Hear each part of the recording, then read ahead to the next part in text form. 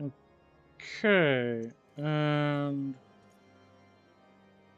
I think we're live. Yep, there we go. Okay.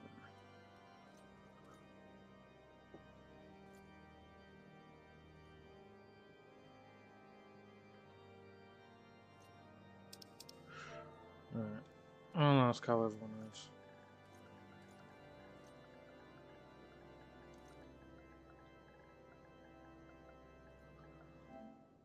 And get the link for the streams. Although this I'll be surprised if anybody bothers, because other than my friends, nobody really seems to come. So it's worth trying just in case. Share, copy link.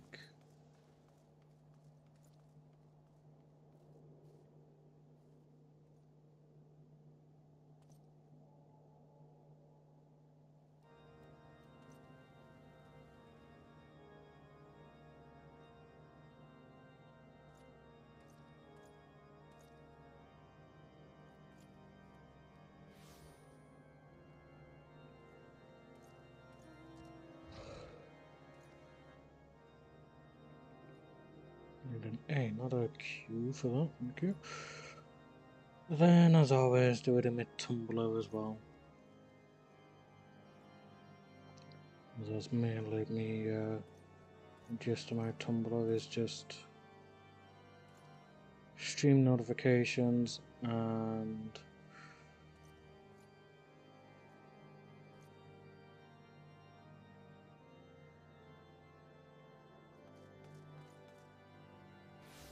basically D&D stories.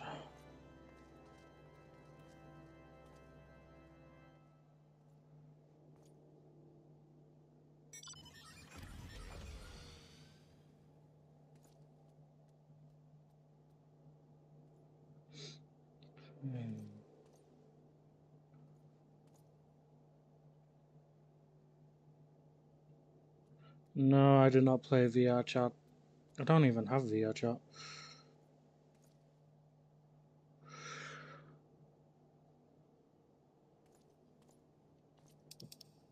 Let's see.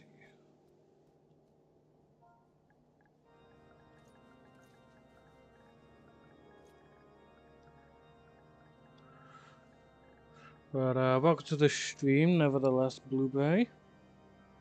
Hope you're having a good day. I'm free company then. My free company now that I'm streaming. Hopefully they'll be aware of that. Alright, res. Right, I need to be going south for my next mission then. Tell you what the guy fought around and yelled at. No, but I appreciate the fact that you thought that. But no, I don't have VR chat. I don't have any sort of VR. And I'm not sure if I'm going to get VR at some point. But you're more than welcome to stay in the stream and talk and have some fun. Completely fine with that.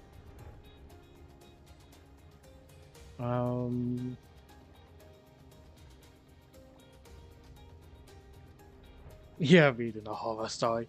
Sorry, I put him through that on a daily basis with my D&D ideas. So that's nothing new to him, sadly.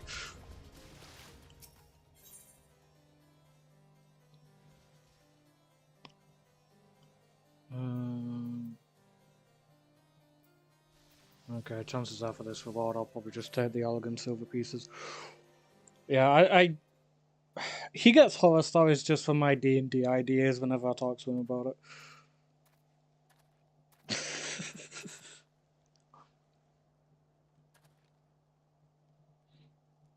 Well, no meowing for me, Blueberry Squirtle. I can't even see a profile picture that well.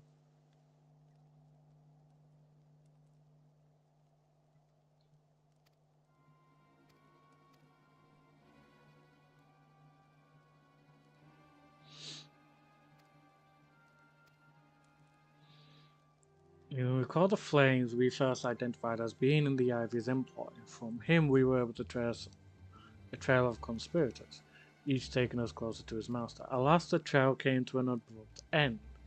Fearing that the investigation had been compromised, we took the necessary step of detaining all suspected of conspiracy.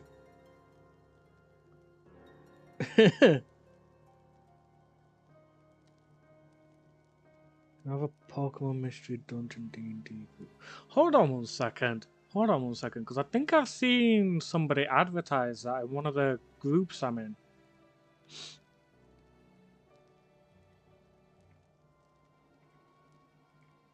Where was it?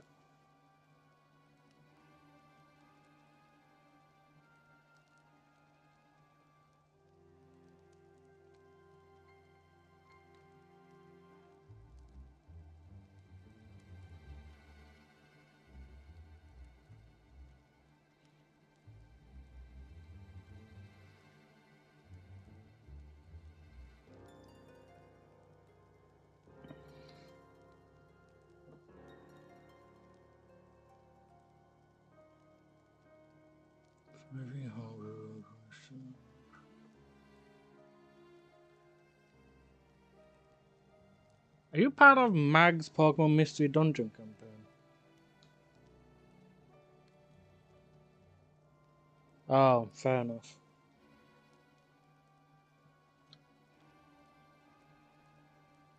Actually, never mind. They said that I was cancelled due to personal reasons.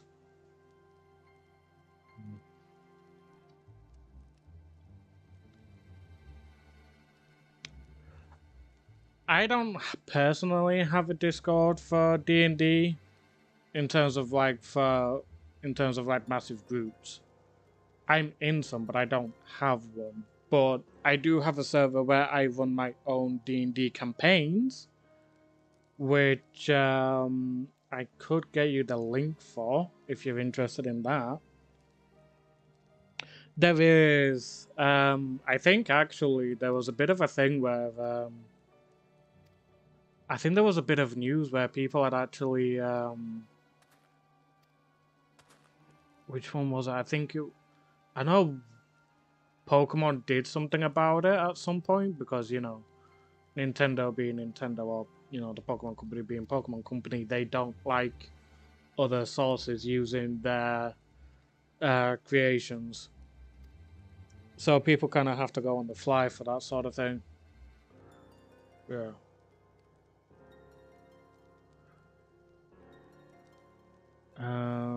Yeah. Bear in mind, this is just for my own campaigns. It's not like a massive D&D server with loads of people advertising. So I'm just gonna make that clear before I send the link, and then you can see if you're okay with that.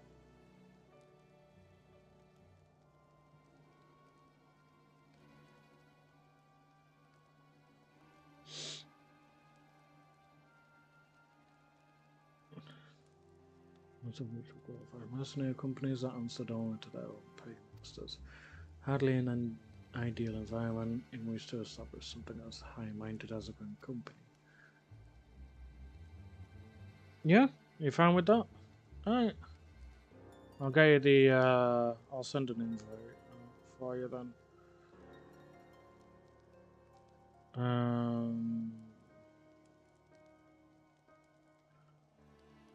Expire after, I'll say an hour, that way if anybody decides to have a look at this, like, thingy, nobody can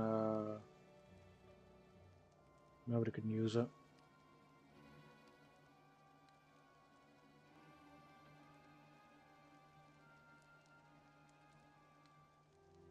There you go, that's the invite to the Discord server. It's just, yeah, I've put it on for like 1 hour and it can only be used once, so that way nobody can try and keep using it. Or, you know, if anybody decides to watch the stream afterwards, it can't be used. Meow. I've skipped over like half this dialogue, so there's no point in me singing.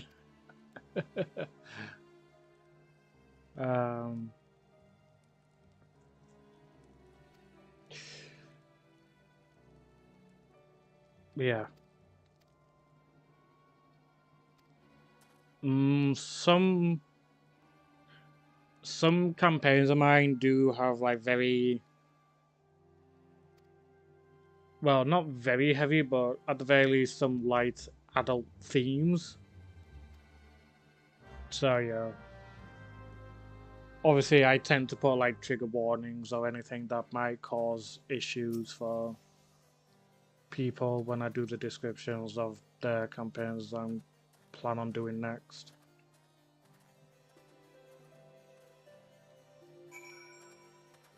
So if you see a campaign you like the idea of, you will, you know,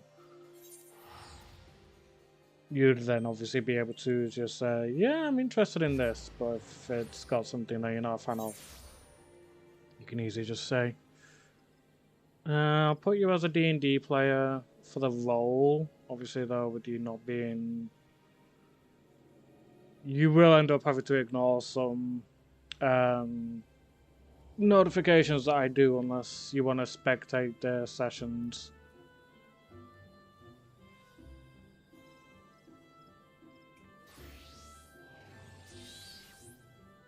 But, you know, otherwise we're a pretty chill group.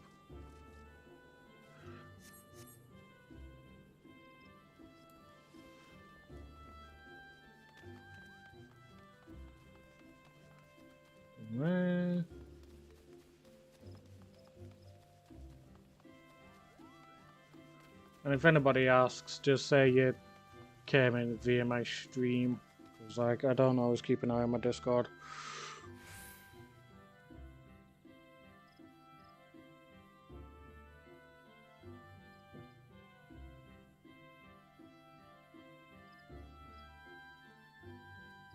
I don't know your gender, and we do have some gender roles to help identify. So, just so I know, what are your genders? Hey, Nikki. Welcome to the stream. Hope you're doing good.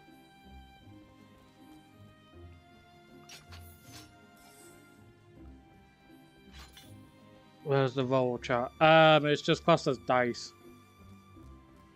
So if you go to like D&D stuff and look at dice, that's where we tend to do our rolls. In terms of like thingy. In terms of like server roles, we don't have a channel for that, but I can more than happily give you the roles myself with me being the owner. Trans, male to female, is she, her. Okay, so is she, her. Good to know.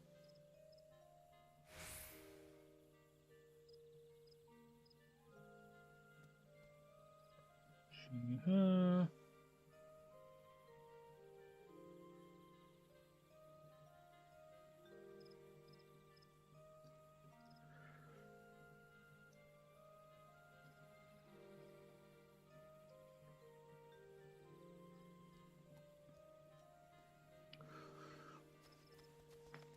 Yeah, I hope you're having a good day, Nikki.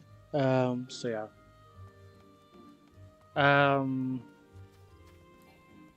Yeah, we're a pretty casual group. We don't really do the whole like, yeah, I tend to play as this character and so on and so forth. All you really needed to do was just, you know, let me know gender and stuff, because some of the people in the group do like to have the roles to help people know what gender they are, what pronouns they prefer, so on. Which honestly makes it easier for me, because I spent 26 years thinking that,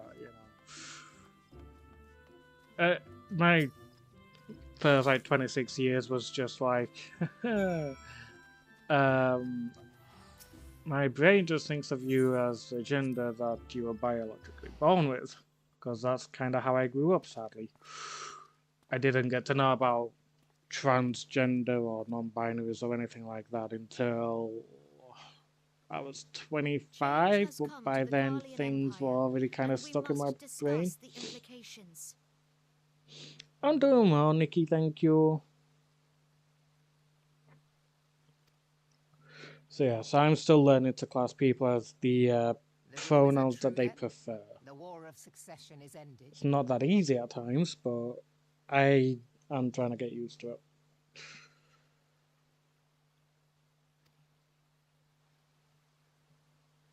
It is.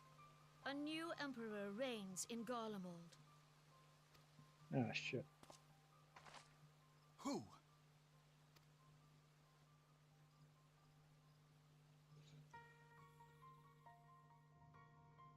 The birth and all too rapid expansion of the Garlean Empire is commonly attributed to the strategic brilliance of Solus Zosgalvis. Yet he did not rule That's the thing, I'm alone. sure I've seen Blueberry Several Squirtle members before. of the royal Nevertheless, it was the eldest son who stood to inherit the throne, until his most untimely passing. I just can't remember where I've I seen you from. thought us fortunate when I learned that the Emperor had died without naming a successor.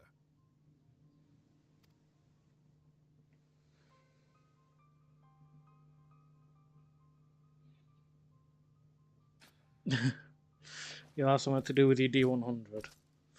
Would that the Garlean Empire had died with him. I will say this, I tend to do things a bit different than most DMs. So I currently... I'll talk after this cutscene.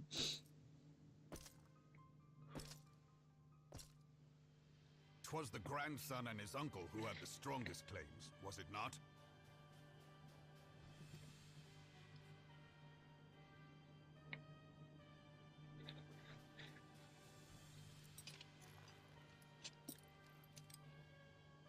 Indeed, yet claims count for little without the power to assert them. High Legatus Varus J. You have Galvus enough is a dice for a respected small army. military Damn. leader. Not so his uncle.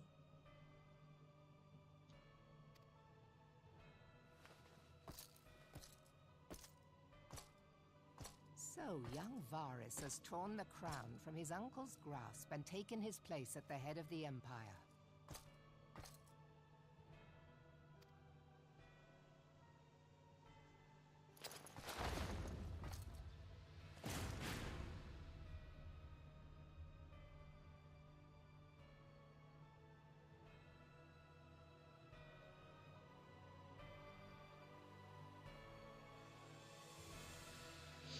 That, or if it's like part of the ruler, cool. Given the troubled nature of his succession, the new emperor will require time to seal his grip on power.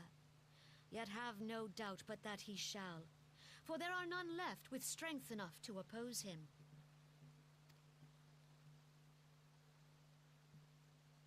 Since the success of Operation Archon, the remnants of the 14th Legion and the forces occupying Alamigo have done naught but fortify their positions.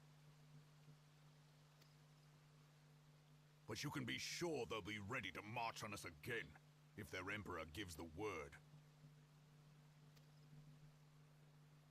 When, not if. They say this Varus was so set upon Eorzean annexation that he spoke out against the Meteor Project. Plainly, the new emperor's intentions are of great concern to us all.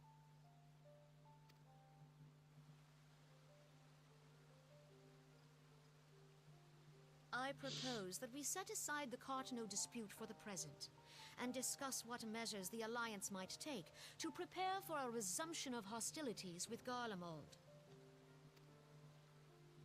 Moreover, I move that we re-examine the question of how our former allies in Ishgard might be persuaded to retake their place at our side.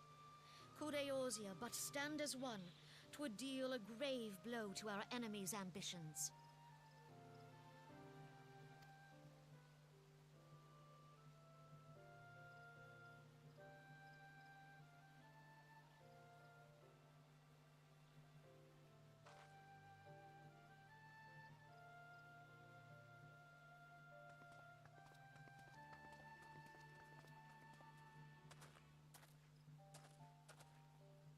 Well, I suppose we should be grateful that they have finally acknowledged That's the fair, Nikki. inevitability of Yeah. Imperial attack. Who knows? They may even do something about it. I'm not gonna lie, Nikki, Yida sounds like Duke from Rogue Company. If only the leaders of Ishgard would You've follow not their seen example Yida yet, I think. and stop hiding behind their gates, praying for the coming storm to pass them by. But that is a discussion for another time. At present, I am more concerned by the fact that the Alliance's mooted preparations will be made known to the Garleans many moons before their coming. So long as the ivy eludes our grasp, no secret is safe. Yes, and I have to do that voice for Yida. But like when she's voice acted from the actual character, it sounds like Duke. I'm just like, oh god, this is gonna fucking hurt my throat.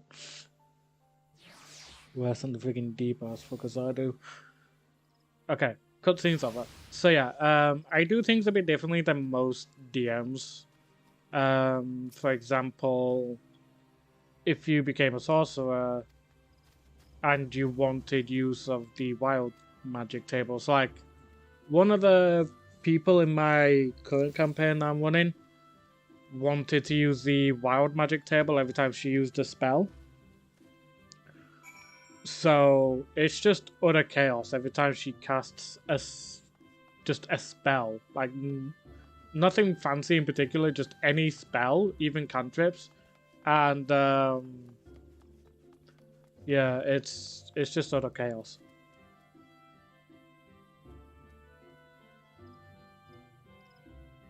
Yeah. You can spectate some of the Celestial War sessions that's going on right now. That happens every Saturday. Depending on your time zone, will depend on whether or not you, because like you said it's 5 AM for you, didn't you? Yeah, but she's a sorcerer. She's just straight up like a rogue sorcerer. She just wants to use the wild magic table for every spell. So she's just chaotic as hell.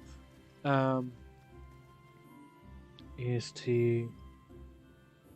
So because I live in England, they're at like 7 o'clock. So for you, I think they'd be about 2-ish, if my math is right. It should be. Because I don't know if you guys have gone into daylight savings time or not at the moment. She is a very good chaotic potato, yeah.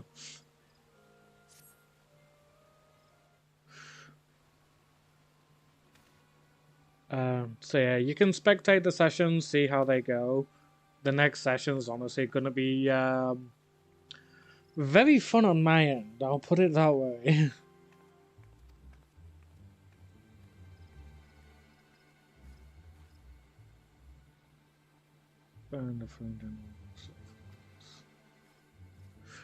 When he found the Grand Company, Warborn chose people on their worth, whence they held was of no interest. The Monetaris saw things differently, however, having funded the enterprise. They reserved the right to reject candidates nominated for high-ranking positions.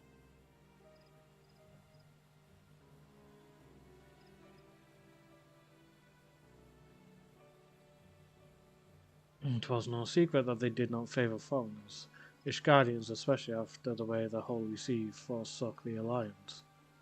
Yet the Monetaris did not raise so much as a murmur of protest when Voalu was appointed to her post. Passing strange, is it not? Could it be that the Ivy has some hold over the Monetarists?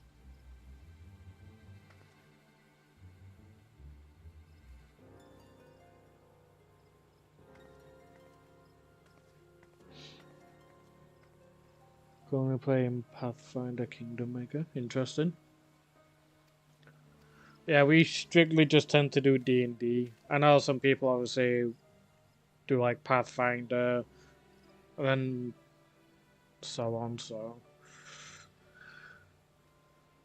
but yeah, I strictly tend to go with D&D, and I make my own campaigns. So like, I never do like any of the like source books or anything. If they've got adventures in them, I tend to make my own. We're doing after Celestia War, we're doing a Persona-based one. So it's gonna have a bit of a different system, but yeah, we're doing a Persona-based one next.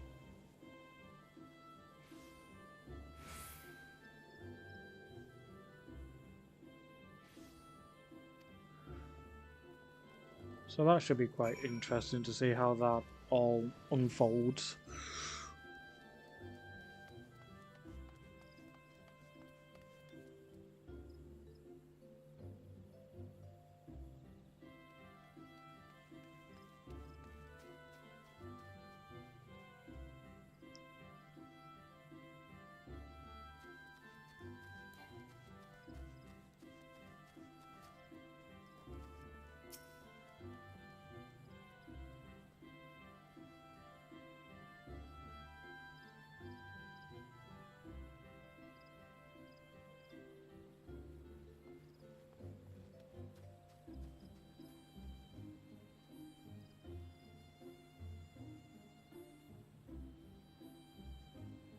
Yeah, it's gonna be chaotic as hell, but it's also gonna be fun.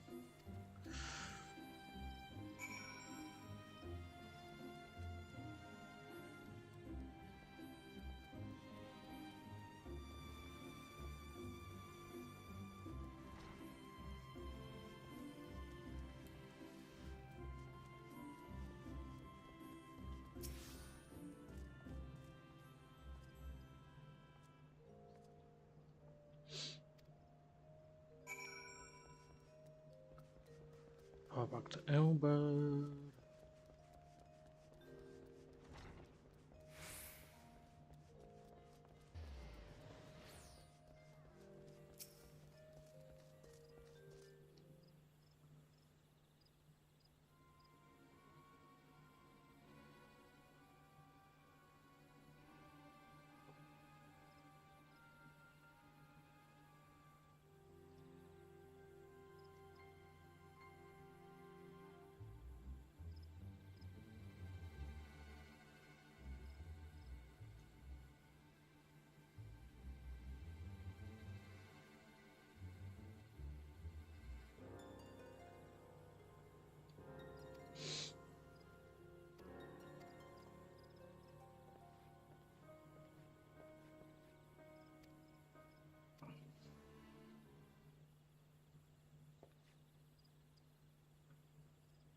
The Shinobi of Doma.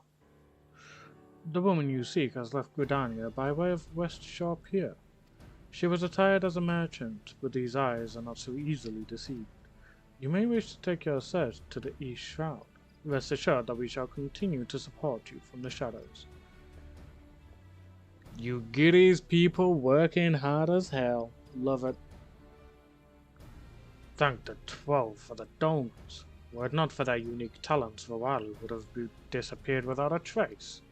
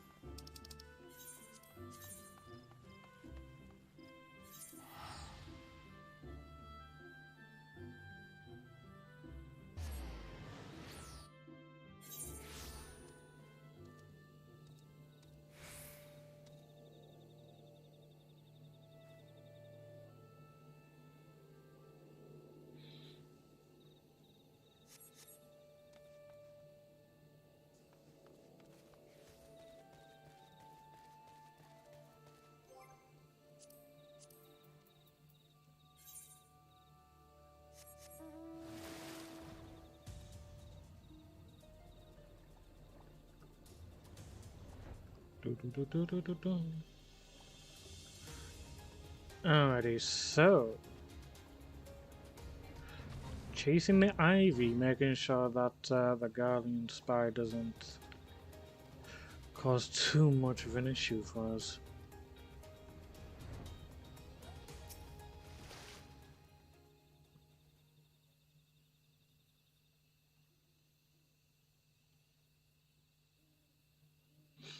This way, my friends. Friends, it's just me and you. Oh, you giddy. Your quarry makes for the Hawthorne hut. If Rowali is truly the one we seek, we can expect that she means to make contact with her Garlean masters there. An explanation is in order. You are no doubt aware that the Garleans have their own method of communicating over great distances. Well, our ingenious friends at Garland Ironworks have provided us with devices which disrupt these communications, and we have installed them around the city-states. In so doing, we have made it difficult for Imperial agents to correspond with their masters. Rowali would thus have no choice but to rendezvous with her Imperial contact directly. Yet, as a well-known face in the Immortal Flame, she cannot move about Thanalan without being recognized. It would only be a matter of time before someone saw through her disguise. 'Tis for this reason I believe that she has chosen the Black Shroud for her clandestine meeting. The Elezen are a common sight here, and her comings and goings are not like to turn any heads. As my scouts tell it, the Garleans have sent agents with a mind to destroy the devices and render such direct contact unnecessary. Fortunately, our shinobi have thus far been successful in rebuffing their efforts. This is it. We need only make for Hawthorne's hut and catch Rowali in the act.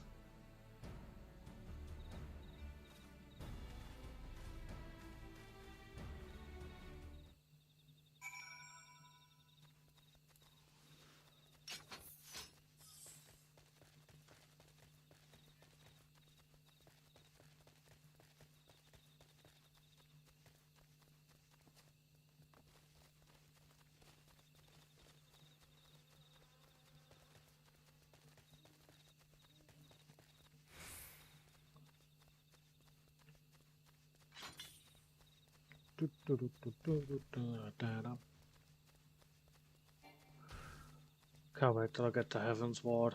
That's where things get more fun.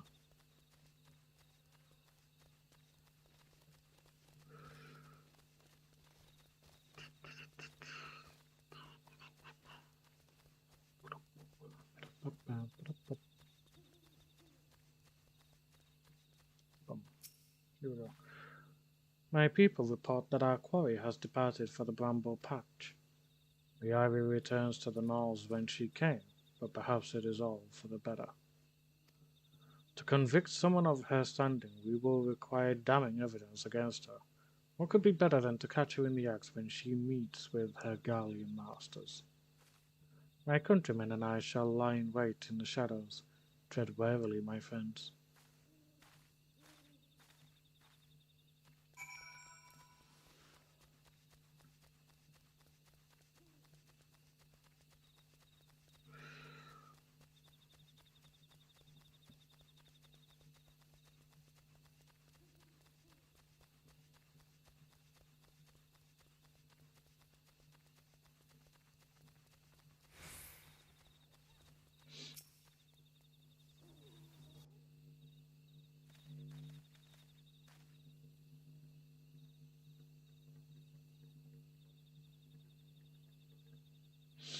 Just beyond, Rowali is in conversation with an individual clad in the manner of an adventurer. An Imperial intermediary, no doubt.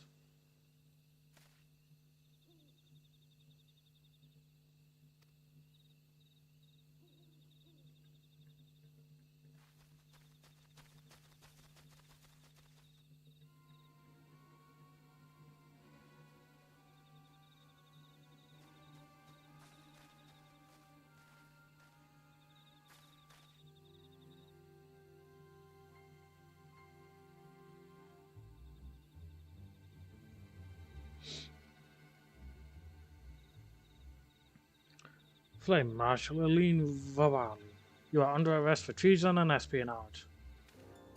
You were followed, you bloody fool.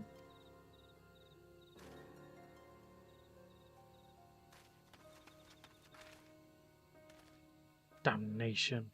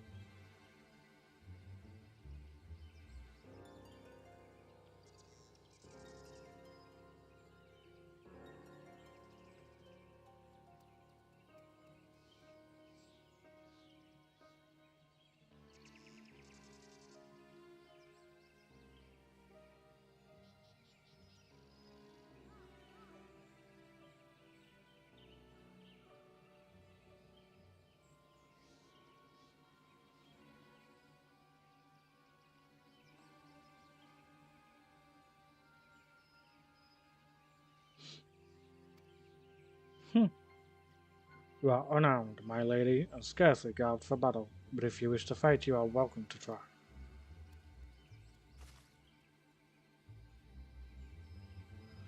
What is the meaning of this, Captain? Would you arrest me for strolling in the Twelveswood? When last I looked, there was no crime, and neither was conversing with passing strangers. You would feign ignorance, then. Very well. If you do think of something to say, there will be plenty of time to say it later. Now come quietly, or I shall make you wish you had.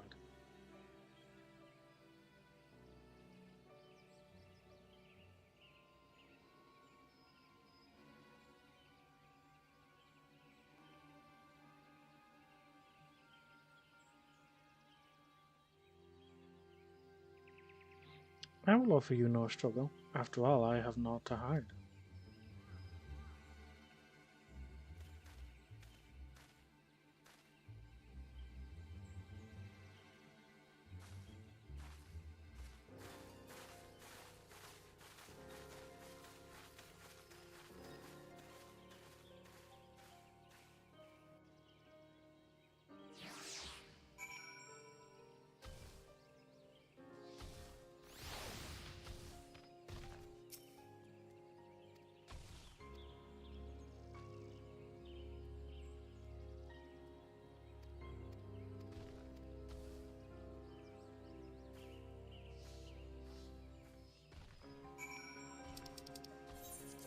Speak with Nymphilia.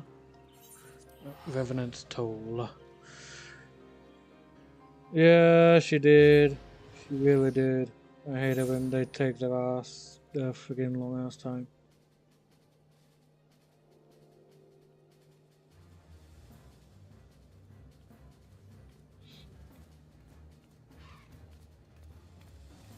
Dun, dun, dun, dun, dun.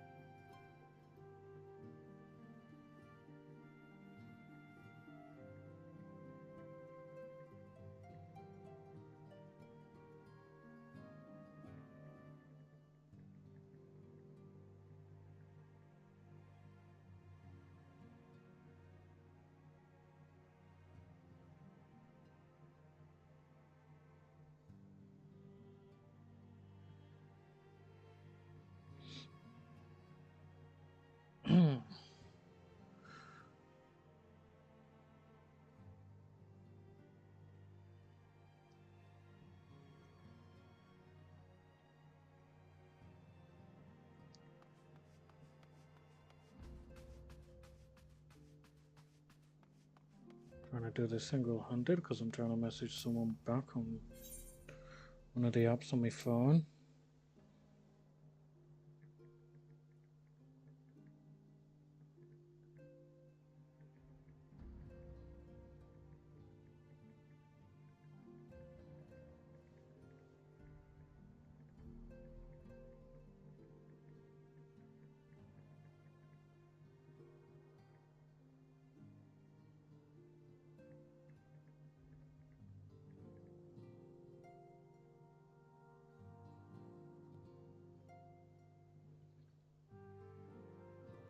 Oh yeah, who doesn't love a bit of chaos?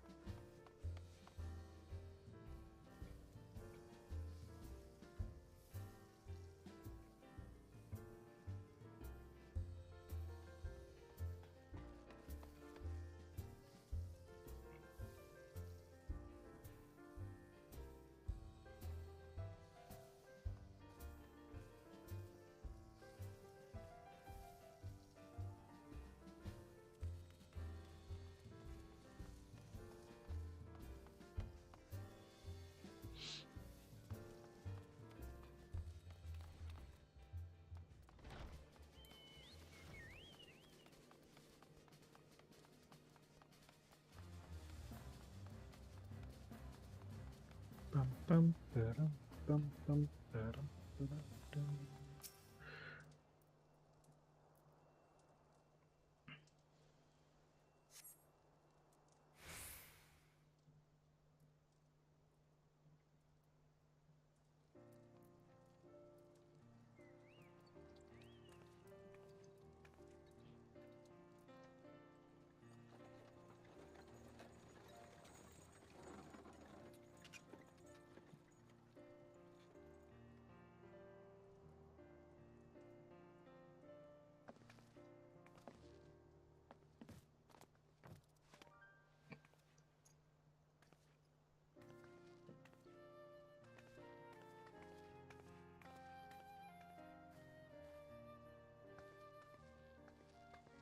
Minfilia, am I right?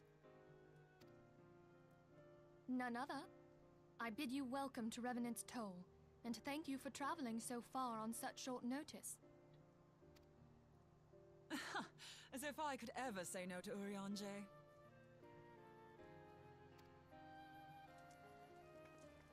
Moonbreeder is an accomplished Arlean scholar, and an authority on aetherite technologies. She has played an invaluable role in our search for a means to capture Ascian souls. Charmed, I'm sure.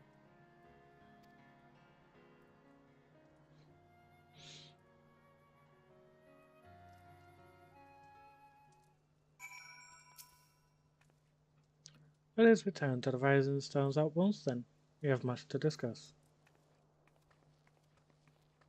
Alright, I'm gonna have to do a bit of a neutral voice for my breeder.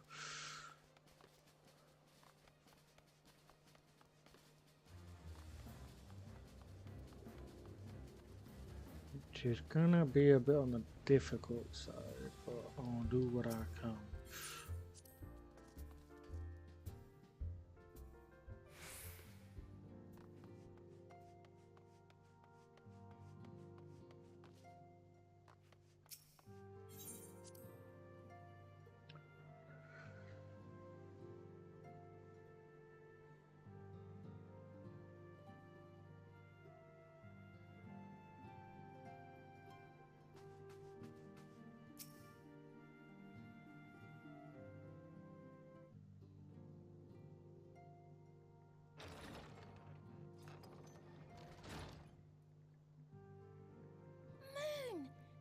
It's been ages.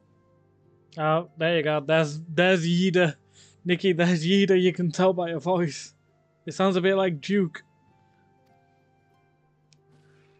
Oh, longer, sister.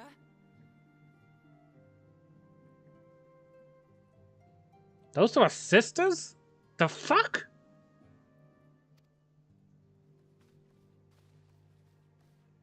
A joyous reunion indeed.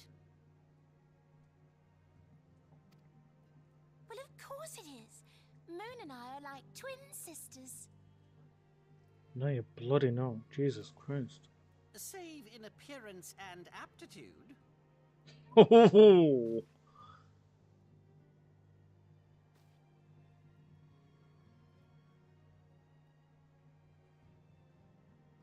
Everyone, if I could have your attention.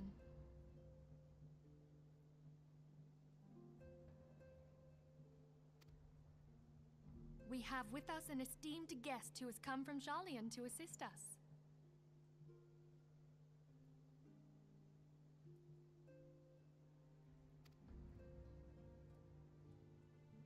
I bid Moonbreeder join us here that she might share with us her extensive knowledge of Aetherites.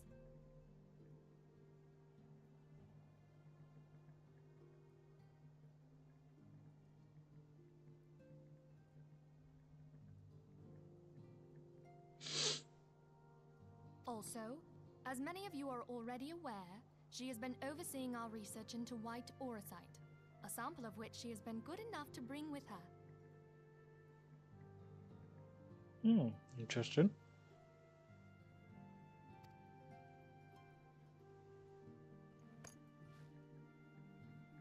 Well, I had to come, didn't I? You'd have to be bloody daft to turn your nose up at a chance like this. Where better to conduct my final tests than a land so steeped in ether you can taste it? Careful now. Don't want to go off the deep end, do you? 'Tis plain the passage of the years hath done little to dampen thy youthful spirits. And nothing at all to reform thy youthful manner.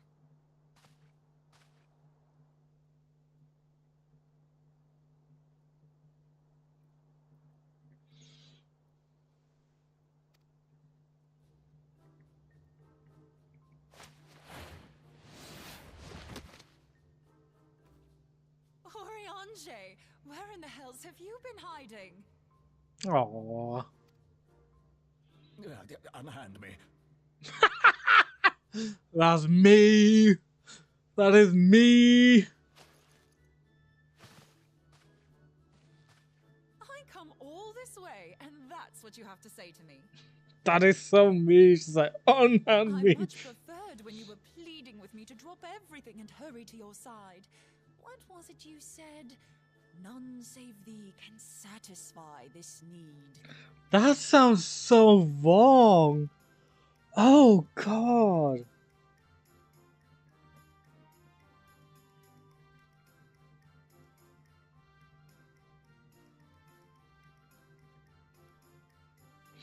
Why does that sound so wrong?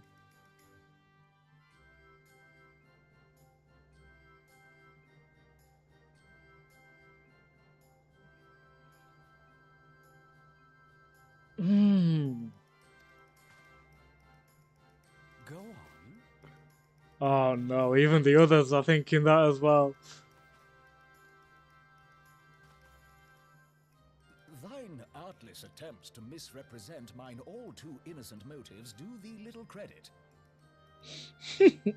Sure. Mine intent, as well thou knowest, was but to impress upon thee the gravity of the circumstance. Lest thou doubt, a deiform entity shall shortly be summoned, save if thou and no other grantest my compeers thine aid. You still haven't found it, then? Your missing Aetherite? We have not. No. We know that Iceheart teleported to an Aetherite not far from the first. Yet even after careful analysis, we could not locate the second beacon. We now suspect that the heretics destroyed the second aetherite to impede our pursuit. Our allies continue to scour Snowcloak for Iceheart's sanctuary, but we have no guarantee that they will find it.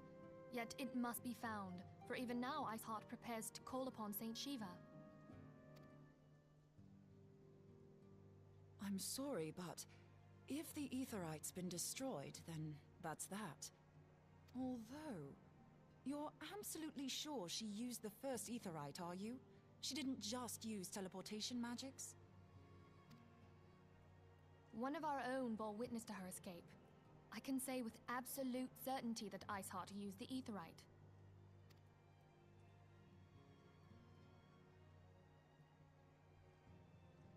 In that case, there might be a way, so long as the ethereal current is still flowing. Truly? How?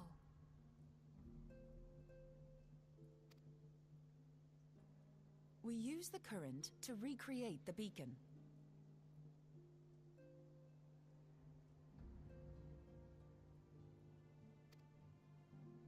As you know, aetherites are a bit like lighthouses.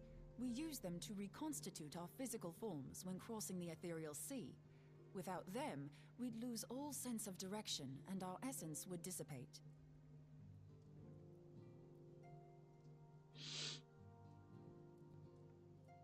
However, we don't rely solely on these beacons.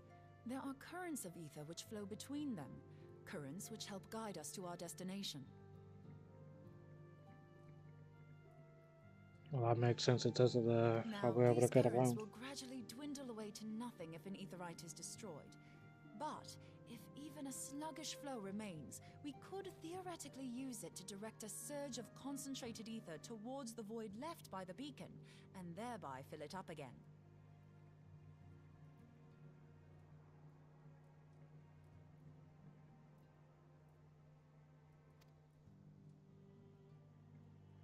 Like opening the floodgates to fill a dry riverbed. Though, correct me if I'm wrong, but would we not need a veritable reservoir of ether?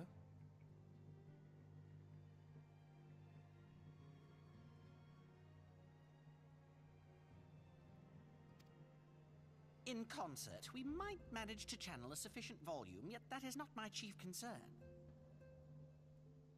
What is your chief concern? To direct the flow of so great a volume of ether with the requisite precision would be a nigh impossible task in itself.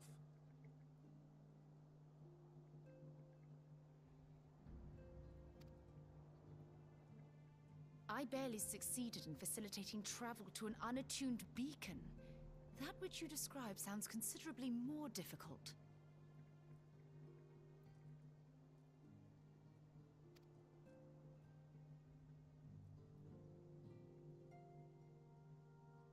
And dangerous.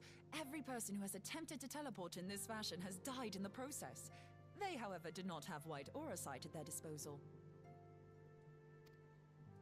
I can use it to channel all the ether you can give me into the aetherite.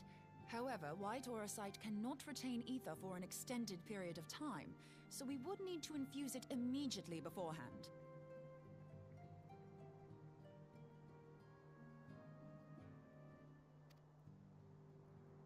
Just so you know, I'd confidently give this plan better than even odds of success. And if the worst comes to worst, your people won't suffer.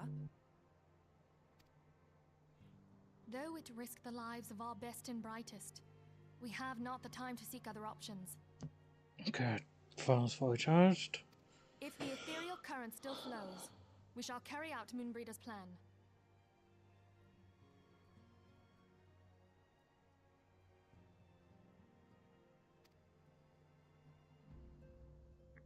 That's the spirit. Let's roll the dice.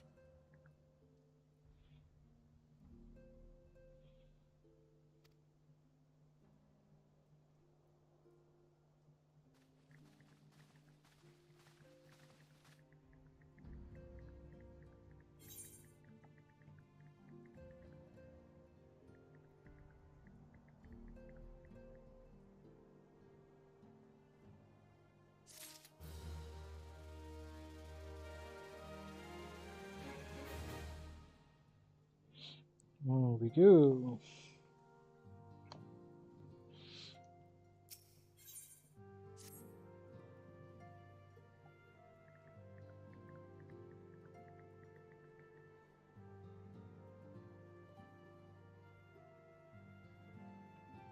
I have already informed Alfina of our plan to recreate the beacon in the manner Mondreader described.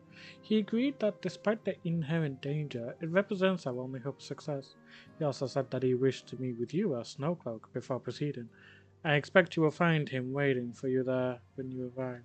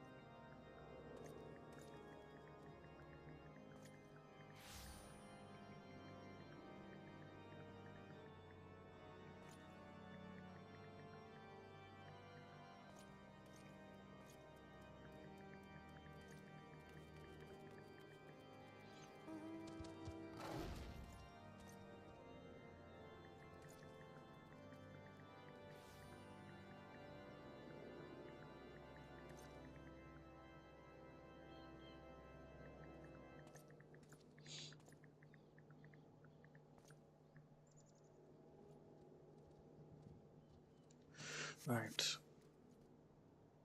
Now then.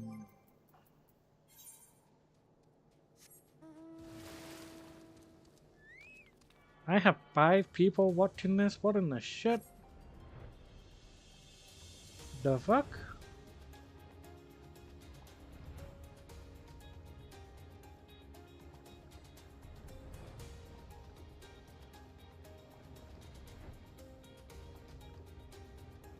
I'm looking to ever get 2 or 3. Jesus.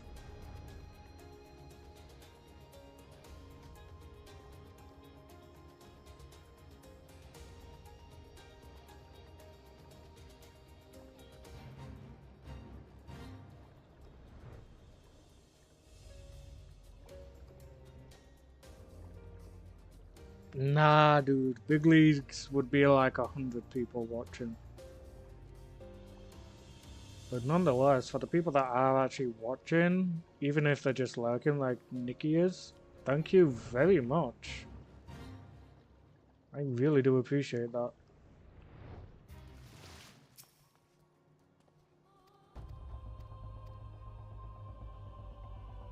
The snake brings you more viewers. Have you been advertising for me? Have you been advertising for me, Blueberry?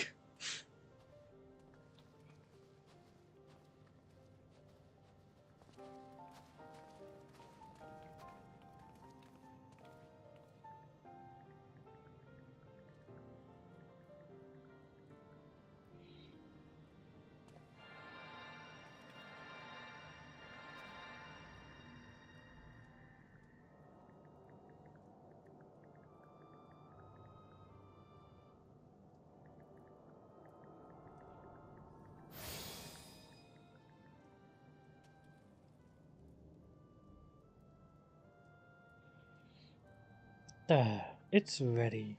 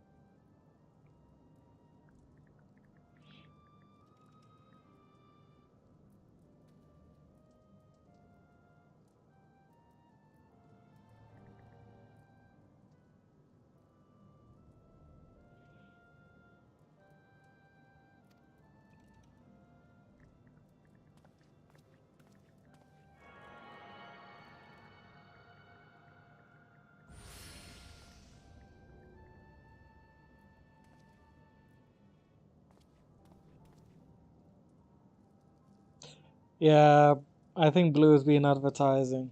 Oh, thank you. Thank you. I appreciate that, dear. I appreciate that.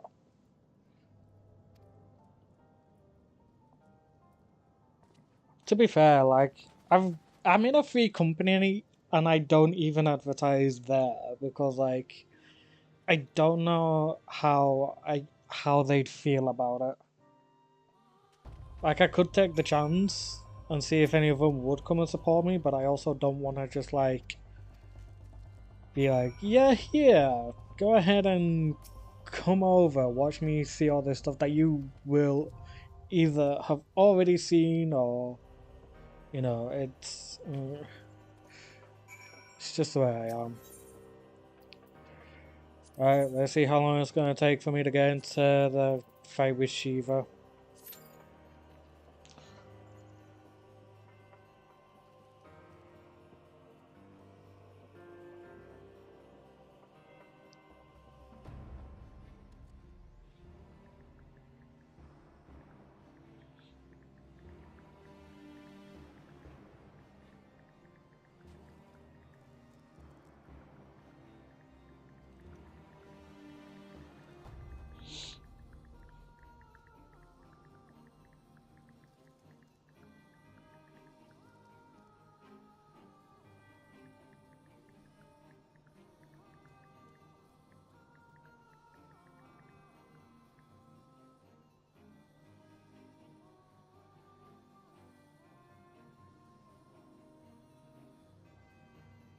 Place your bet, folks. How long is it going to take?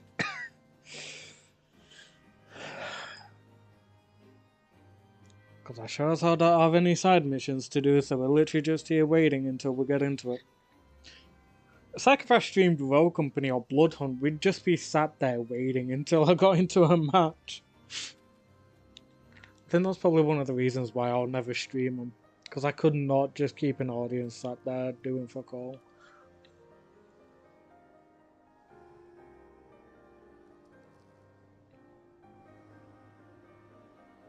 Despite the fact that I'd have to, especially the fact that I have to for this as well. What the hell is it taking up that third section in my inventory? Ah. I'm trying to remember what the hell to do with these antique items. I'll have to have a look at the stuff at some point.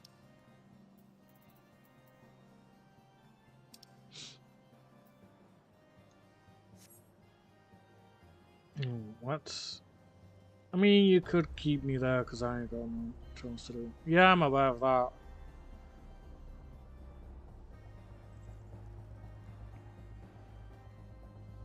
Well, you don't have much else to do, but still.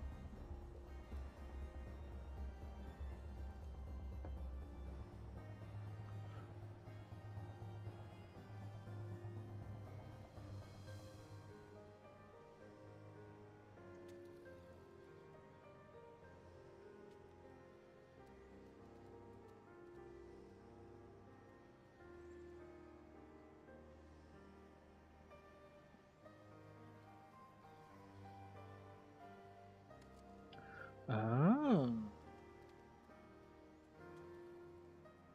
So people will collect this stuff. And in return give me something. Someone by the name of Kakalan. Interesting. Okay. That's very interesting. I'm in Maldona, so... If you're gonna bring up the room, I'm gonna say I'm waiting for a painkiller to kick in before starting. Fair enough. Still in pain, then I'm guessing from Friday.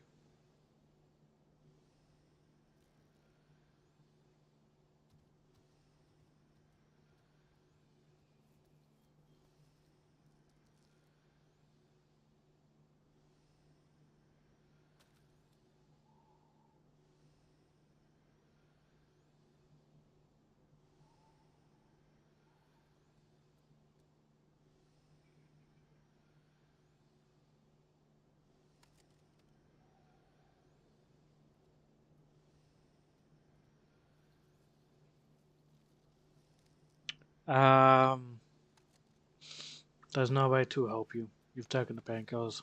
Just gotta wait for it to kick in. Honestly, what sort of painkiller did you take? Is it basic paracetamol or is it something like Nurofen? Because I'll admit, Nurofen actually helped me out a bit. At one point.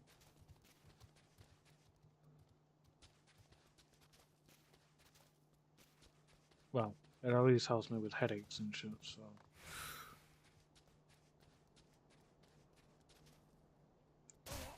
Don't know if it would help with whatever the hell's wrong with you, but.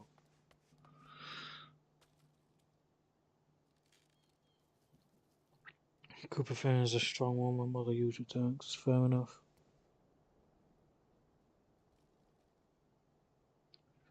So yeah, it's actually just a case of waiting for that to kick in then.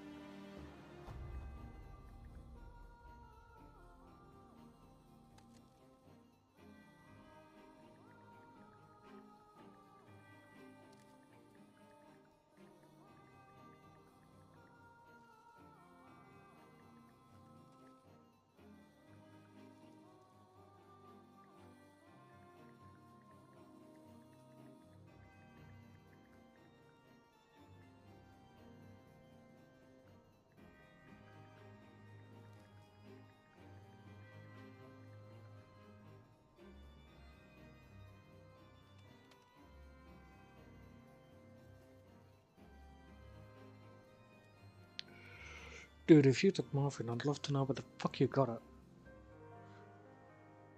I could freaking do with morphine for my back and knees, just like constantly. Holy shit, we got in quick.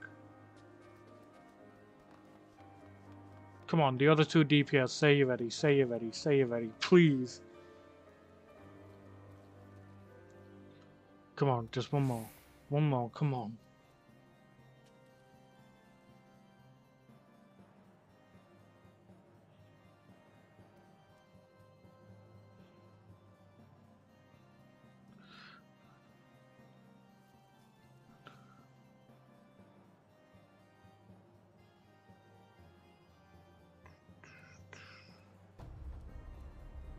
Come on.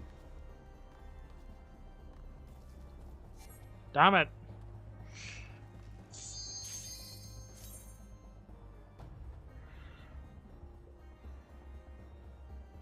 Come on, ready up. What the hell? Why am I getting someone that just keeps withdrawing from the thing? Some bullshit. Why queue for it if you're just going to like not bother with it? That's such a troll and dickish move. I feel people like that just should not friggin' be able to queue for a bit.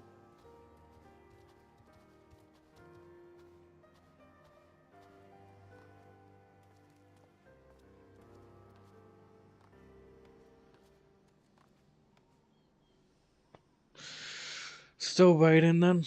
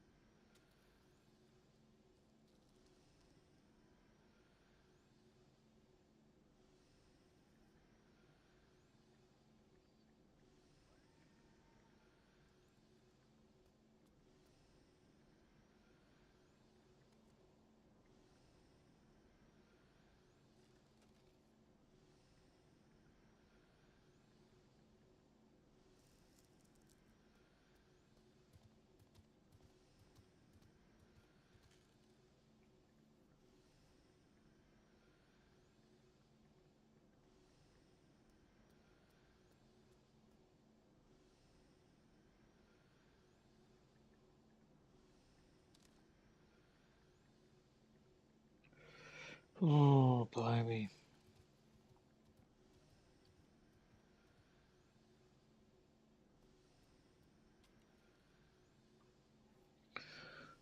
I hate when it's the long waits. Because I literally have to get through this to carry on with the stuff.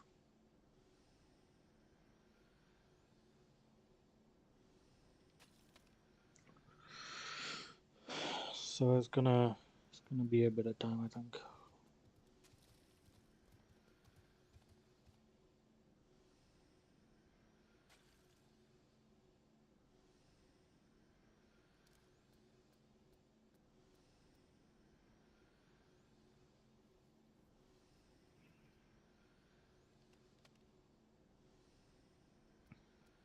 The only thing is there's no side stuff to do, which annoys me.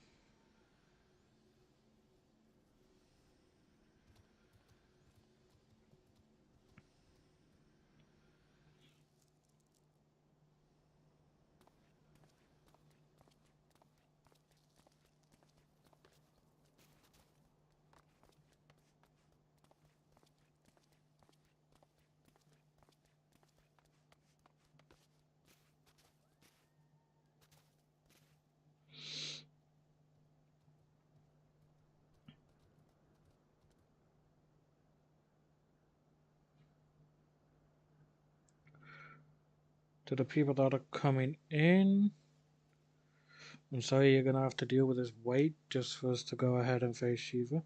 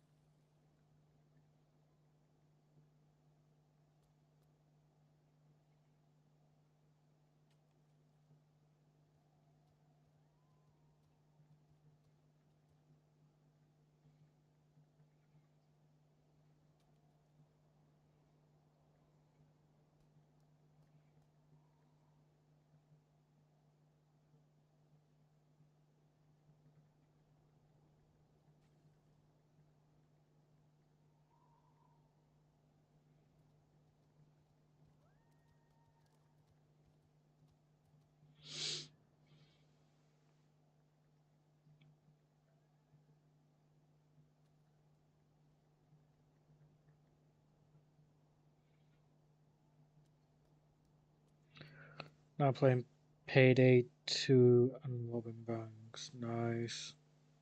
I can't wait for Dead Island 2 to come out. That's coming out like later this month. And I've got Mega Man Battle Network Legacy Collection to get as well. That's also coming out later this month. Final Fantasy 16 comes out in June. I want to get the Pokemon DLC as well. I want to pre-order that. So yeah, there's a few things I want to get. The Pokemon DLC. As long as I get that before October 31st, so essentially Halloween, I'll be fine. I'm gonna try and get one of my friends to Well, I'm not gonna try and get her to. I'm gonna help her to try and get it if I can. Because she's only just got back into Pokemon with Scarlet and Violet. Yeah, 21st is when Dead Island 2 comes out, and I can't wait.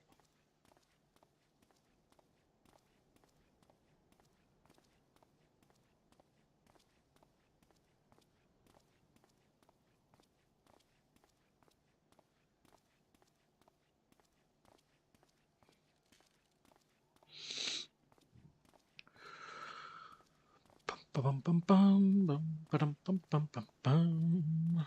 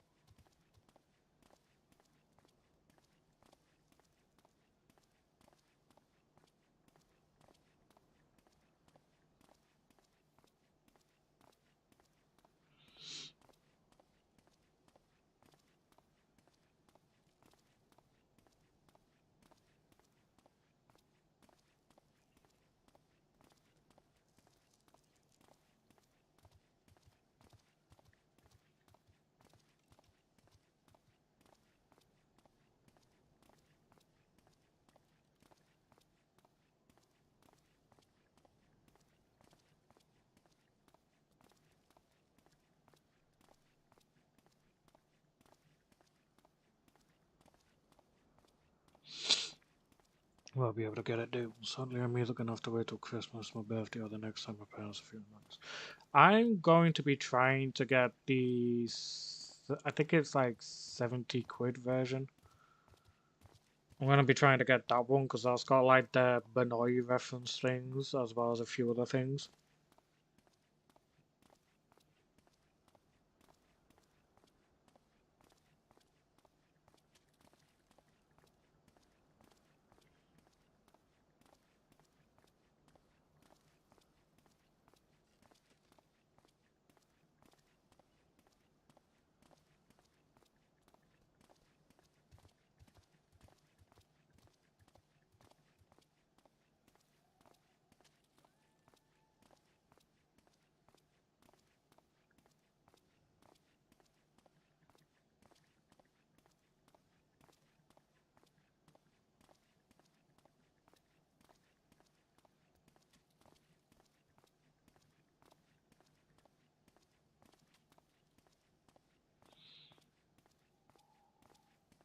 I think by that point special editions may not be available, at least in terms of pre-orders anyway.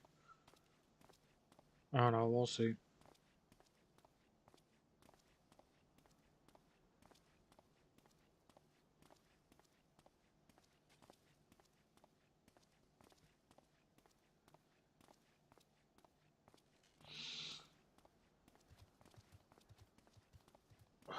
Shall we restart the queue? I feel if we restart the queue we might get lucky.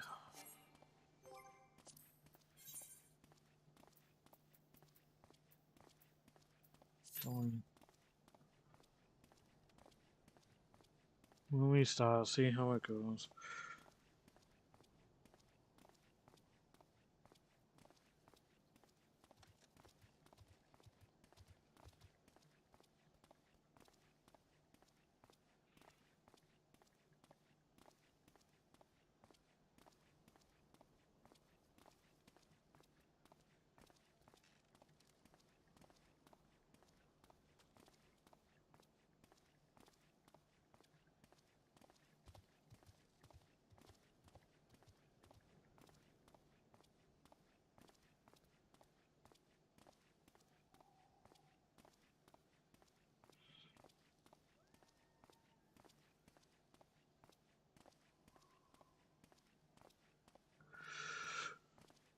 Yeah, I mean if you're lucky enough we'll see. We'll see how it goes. for Dead Island 2, but I'm hoping it's going to be actually like full on cross platform because I'm getting it on the PS5. You'd probably either be getting it on Xbox or PC. Although I wouldn't recommend PC, considering yours can barely play Bloodhunt at times without it lagging like hell when screen sharing.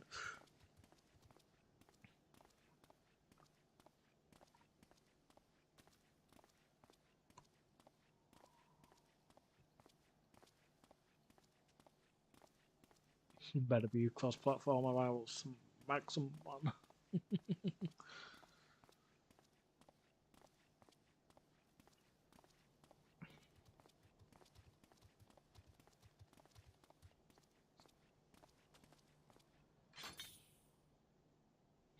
I'm tired of just hearing him like doo doo doo doo doo doo doo. Just do that just to sort of keep it so it doesn't class me as AFK or anything or somewhere. Because after a while it will do that.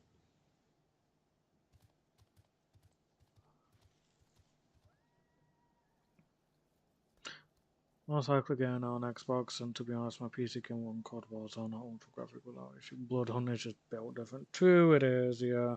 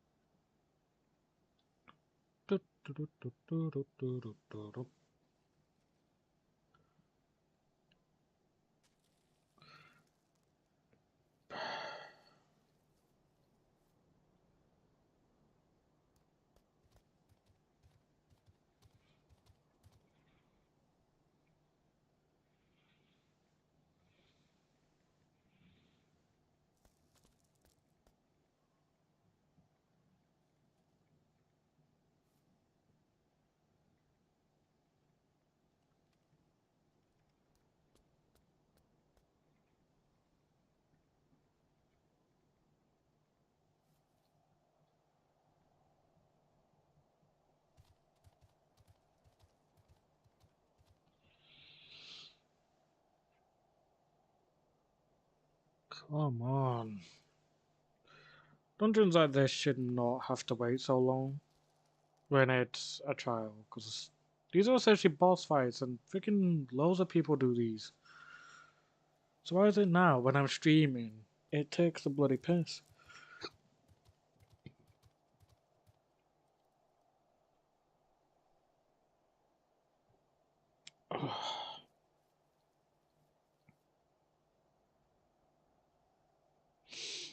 Also, beating Shiva is gonna get me to level 67, which is good.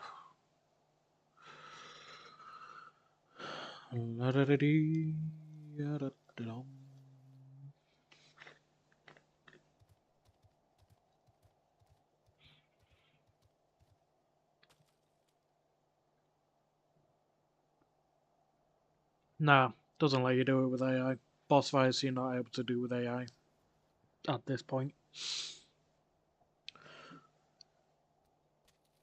As soon as you've finished like the main game of The Realm Reborn, you can't do boss fights without actual people. It doesn't let you. You can still do like regular dungeons, but they're as they're called in the game trials. You can't do them with AI after Realm Reborn. It is a bit stupid, yeah, but it is how it goes.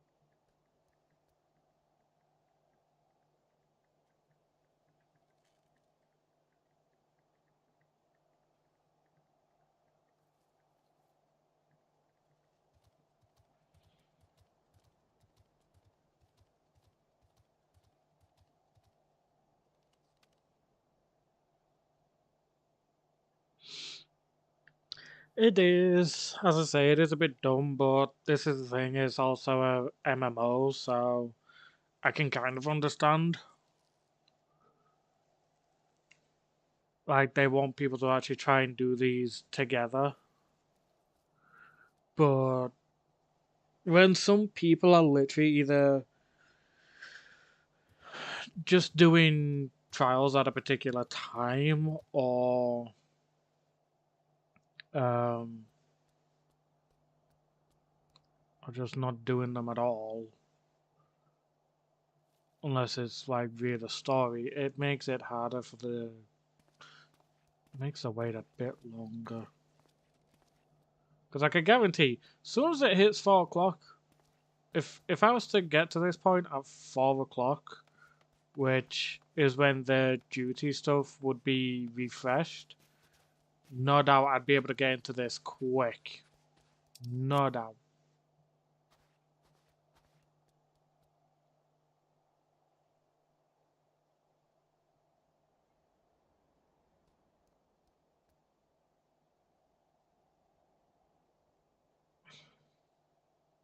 Yeah, but not much I can really do, because like, I don't want to drag my free company into this sort of thing. Because not fair on them.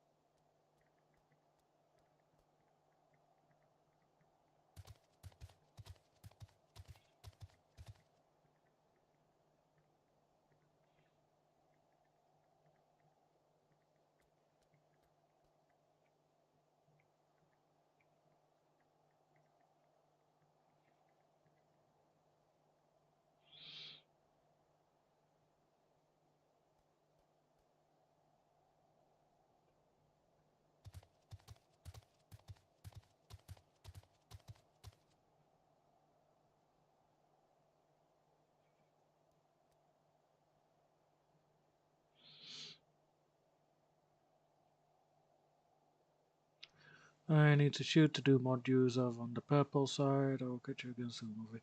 Alright, Nikki, hope you have a good day, and I shall see you then, my dear.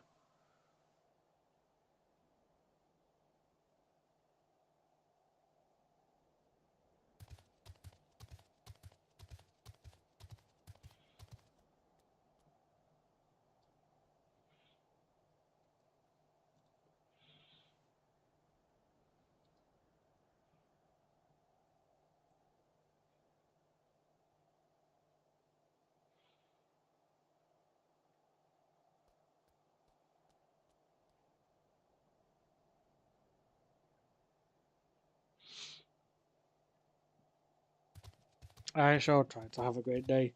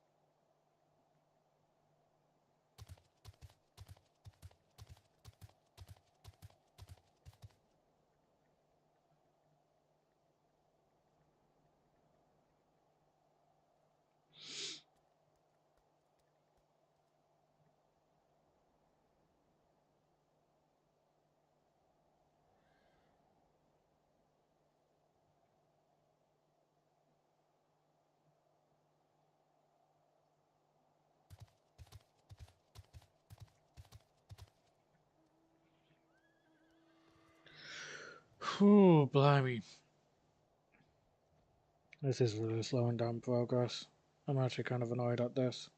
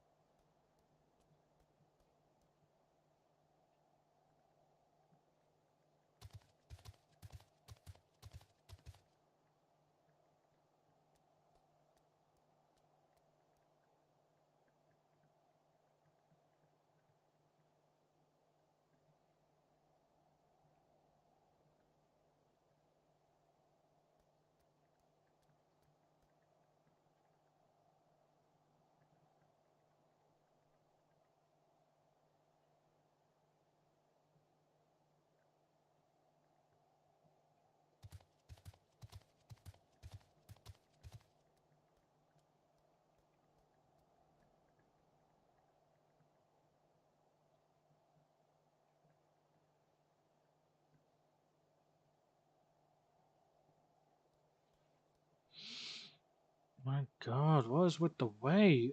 Jesus. This is insane.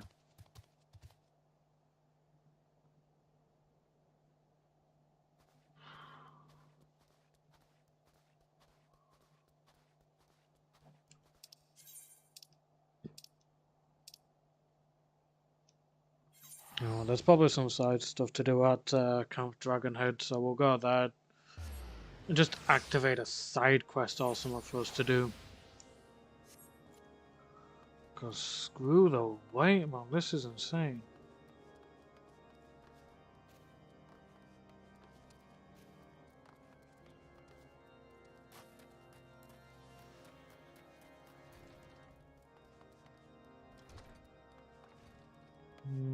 There seems to be an upstairs, but here are the stairs.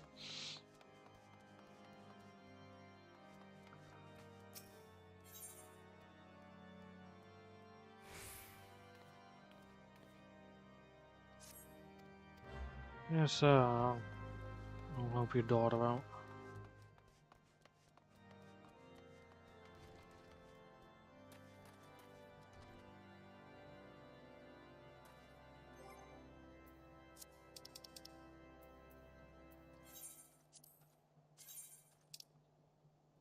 Right.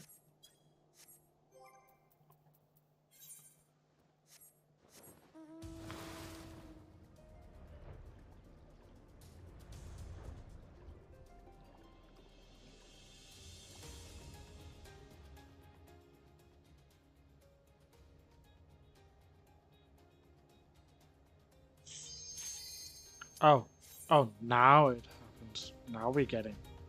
Potentially.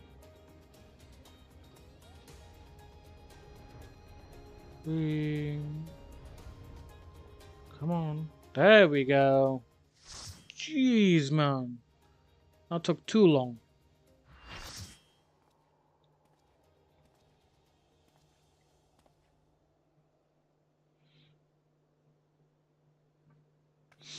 Finally in the dungeon now. You should never have come here, warrior of light. I labor only to forge a lasting peace. A peace you would deny us out of ignorance and blind faith. No matter. If it is our fate to be at odds, then it is mine to strike you down. We whom gods and men have forsaken shall be the instruments of our own deliverance. Partake of my flesh. Fill this vessel with your light. Walk amongst your brothers and sisters once more.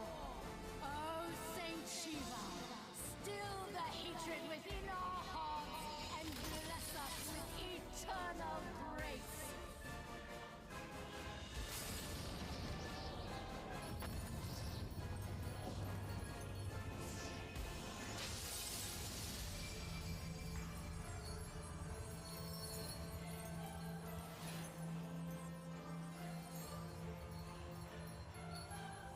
That's a fucking cool transformation, I'm not gonna lie. Like, normally with the primals it's just, yeah, we summon you, but with this it's, no, I transform into you. Take this vessel of mine and transform me into you.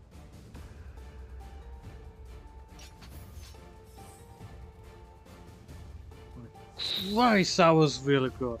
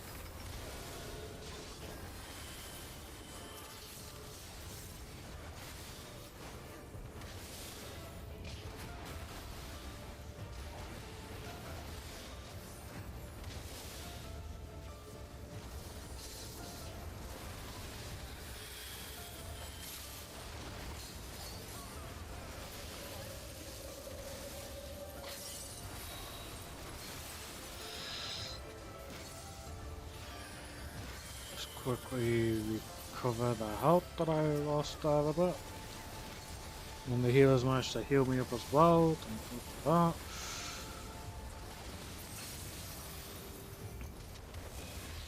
that. Embrace the serenity, renounce the hatreds that consume you.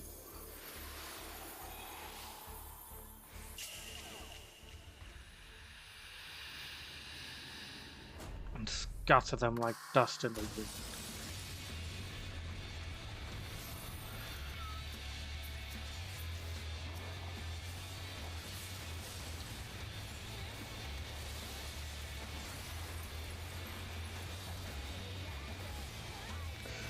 Oh, and these, do you want to know something?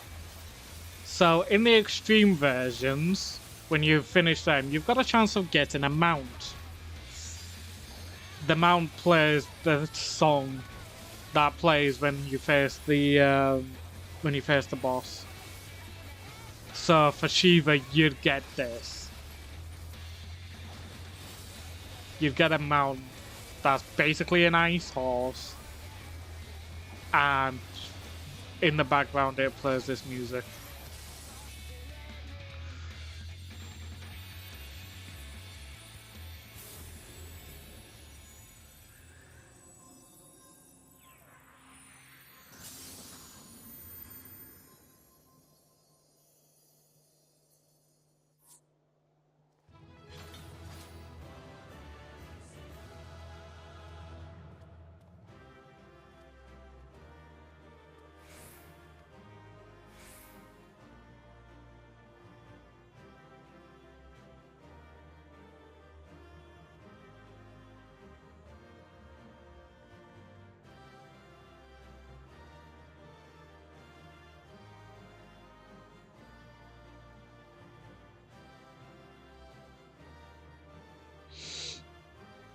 Right. They've all buggered off. That was quick.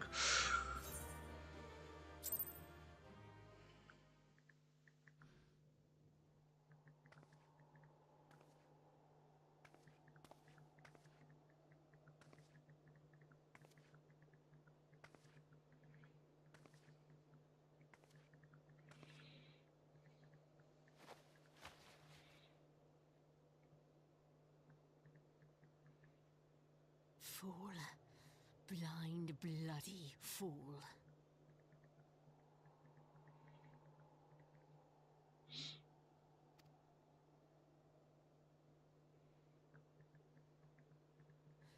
You, of all people, should understand the suffering war begets. That no sacrifice is too great if it brings an end to the violence.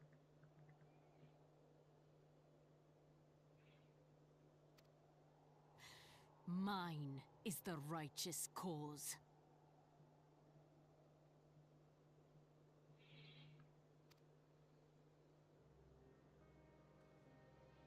You fight in a war you do not understand. A pawn of liars and schemers.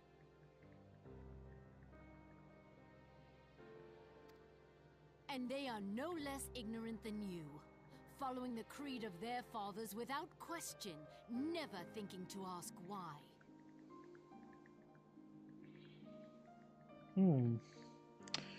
She's got a good point there. Trapped in a delusion of their own creation and blind to the truth. No, but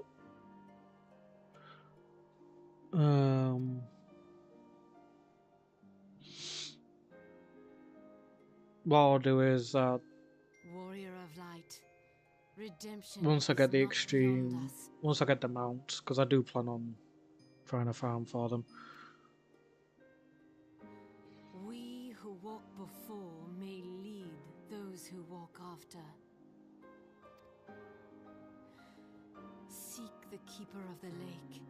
See with eyes unclouded.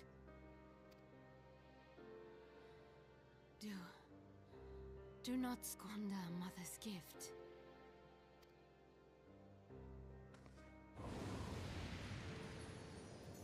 Hear, feel, think.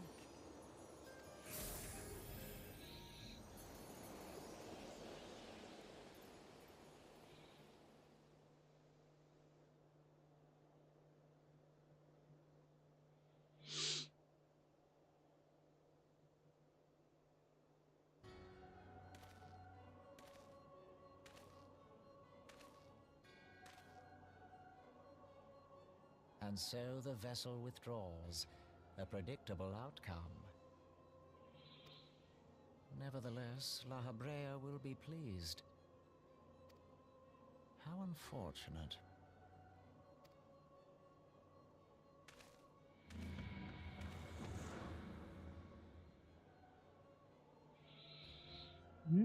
So if you and La Habrea, which one are you?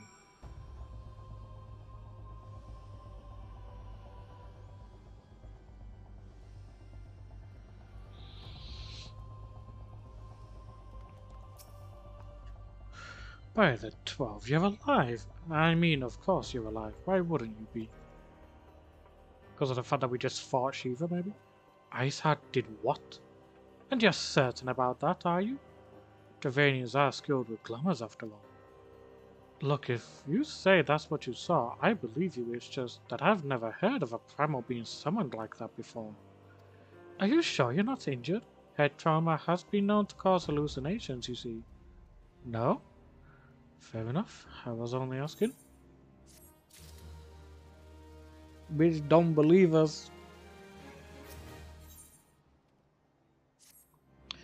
If you ask me, there's not to be gained from mulling over the implications of your story in the freezing cold. Let's save it for the Rising Stones, eh? I'll get everyone to meet us there. But before that, you had best pay a visit to White Room Front and speak with Alfino. Probably worried sick about you.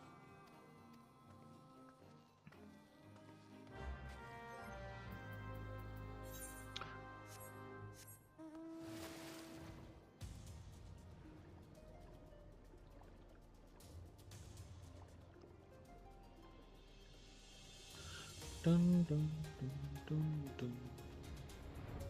Dun, dun,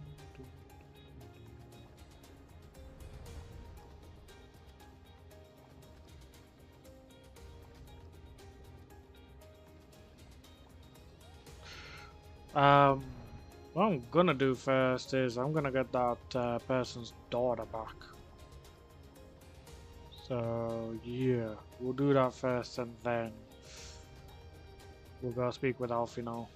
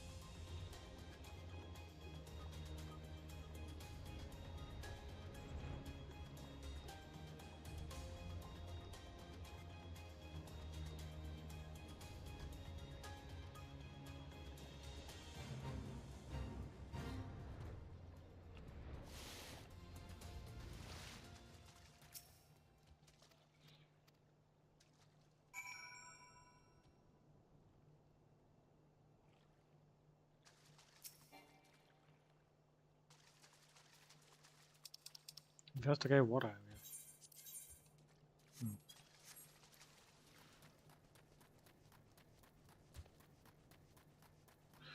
Oh god, have we got a stalker here?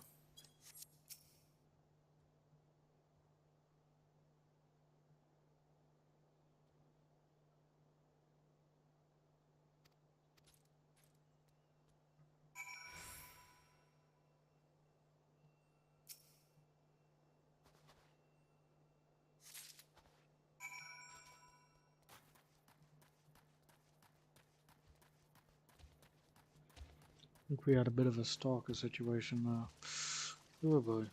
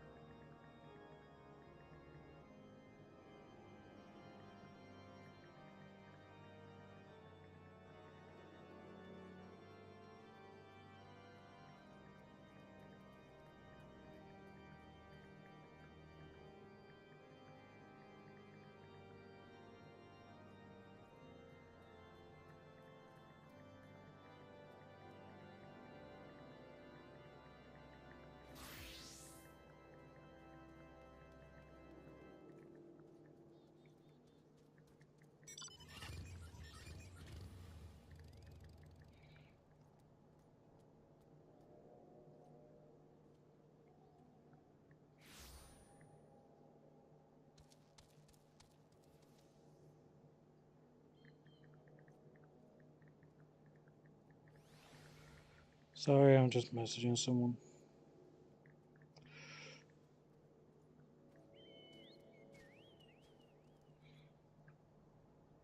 There we go. Once the messaging done. Right. Okay.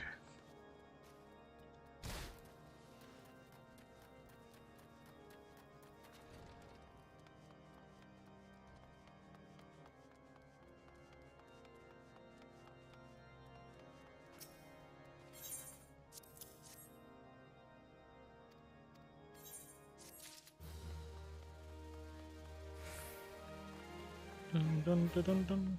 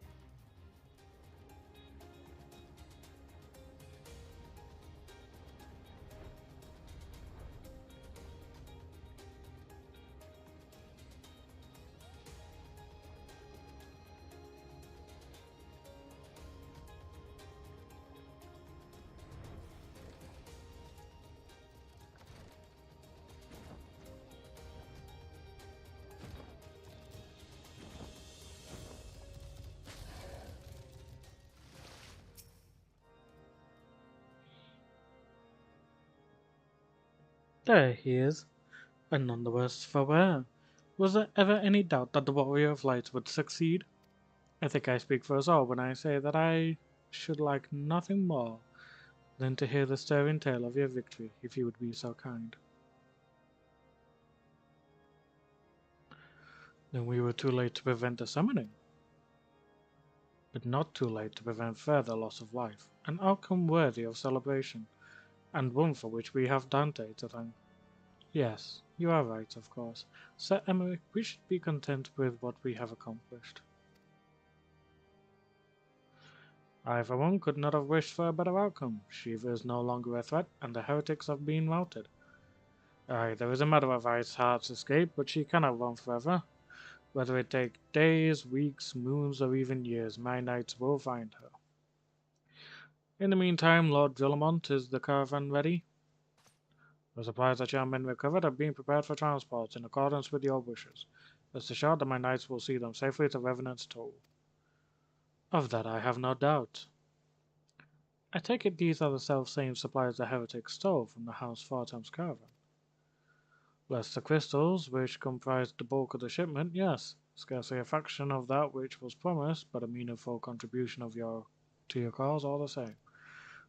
Ah, on an unrelated note, Dante, might I trouble you to accompany me to Camp Dragonhead at your earliest convenience? 'Tis not for my benefit. A certain lord was most distressed when he learned of your intent to risk life and limb to stop Iceheart.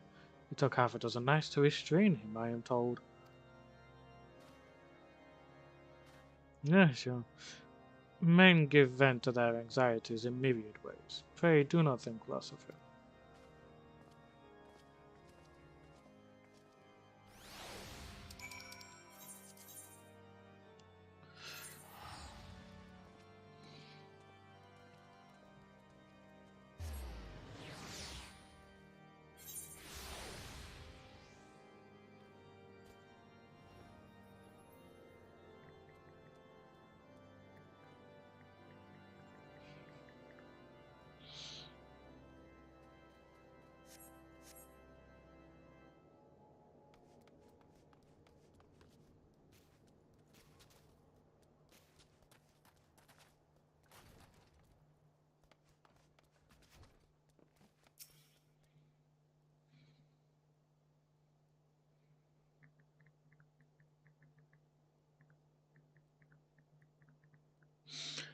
What were you thinking, Dante, wagering your very being on a dubious theory which might allow you to enter Iceheart's lair, knowing full well that she could have sufficient forewarning to complete her ritual to summon Shiva anyway, and then engaging the abomination in mortal combat?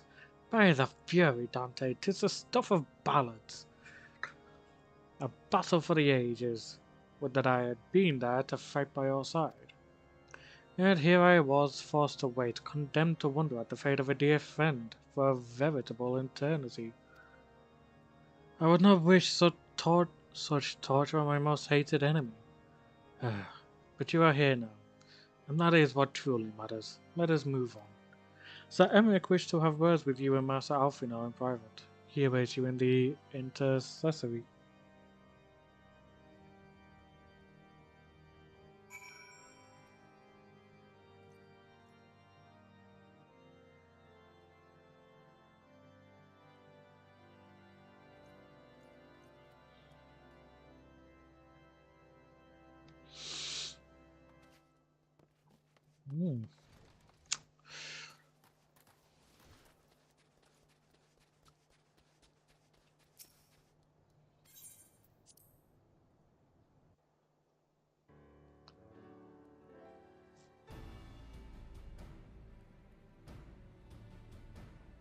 On behalf of the Holy See of Ishgard, allow me to express my deepest thanks.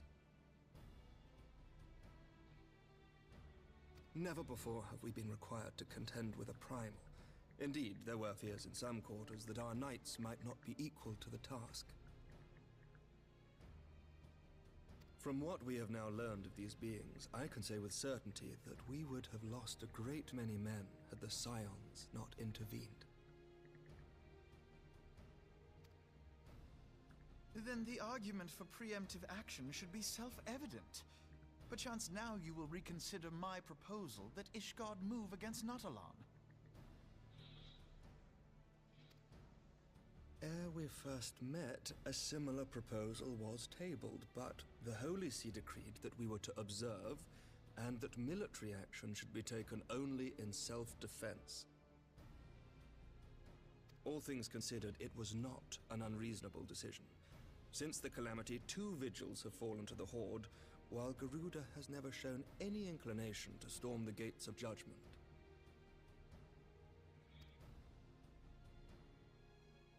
Which is why this unprecedented crisis and its resolution may prompt a change in policy. You who have faced these primals know well the threat they pose. Ishgard did not. Not until now.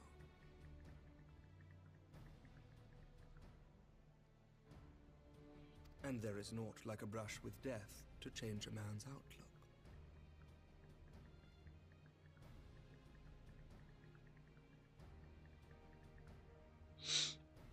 Very true. At the very least, this should silence any lingering objections to our arrangement with Revenant's Toll.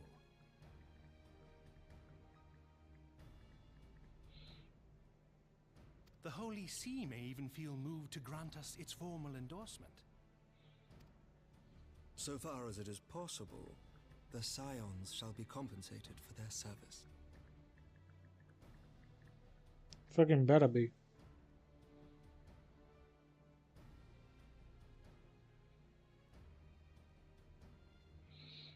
Especially with how long I had to fucking wait to even face Shiva. Should be grateful for any aid you can provide.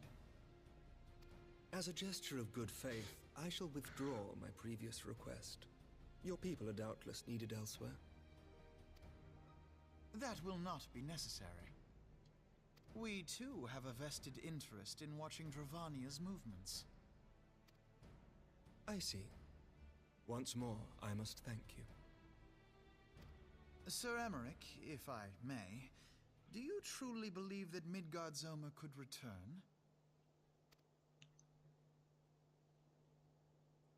The heavens are a window unto truth, but those who interpret their movements are not infallible.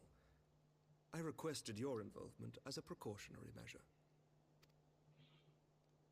But of course, you sought an excuse to compensate us from the first, mindful of what would happen if Revenant's Toll were taken by your enemies.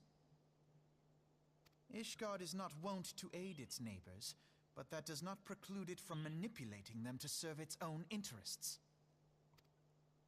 Choose your next words carefully.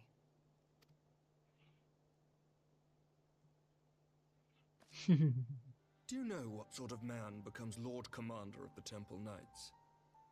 One who comes from good stock. I did not. Yet here I am now. Why do you suppose that is?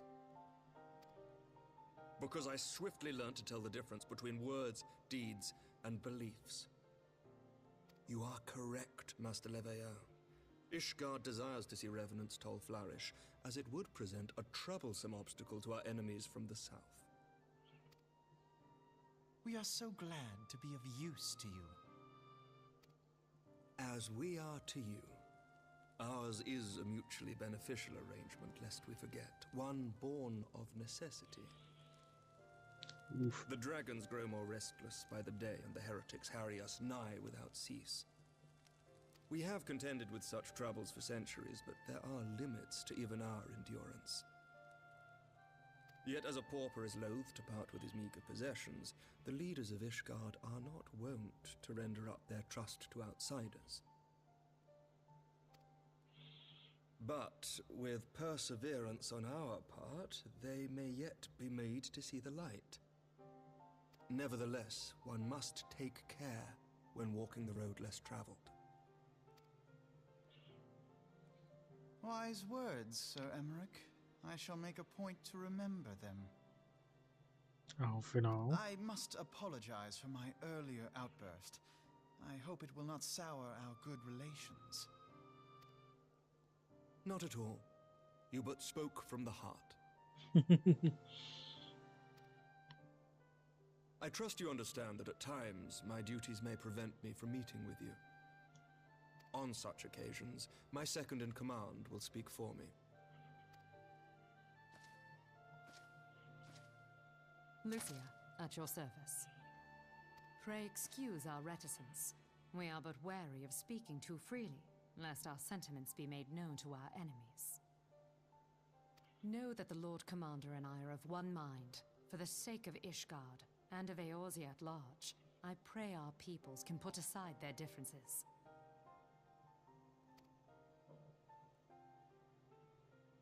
Those who dwell in the past risk losing sight of their future.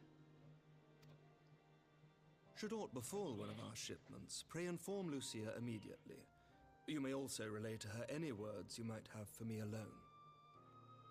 Not being of Ishgardian birth, she owes no allegiance to any noble house, making her as near to incorruptible as one can find in my homeland. Suffice it to say, I trust her completely, and so may you. Which reminds me, Lord Orchefort, if you would be so kind. Certainly.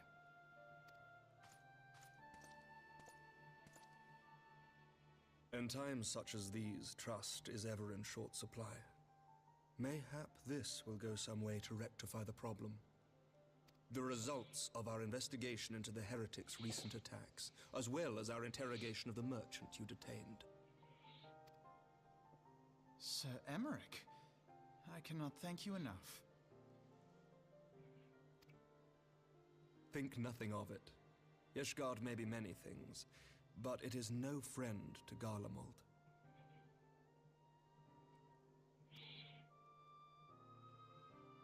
Did I not tell you to have faith, my friend?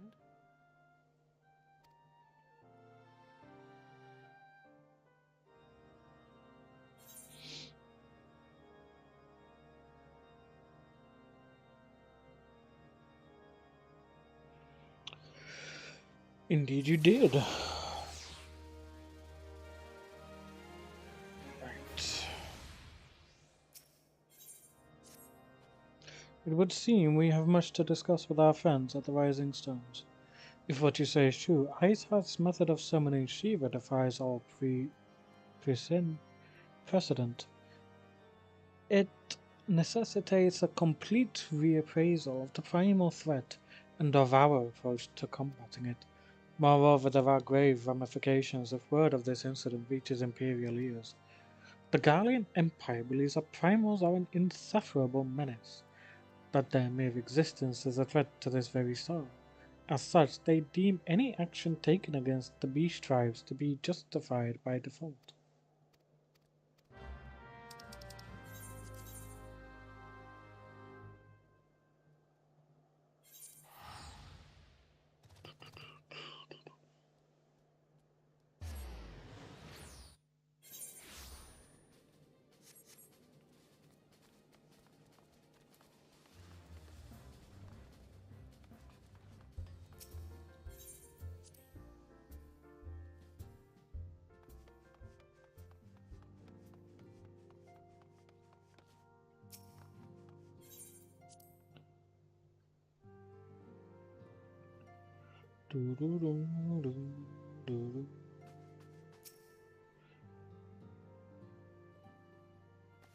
Words cannot well express how glad I am to see you return to us hale and whole. Needless to say, I am most eager to hear your account of that which occurred in Kurthis, assuming you're ready to speak of it.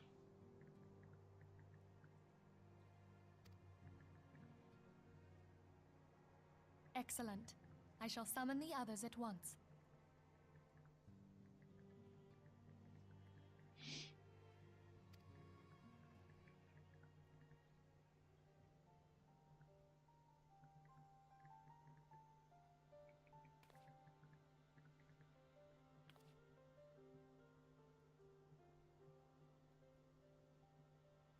Iceheart used her own... Master Louisoir's writings make no mention of such a possibility. Can we be certain this entity was a primal? As certain as we can be that good King Mogglmog the 12th was a primal, I should think. Both were ostensibly summoned. Let's not quibble over definitions. Of more concern is the implication that Iceheart retained her will, even after she was possessed. We are talking about a mortal, wielding the power of a primal.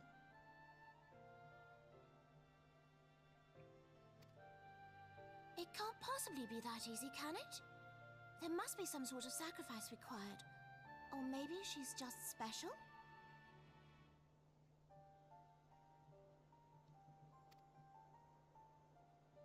What qualities this woman possesseth, I know not, but full sure am I that she was groomed for this role. Few are privy to the secrets of summoning, and but a single party standeth to profit from their dissemination. Well, I wouldn't presume to comment on how the lass came to know about summoning, but I will say that what she summoned was a primal. The readings were the same, or near as damn it. Strange as it all sounds, it's really no different from what you've faced before. Hey, hey. Then Welcome back. It is time that we re-examined our previous encounters. Pack your things, Ida. We're going back to Gridania. Yes, sir.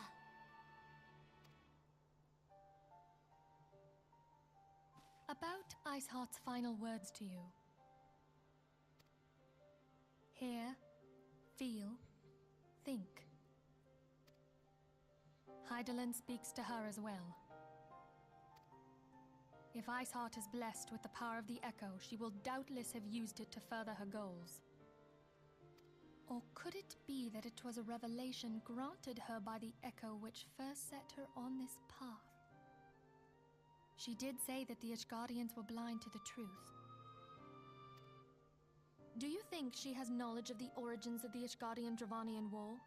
It would do much to explain her unwavering conviction. Did not the Lady Iceheart implore thee to seek the Keeper of the Lake? And did she not imply that in so doing thou wouldst come to see with eyes unclouded? Midgard-Zoma was a king amongst kings who reigned for centuries on end.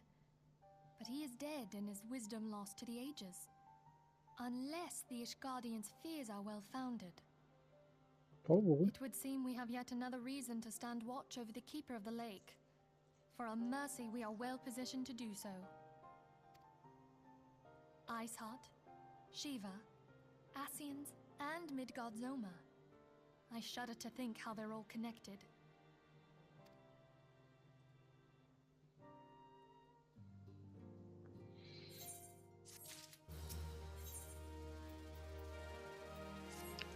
Bum.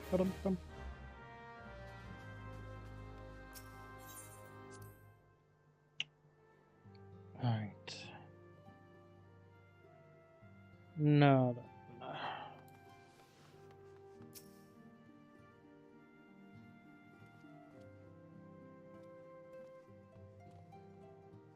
Dante, 'tis well that you are on hand. We have a problem. Rubali has escaped. It happened shortly after the Immortal Flames took her into custody. She had been placed in a dungeon cell ahead of her coming trial, but apparently the accommodation was not to her liking. The turnkey was found slain along with 2 guards. 'Tis plain she received inside help. Citizens reported seeing Ravali quitting the city via the Gate of Nod with a bloodied spear in her hand. Great. We all love a bloody spear, don't we?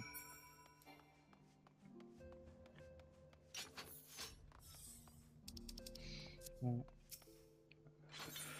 Before we go there, I'm just gonna quickly check on stuff. Alright,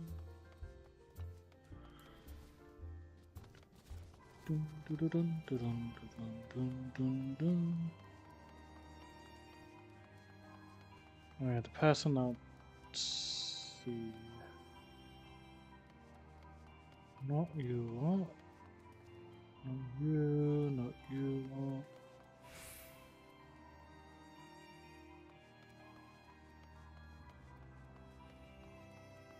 Is it one of you lot then?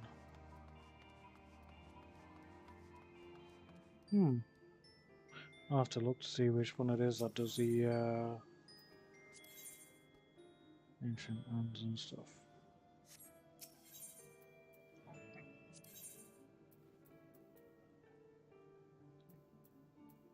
Right, I'm gonna get. Oh, I can't get it yet. Don't have enough. Oh. I was thinking of getting the level 50 Ironworks weapon for me Rogue, but I don't have enough.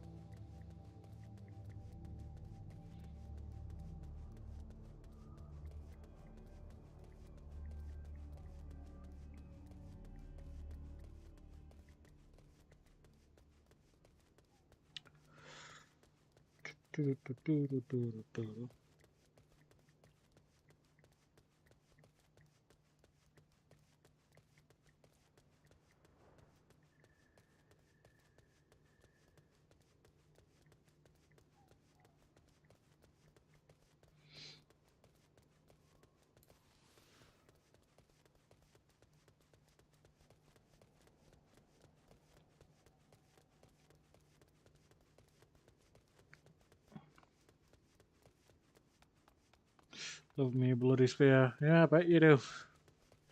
As do a lot of people. Because we all have a good bloody spear. Oh, I forgot there was an aetheryte crystal here. And again, with the fact that it all just sort of like gets covered over by the freaking icon, I'm not surprised I didn't use it.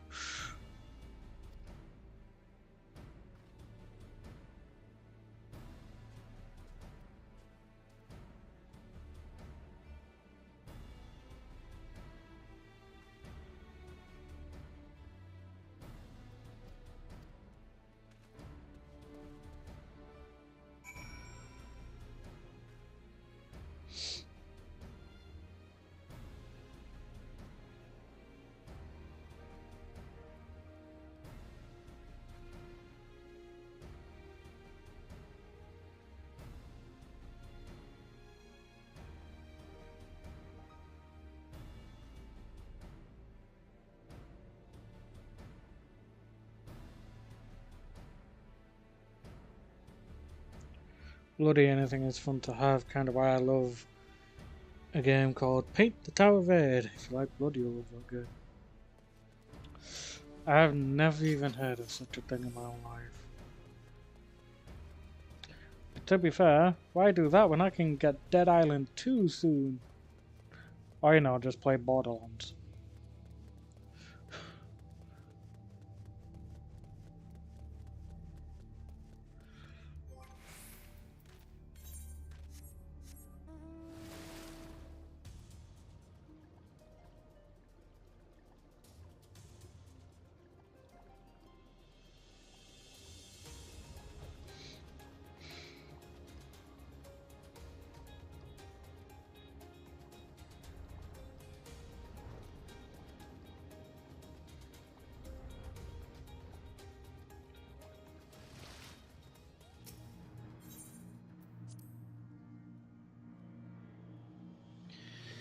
Fair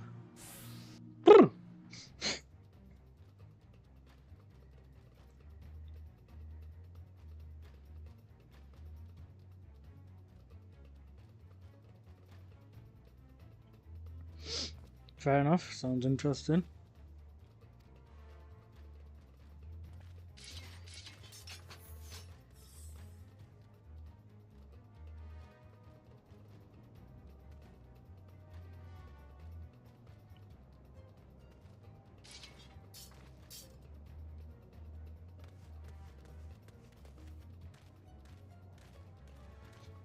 We finally got the traitor, now to kill them.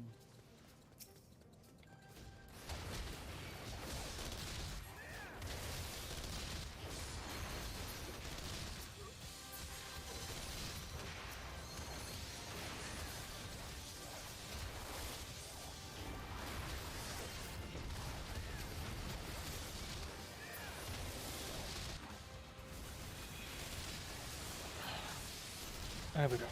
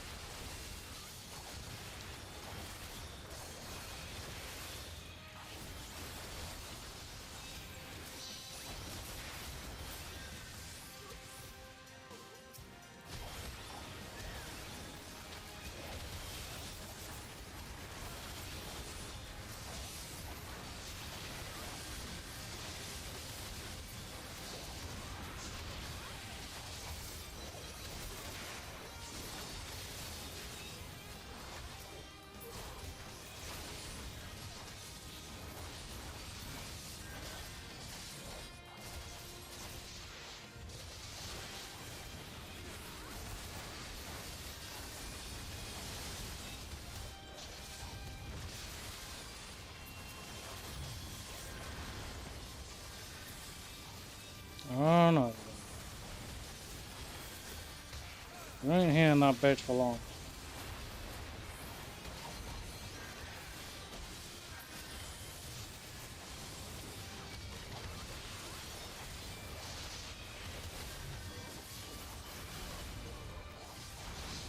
Thank you.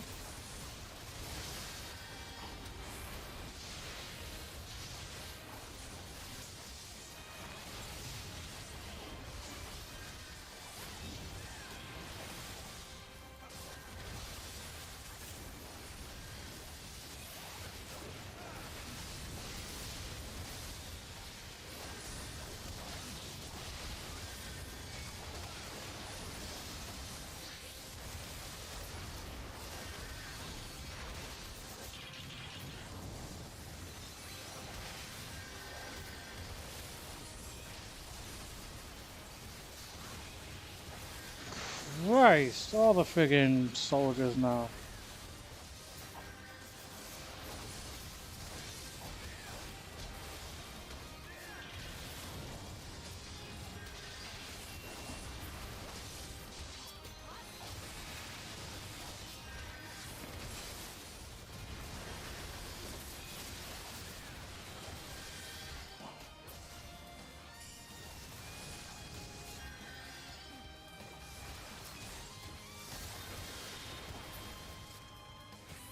Woo!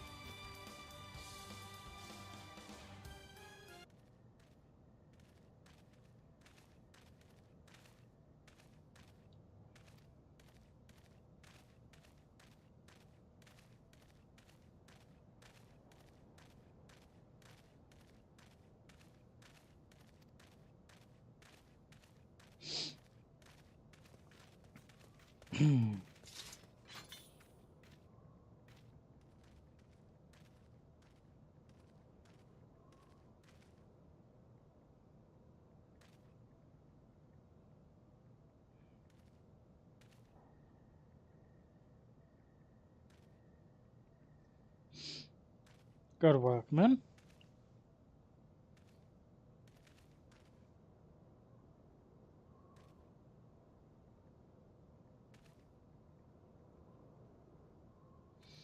She and her Imperial cronies pushed us close, but we were better. Behold, a respected officer of the Immortal Flames. People looked up to you as one of the Order's founding members, one of its pillars.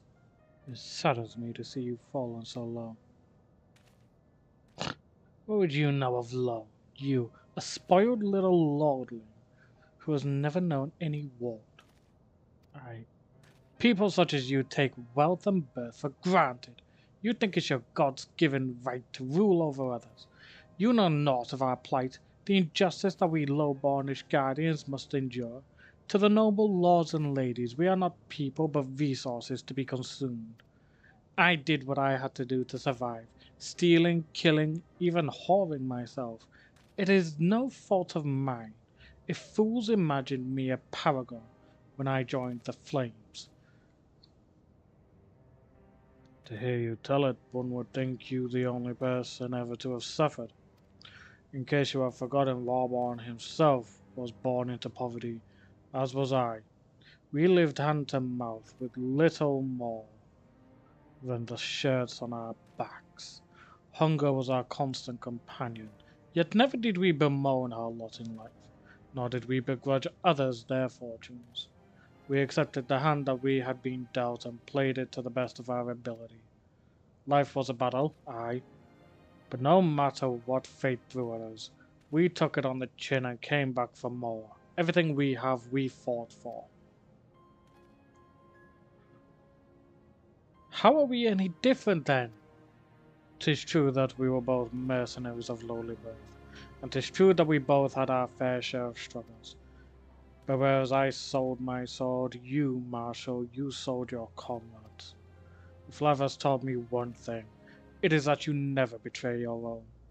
I would sooner cut off my own arm than raise a hand against a friend. But enough talk. You will return to Uldar to face justice, and the people whose trust you have dragged through the gutter.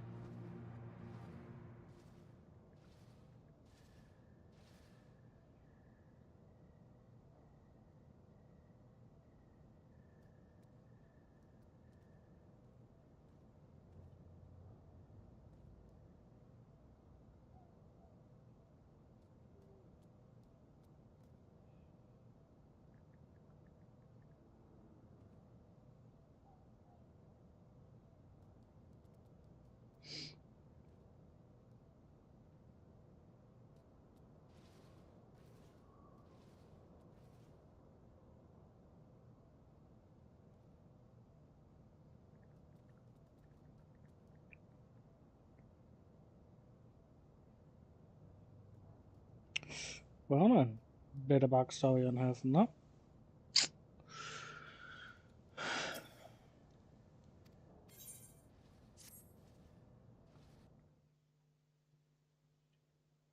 I've heard. Truly bothersome business. No, I do not foresee a problem on that front. The main concern is Roban. There is no telling what the brute might do. Have the blades watch him in the flames day and night. You may leave the Sultana to me.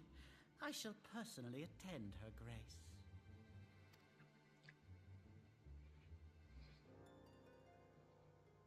Yeah. Safe to say she's got a bit of trauma. Sever one of the East Aldenard trade routes. That ought to keep Lolorito occupied for a while.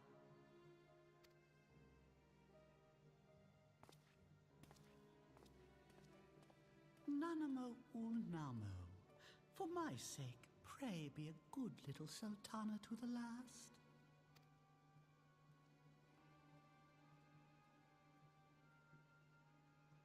Creep.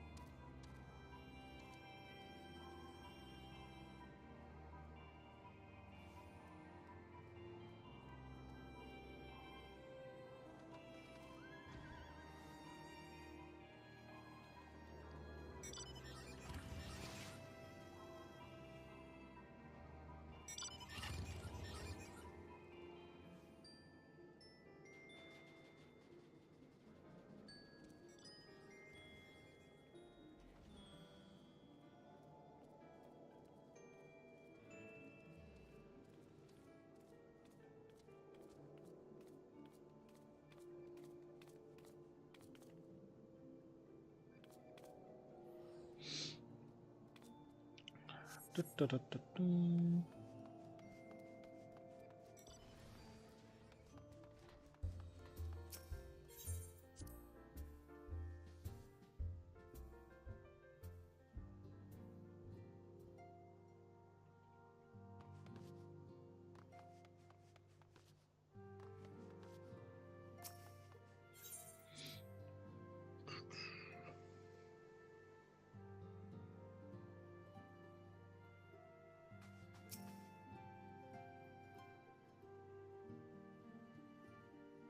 Welcome back, my friend.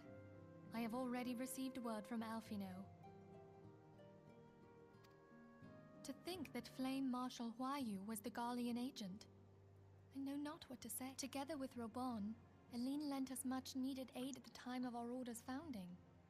She was particularly passionate about the need to tackle the primal threat. When we discussed the subject, her eyes fairly shone with determination. Whatever else she may have been, I choose to believe that it was her true self with whom I spoke then. But now is not the time to dwell on such matters. I have an important announcement to make regarding our effort to defeat the Ascians. We shall begin as soon as everyone is assembled.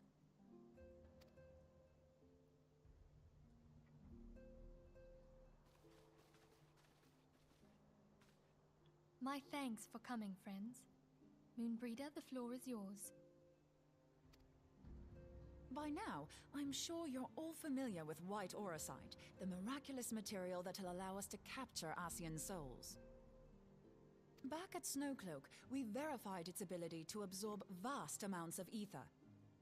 Alas, it leaves something to be desired in the area of stability. The stone can only store ether for a short while before expelling its contents.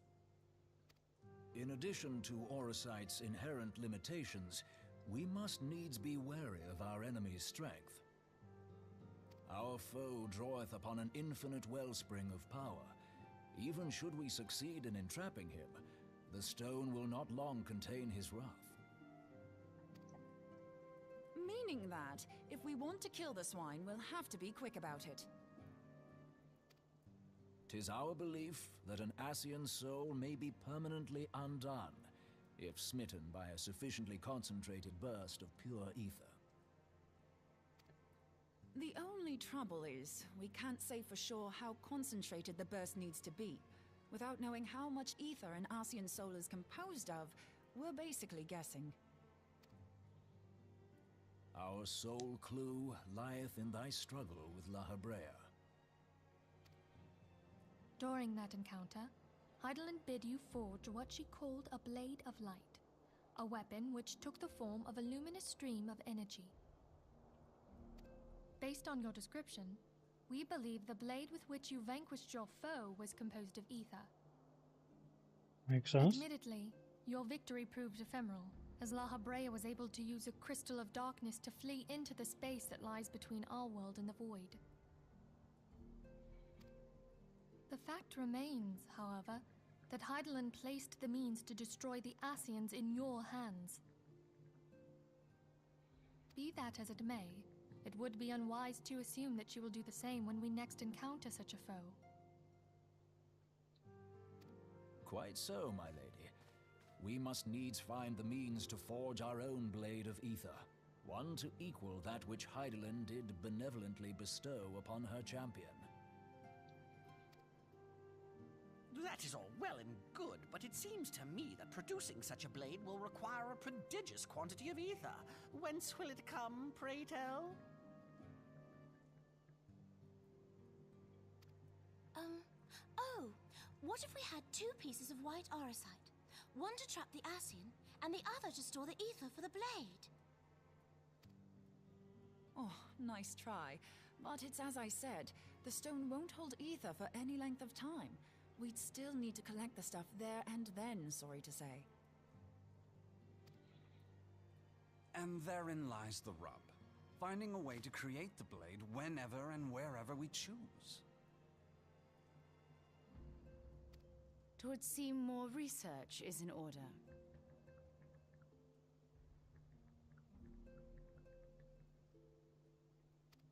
I'm going to linger a while, perform a few more tests on the Auracite.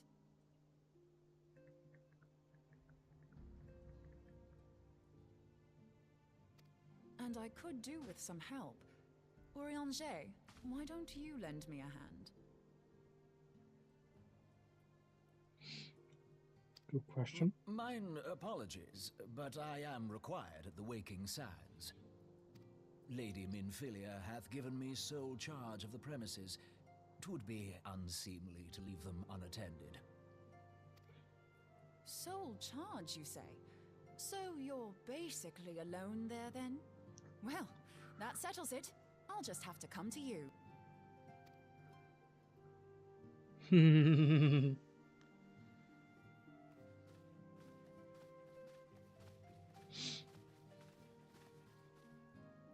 While you were afield, word arrived from the Sharlayan motherland.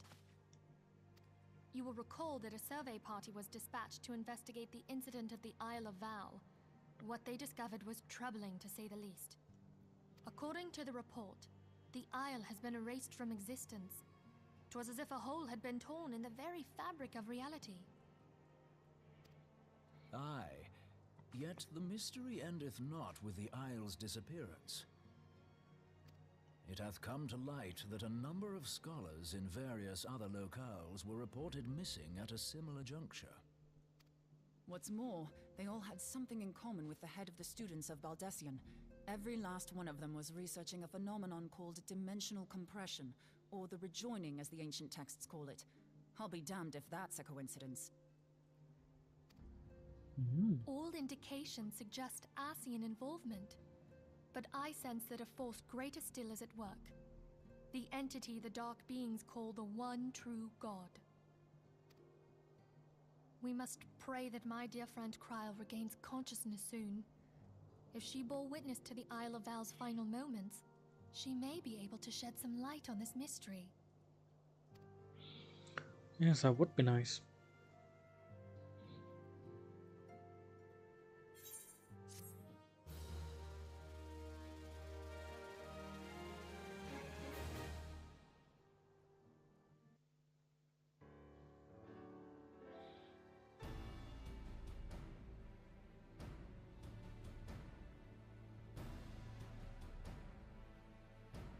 Following the calamity, the forces of the 14th Imperial Legion entrenched themselves in strategic locations across Eorzea.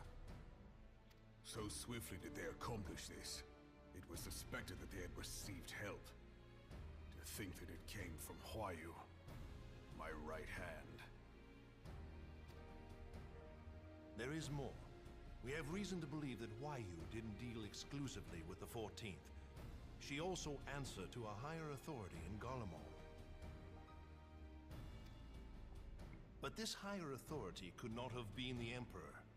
By consenting to the Media Project, Solus Zos Galvus showed himself to be more concerned about preventing the spread of primal influence than claiming Eorzea for the Empire. He would happily have seen the lot reduced to ash.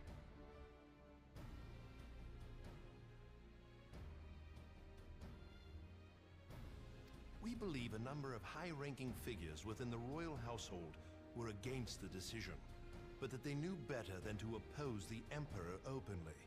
Of course, this didn't prevent them from making clandestine provisions, in which Huayu played a part. Alas, these provisions did not prevent Dalamud from falling, and the ensuing chaos changed the face of the realm forever. Yet Eorzea survived.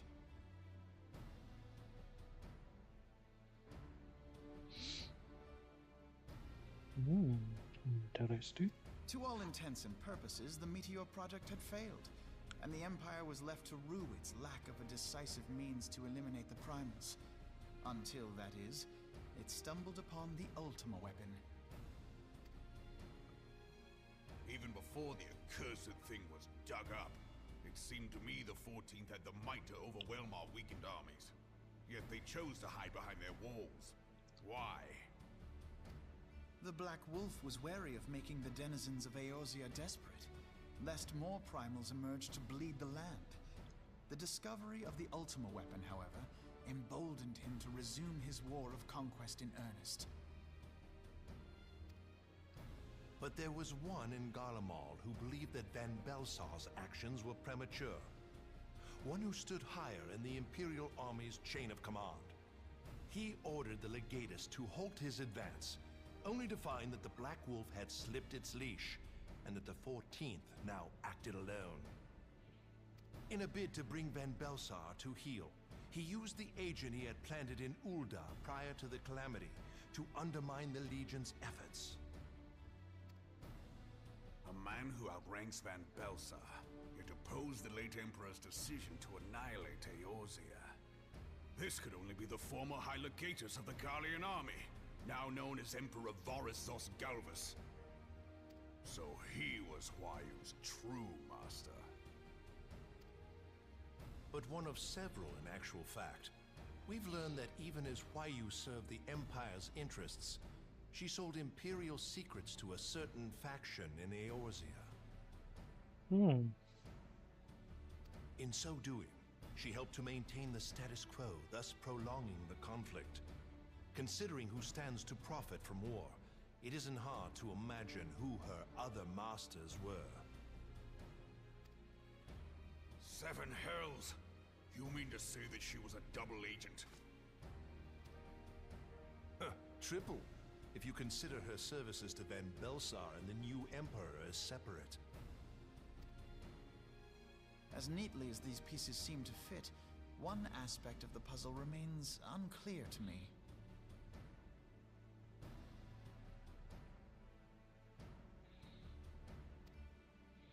By whose will was the Marshal feeding intelligence to the heretics? And try as I might, I fail to see how aiding their cause would profit either her Imperial or monetarist masters. Could it be that another hand is at work here? If so, Huayu must be made to reveal whose it is.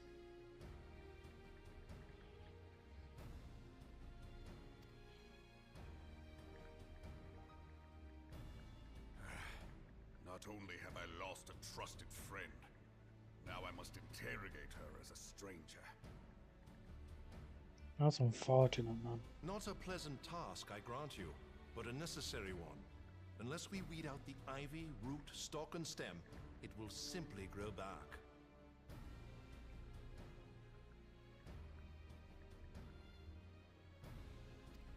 I know that full well. Those closest to Huayu have already been detained, and I will question them alongside her.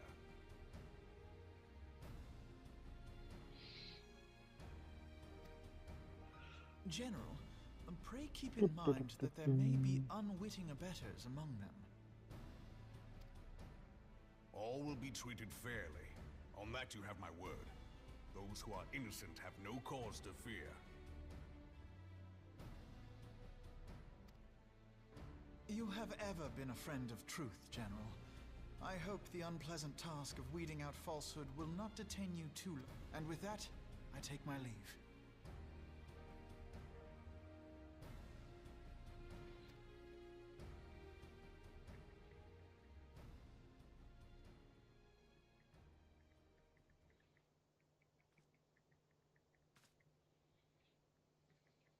All these years, I've been made to dance to their tune. How could you, Huayu? How could you side with them? Those cankers who take from this land and give naught in return, who use their power to disempower and grow fat while the people starve. I know you can hear me, monetarist scum! Your crimes will not go unpunished! Team, purge this land of your sickness! Before the eyes of the 12, I swear it!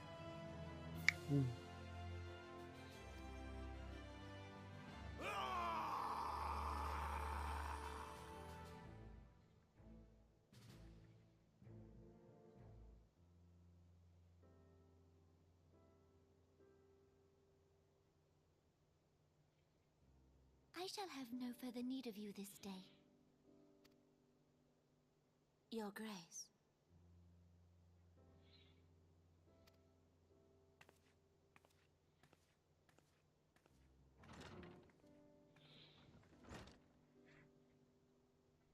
I fear that not even mine own chambers shall remain private for long. Has the situation grown so grim?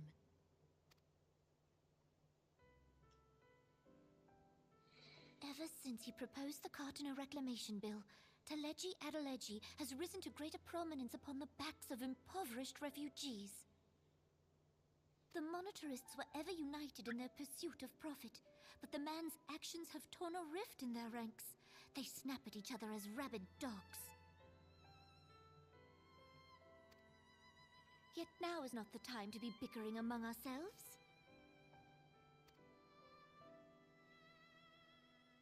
If this bickering is a threat to law and order, might you not have grounds to dissolve the Syndicate? Would that the solution were so simple, Admiral.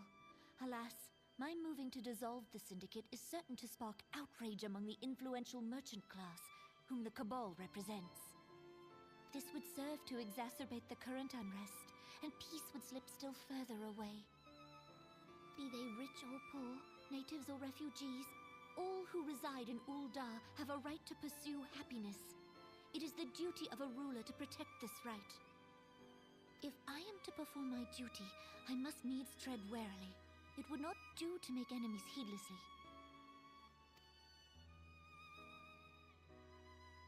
Were Lord Lolorito here, he would doubtless say that I have my head in the clouds. A ruler is required to take a wide view. Try as we might to cater to all needs, some will inevitably be overlooked. As such, there shall ever be citizens who feel aggrieved. It cannot be helped. But as you have informed us, the monetarists take no view but their own. They hunger for power while the masses starve. In the absence of a common cause, it seems beyond any one individual to make Uldar whole.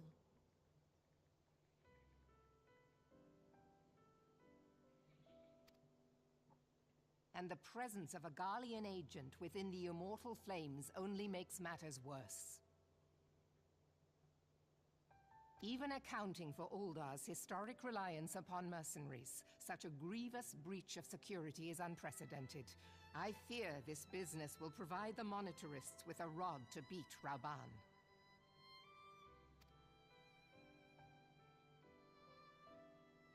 Eorzea can ill afford for the Immortal Flames to be dampened now. Ere long, the Garleans will turn their ravenous gaze toward our lands once more. If we are to resist their might, yet for this to happen, our nations must be whole. Cannot be done to improve the situation in Uldar.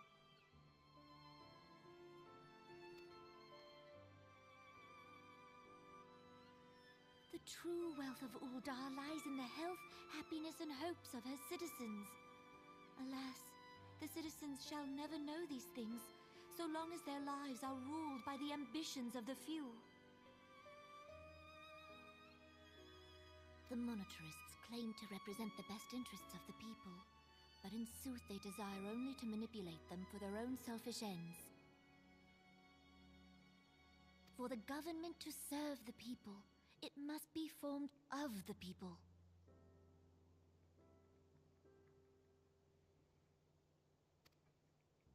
For Uldar to move forward, it is not only the Syndicate that must be dissolved.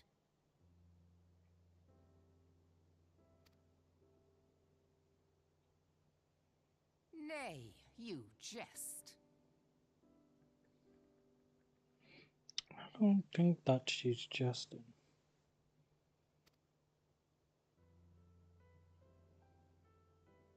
My friends, it was for no other reason than to make known to you mine intent that I requested your presence here.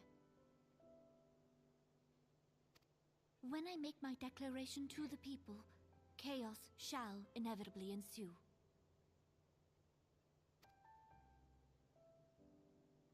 As the last monarch in the line of Ul, I make unto you this request.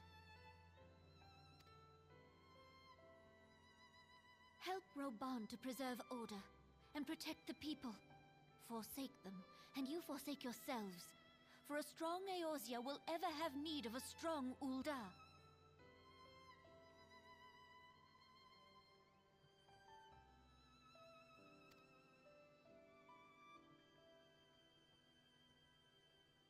Your Grace, are you certain of this?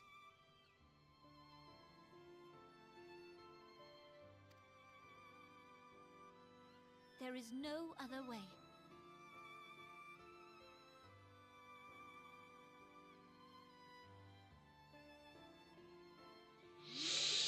When the time is right, the nation shall become a true republic. Both royalists and monetarists shall cease to be. Ul'dah will no longer belong to kings or queens or merchant princes, but to her people.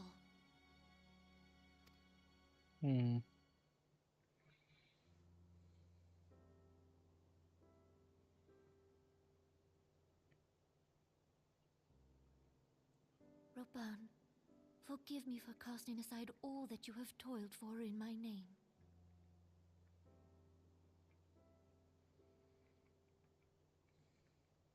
Bless. Beyond this gesture, I am powerless to help my subjects.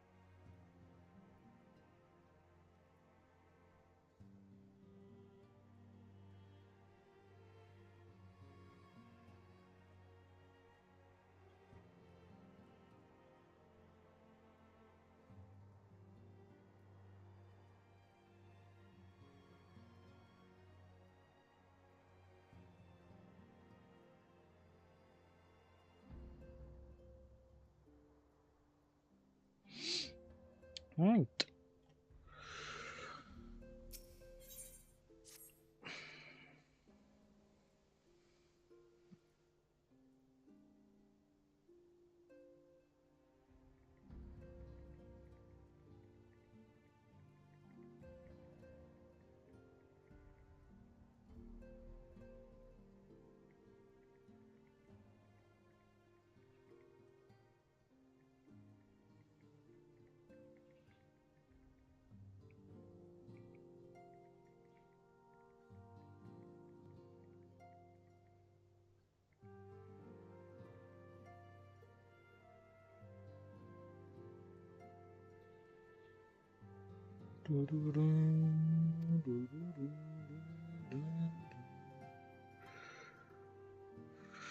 Right.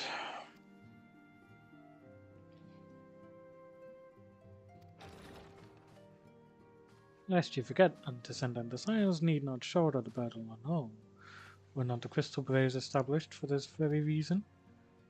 True, we are presented with a multitude of problems. However, we have all the resources we need to address them in turn.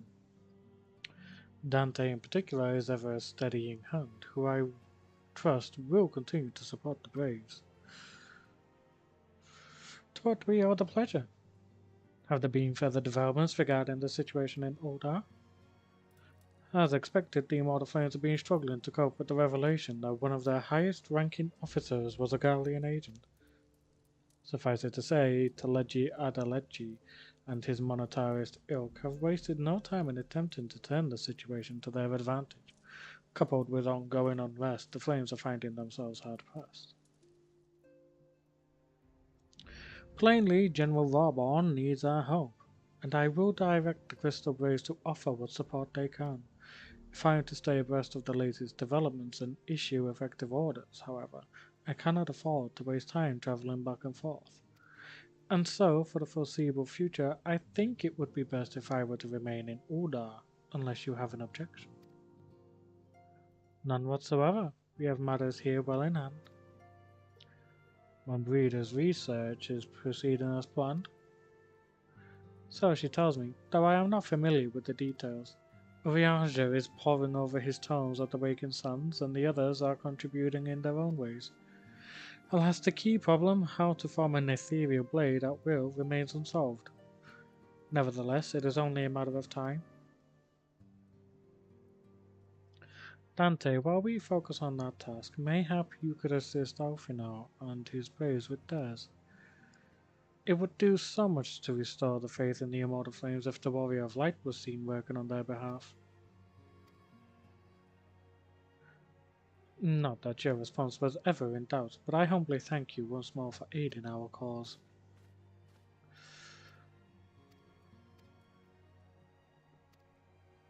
Brr. I'm getting a bit sleepy for some reason. Well, not sleepy, but just melatonin's a bit too high.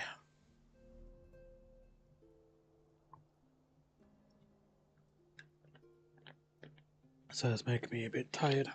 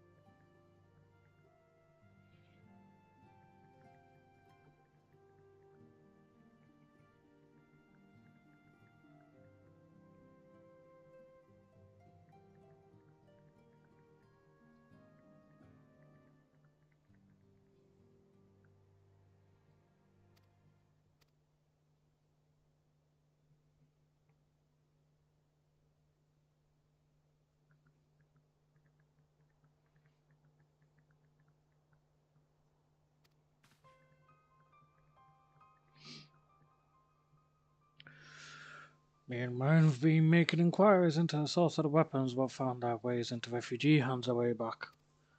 So happens we caught wind of something promising. I've had a large purchase of sharp and pointy things by a black marketeer holed up near Highbridge.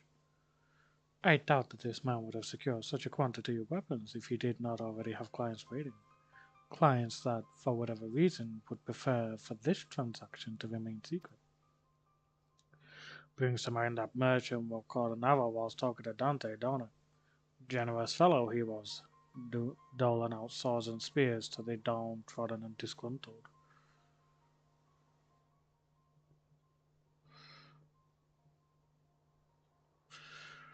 Which isn't to say that these clients have the same mischief in mind, but if you want to be sure, it might be prudent to intervene before they collect the goods, savvy?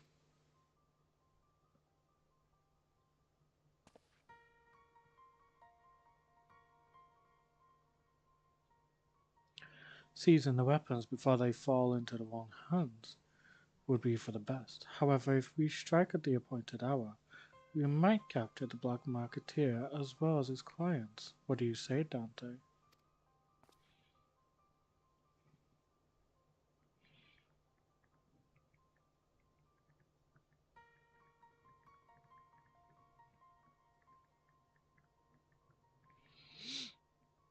Then it is settled. Rendezvous with Captain Ilbert at Highbridge, and intervene when the exchange takes place.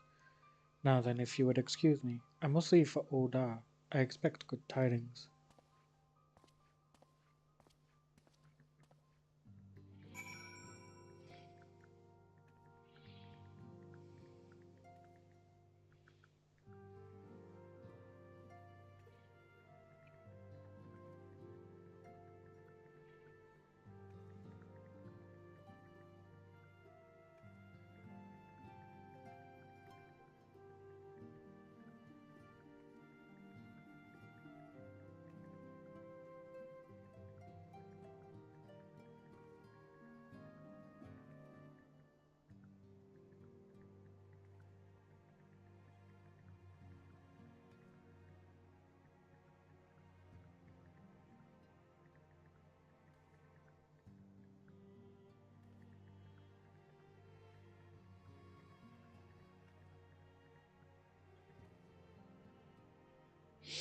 Right then.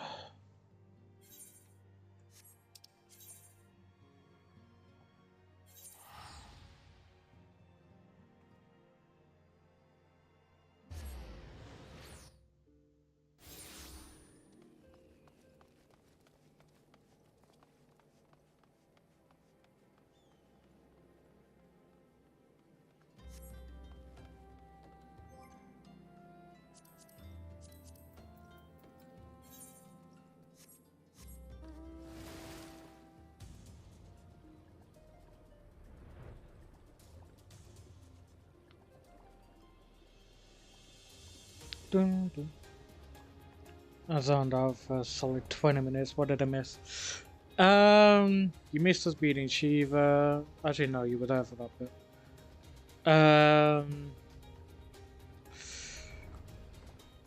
You missed the Sultana potentially thinking of death. And we're also still trying to figure out who sold the weapons to the refugees.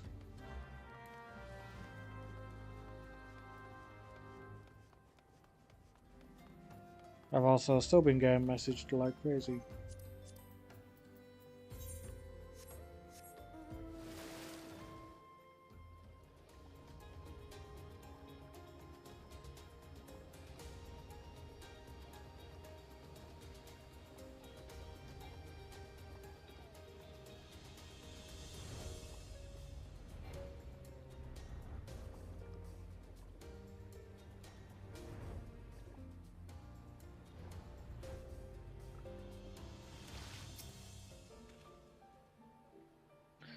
I spy the one man, but there are sure to be others.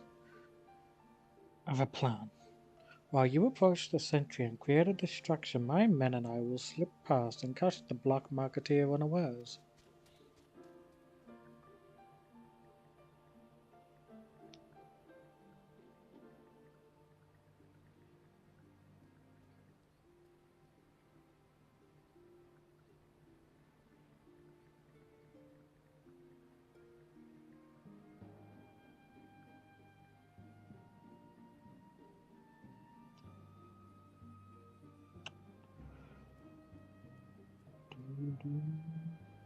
Yeah, you missed some hella important stuff.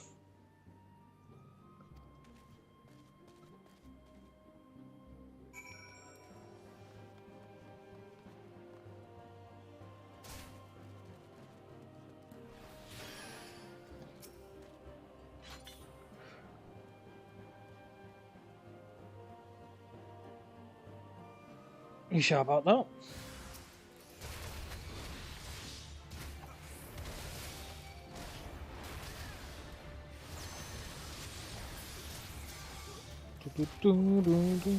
I apologize, but the bees being pushed into me were too good. That's fair.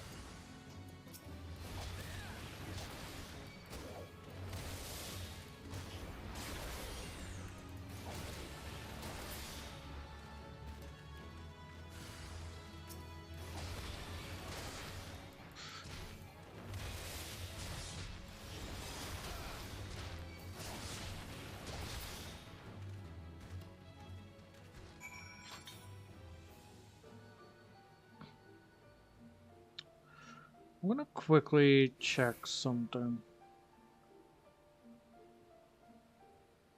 Where is it?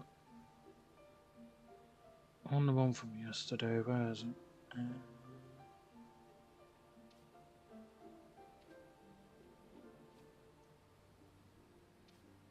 Right, so...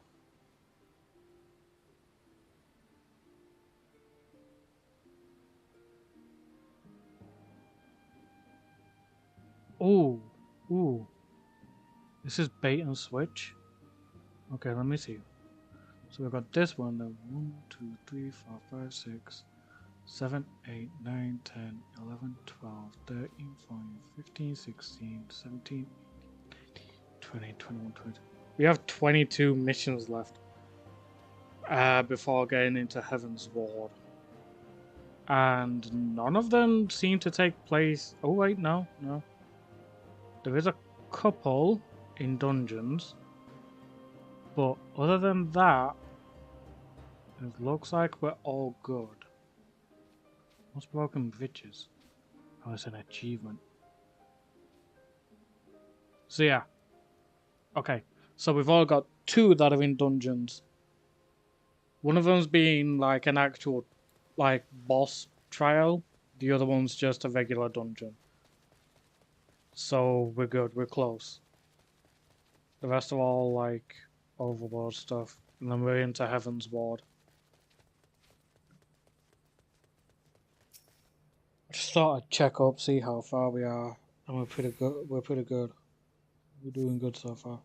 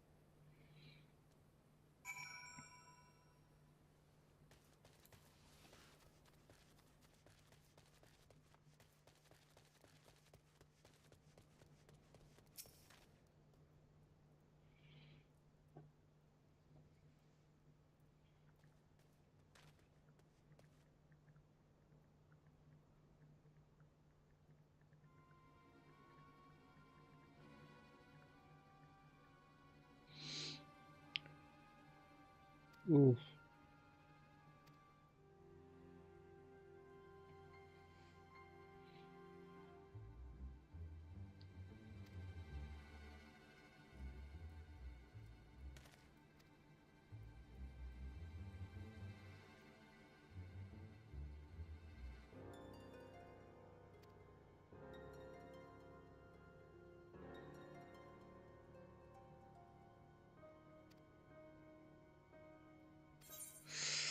Oh dear.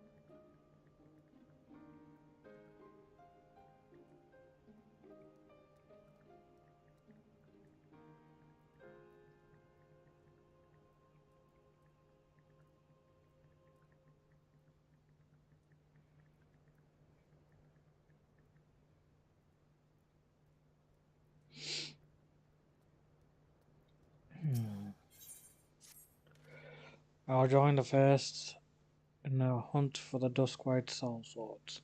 If the gods are good, we will catch them before they escape into the Black Shroud. In the meantime, I ask that you deliver these weapons to Oldar in my stead. Of course.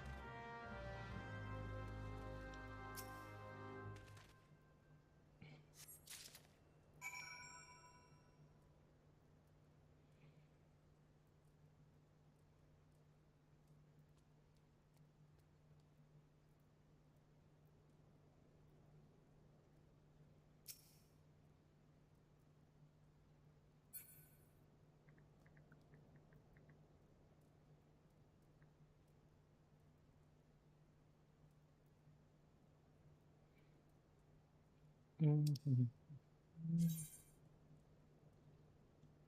Gotta deliver these to you, Hase, in order.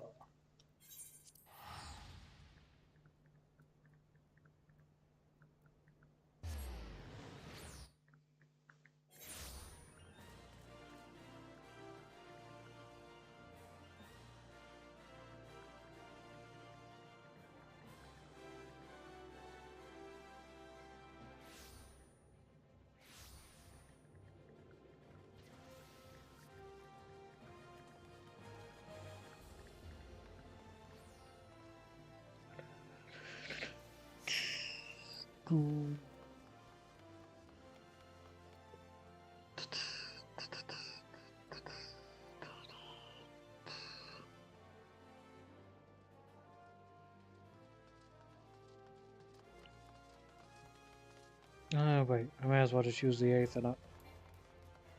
It's gonna be easier than trying to navigate around the place.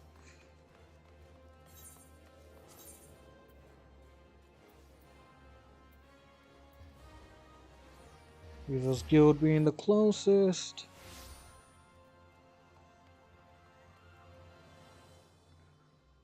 Over there.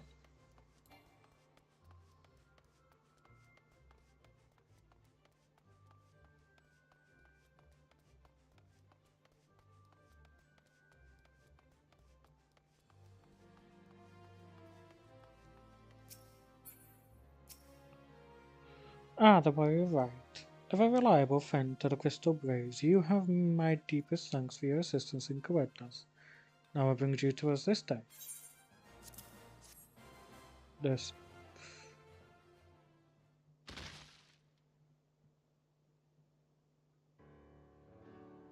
A gift of weapons from a certain black marketeer, courtesy of Captain Hillblade, you say? Understood. Once we've catalogued the contents, I'll have them delivered to the Hall of Flames. This cannot be everything, can it? Viol stated with confidence that there would be a far greater quantity of weapons. A blatant falsehood, clearly. Viol is unfamiliar with the ways of Ordan merchants, who ever strive to present themselves as greater than they are. We should be thankful that his information was not completely erroneous, and that we managed to achieve anything of worth at all. Still something worth celebrating, isn't it, Lieutenant? Besides, we've got more important things to worry about, like fighting those Garleans up north. There'll be no fighting if I have anything to say about it. Our orders are to stand watch, not to seek glory in battle. If you have no further need of us, then I shall take my unit to the ceruleum processing plant. Time for the fort to earn their keep, eh? Fight while alien for the freedom of all.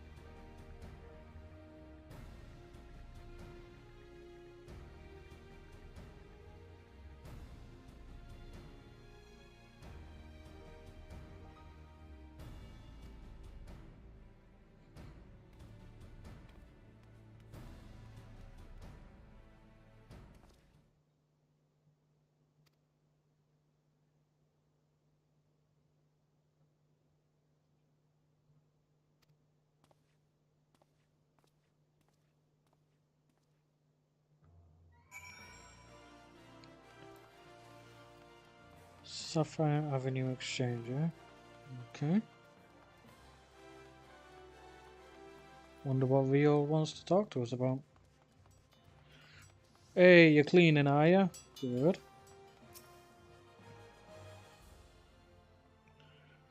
Thanks for indulging me request. Few places better than a market for privacy, I find. All the hustle and the bustle of commerce means most conversations go unnoticed.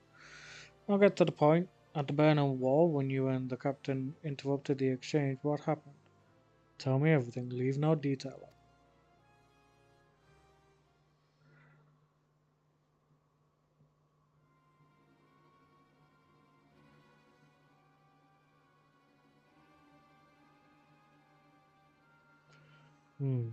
That's not quite how the first told it. These Duskwites they were chasing, latest word is that we lost the trail. But you never saw him yourself. Not before the fighting started and not after? Something ain't right. I don't know what it is, but I can feel it in my bones. I'm not daft enough to be misled by some merchant's drunken boasts. Our information was reliable, god damn it. I know he purchased those weapons. As if I've never deciphered a moneylender's book, or had to follow a transaction back to its source. Did plenty of that back when the bays were getting started. Believe me, the commander wanted assurances that we weren't taking gil from the wrong sort of benefactors.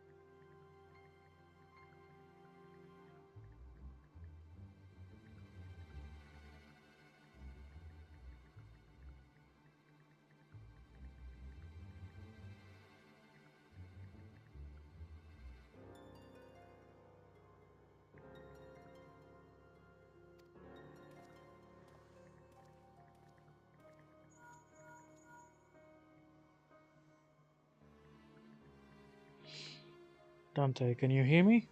This is Tataru. Your presence is urgently requested at the Rising Stars. Please come and see me as soon as you are able.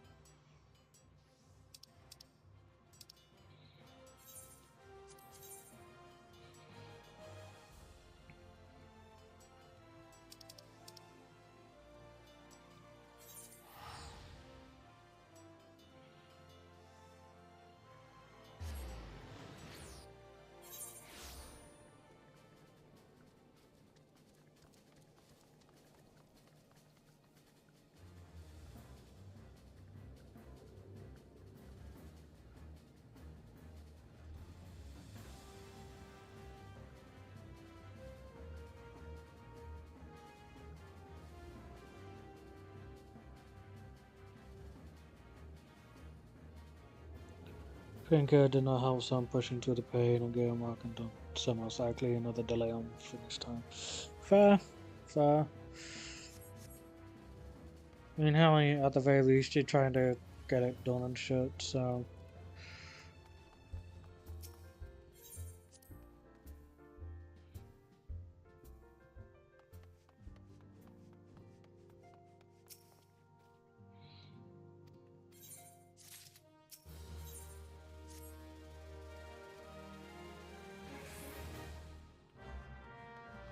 Oh, I think this one's going to give us the, I think this one gives us the dungeon. Rising Chorus.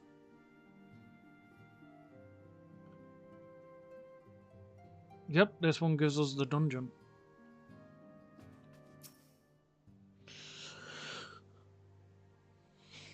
Dungeons are a bit easier to get into because it's just like We have a guest 2 from Ishgard who DPS, wishes to 1 speak with tank, you. and 1 healer. I believe the two of you have met. Oh, hey, Lucia. We have. I had hoped to speak with Commander Leveilleur as well, but I cannot afford to wait any longer. Plus, he's staying in The Lord Order. Commander sent me hither to request your aid in a matter of grave import. You see now why I had Tataru summon you.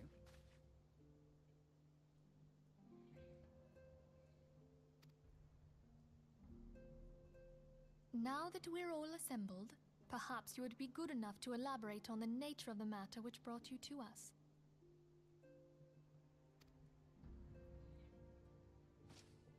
The Observatorium's astrologians have sounded the alarm.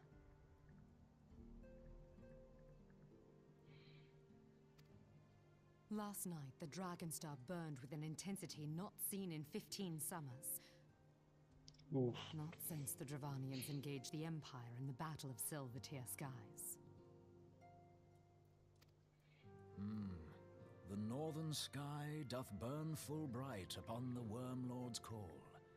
The red behemoth beckoneth, and flame consumeth all.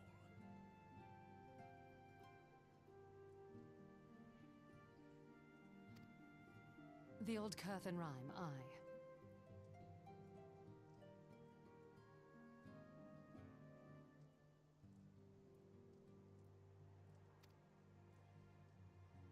The brightening of the Dragonstar is said to accompany the roar of a great worm. The astrologians believe that it was Midgard Soma himself who cried out on this occasion. After an absence of centuries, the King of Kings did return to lead his kind against the might of Garlemald. Only to fall in his duel with the Agrius, proud flagship of the Garlean fleet.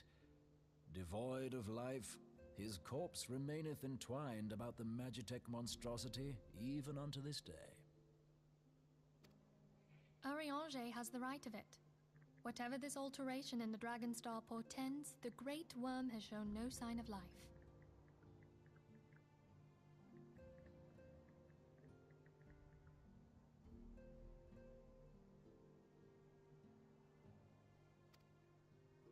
Tataru, have the Domans reported aught out of the ordinary?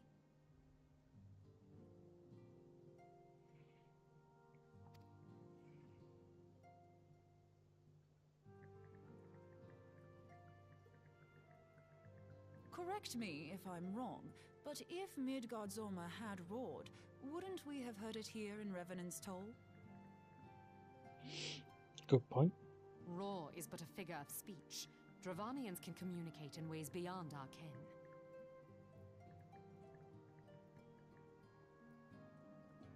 It is for this very reason that we are forced to look for signs in the heavens.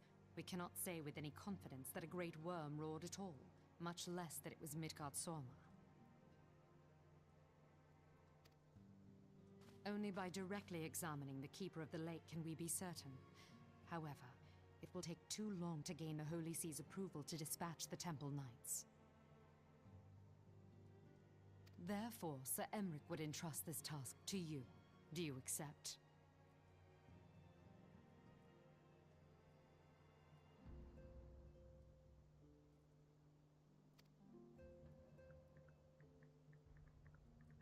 We knew you would not disappoint us. Now, if you would excuse me, I must return and assist the Lord Commander. We have precious little time to prepare.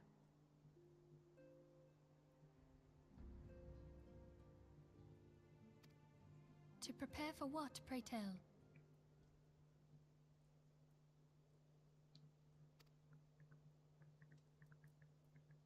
When a great worm roars, his brethren cannot choose but answer. We prepare for battle.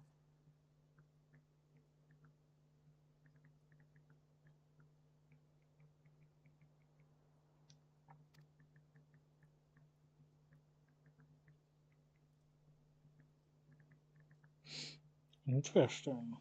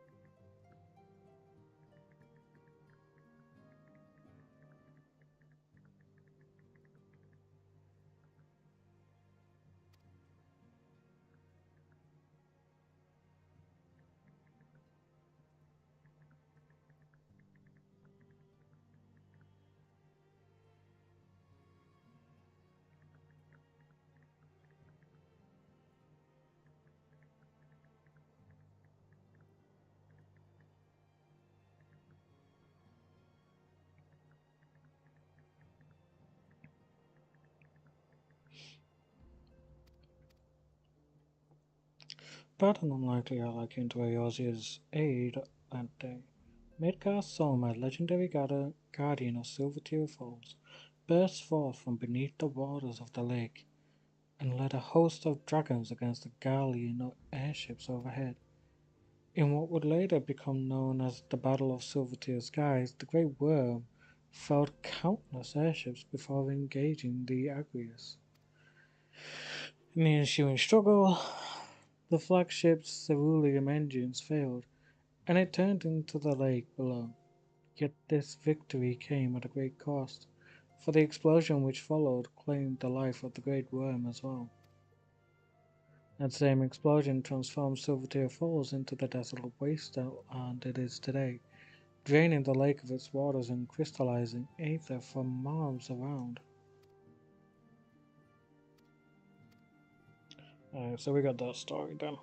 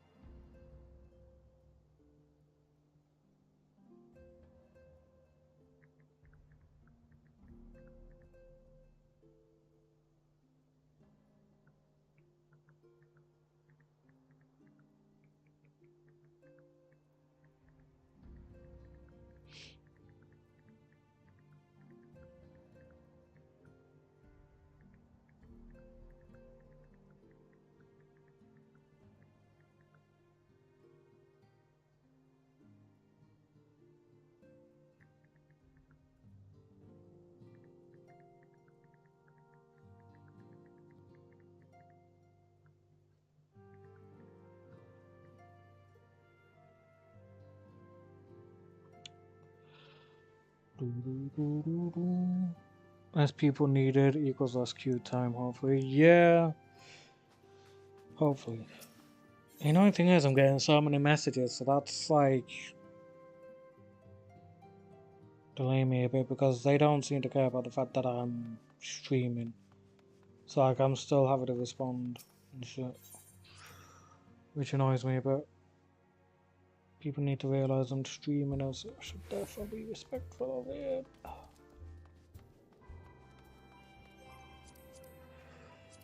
But they don't wanna be.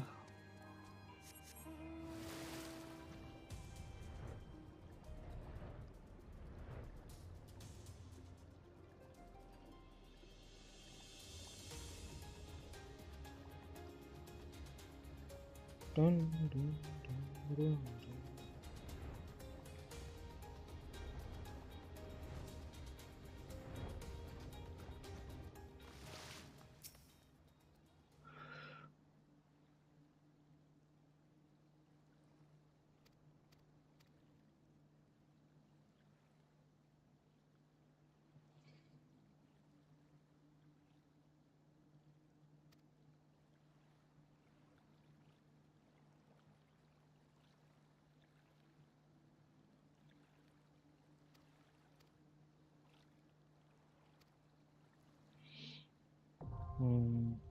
The Keeper of the Lake now accessible.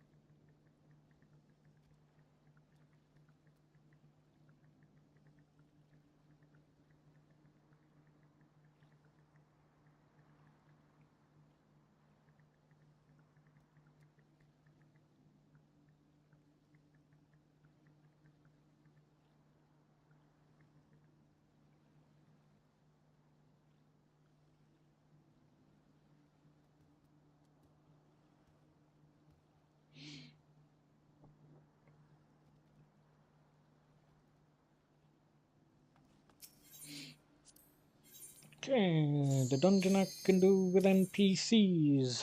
Here we go. As I said, dungeons I could do with NPCs is trials that I can't. So the next thing that opens up is a trial. And I can't do that with NPCs, sadly.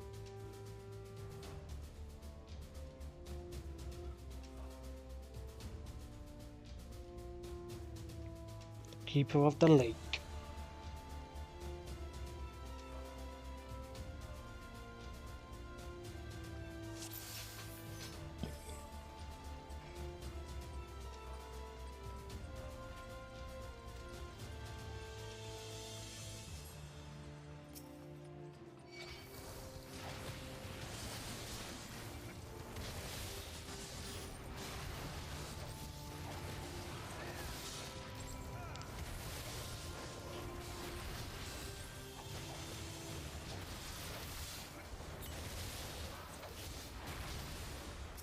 Yeah, and let's face it, we know what trials are like. Although, to be fair, duties have refreshed, so I do have a better chance of getting into the trial quicker when we get to the trial.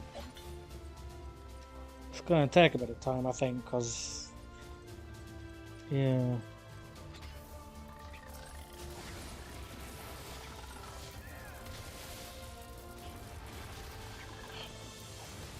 Don't go all the way over there with him.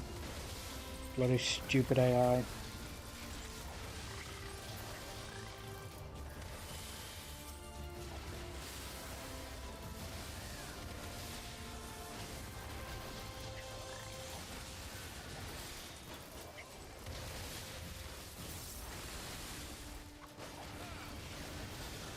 Stop dragging them away from me. Jeez, the AI is getting as bad as the friggin' normal people are this way.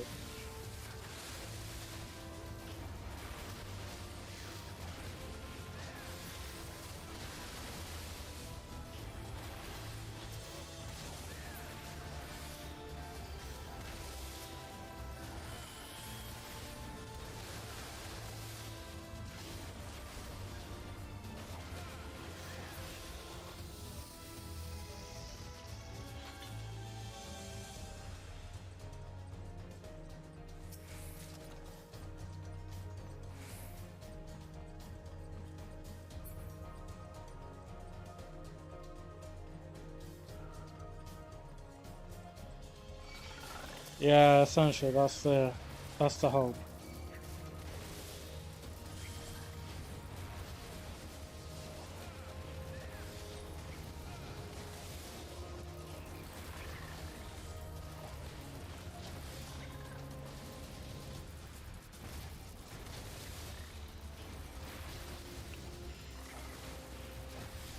Because everybody loves doing the dailies the moment that they reset. And if they can't do it at that time, then they do it when they're able to, which is usually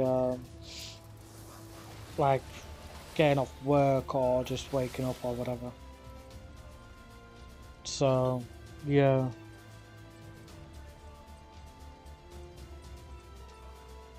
Oh, sweet, I think we got the, because essentially we can get an FC house. And I think the Fee Company actually managed to get a place. Oh, that's awesome. That is so cool. I can actually show you the FC house and stuff. Obviously they have to decorate it and shit, but we can like get our own rooms and shit, so...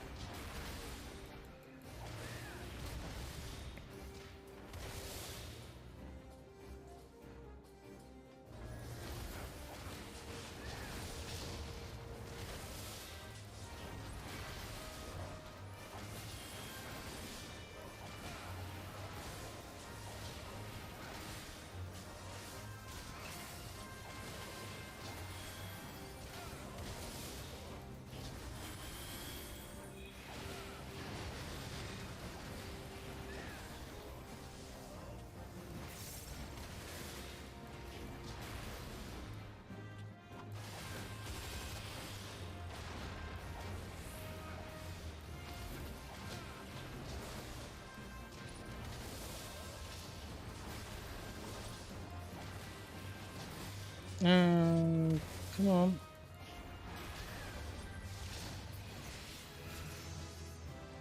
Oh, that's what levels me up? Nice, fair enough.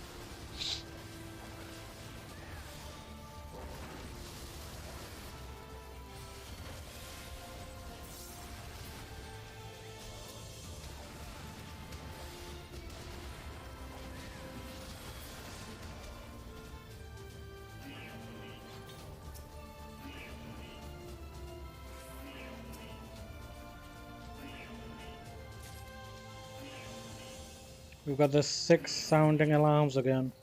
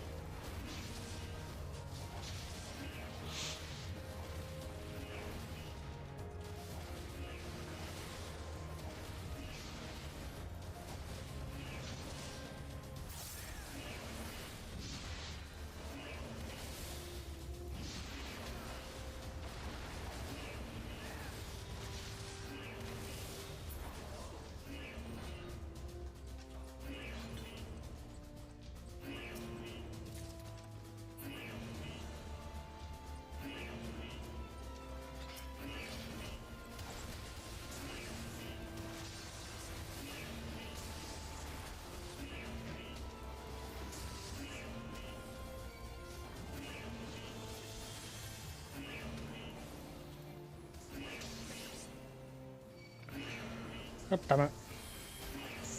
Trying to talk to people via... Ooh. A bit rude. Not here. I don't know. Managed to kill.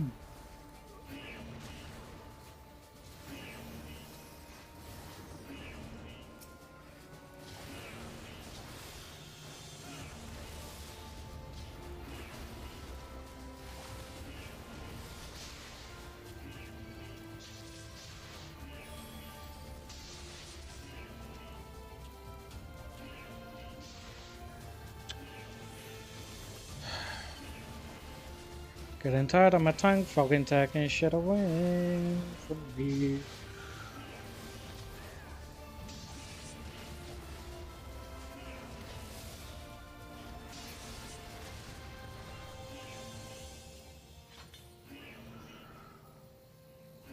Hold on 1 second.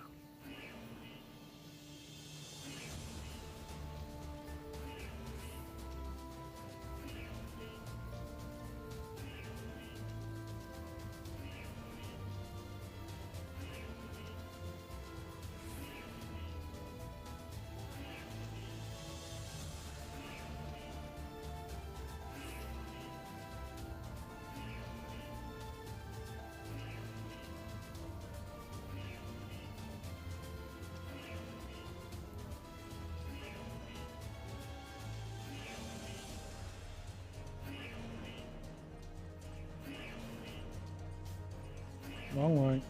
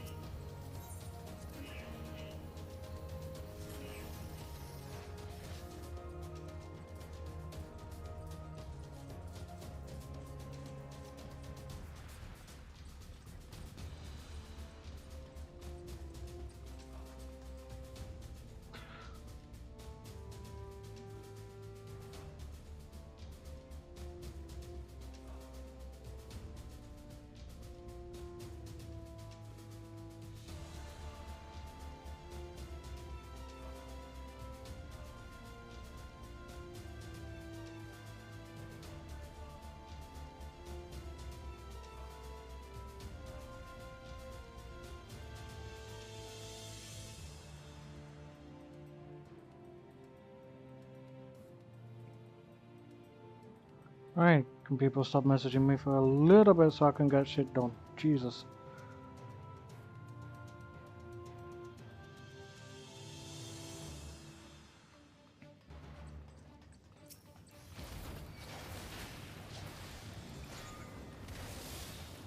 Don't see why people can't understand the fact that I'm fucking streaming.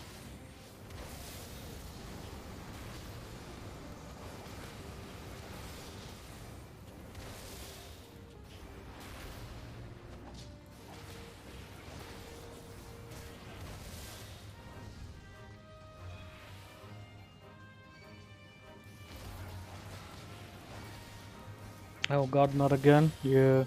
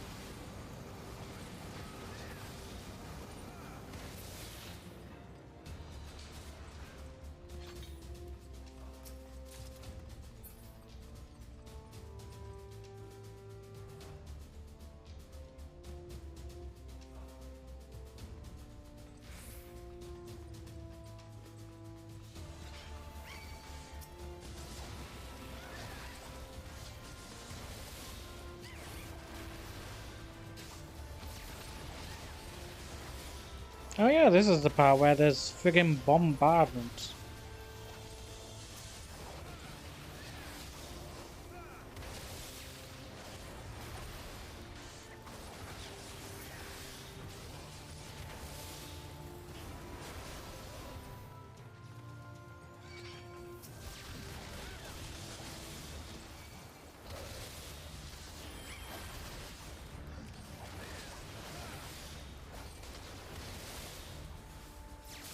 Yeah, you can already see what people are like talking about in the chat. It's like, I'm thinking of getting a studio in my room and shit like that. I'm just like, god damn. I don't even know what I want in my room just yet.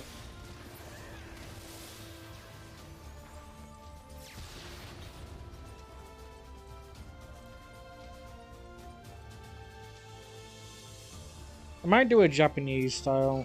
I don't know. Or maybe a goth style. Japanese goth, maybe? I don't know. We'll see.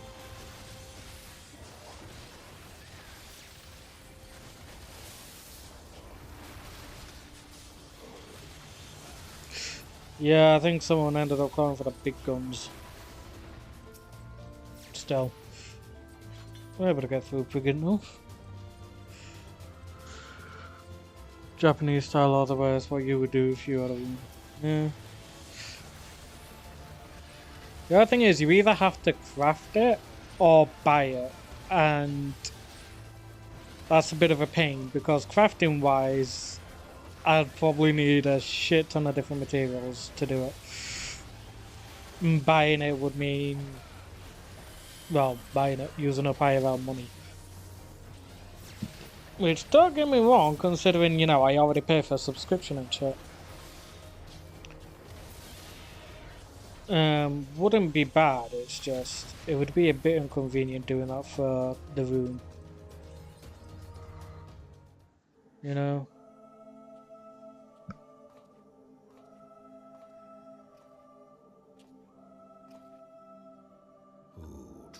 I have no idea how much it would be. And waketh me from slumber sweet. Hello, Midgar Soma. Oh shit. He's awake. He's awake.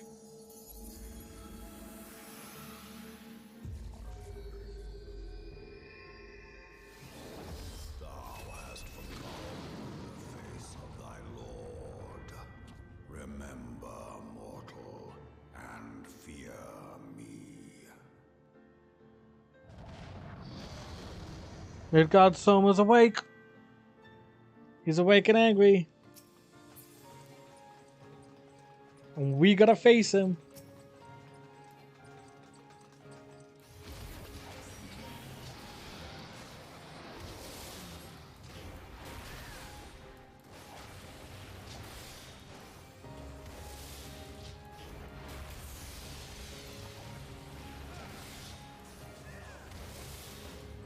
Ooh, get out of that.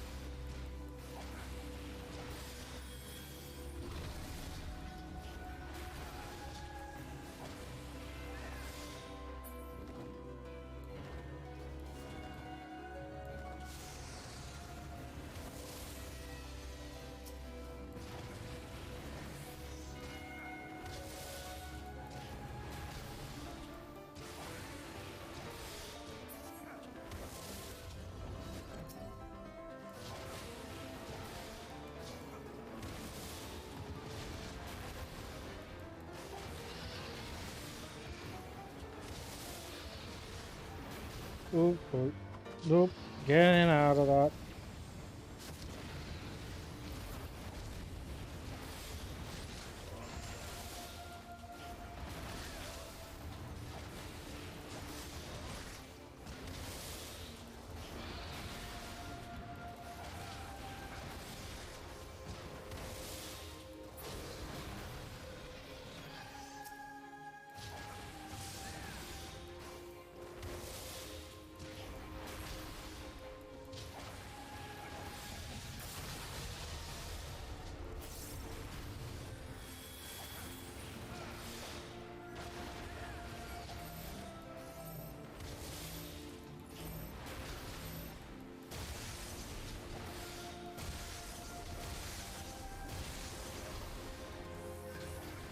Oof.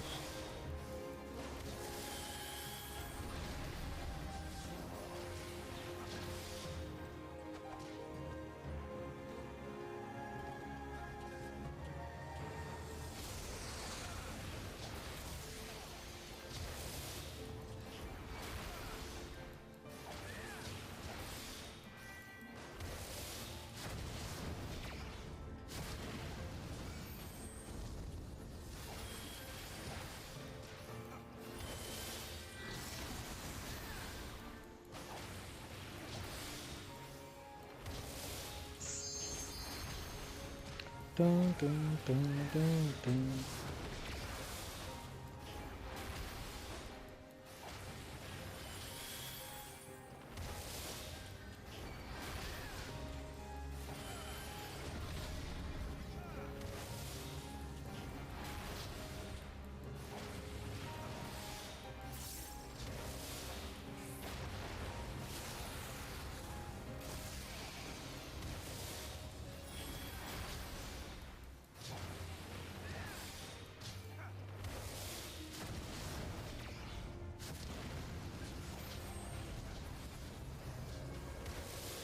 And God summons of getting his ass kicked.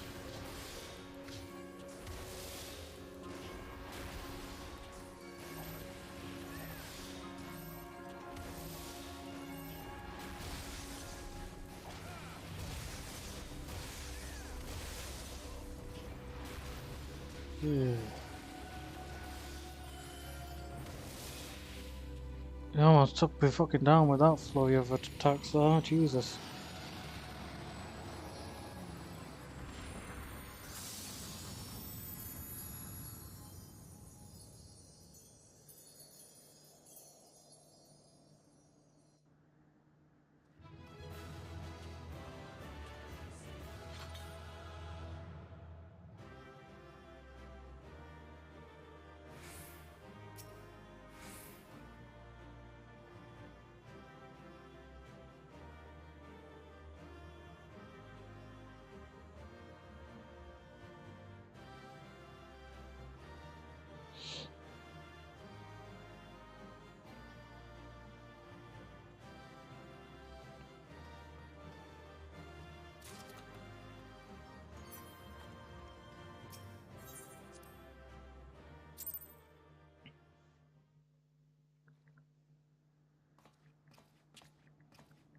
By her gifts hast thou earned a moment's reprieve.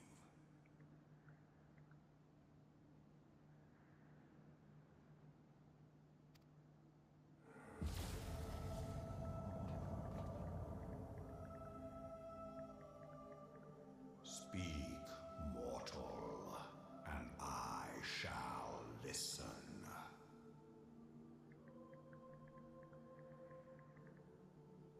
Oh. Guided by a star.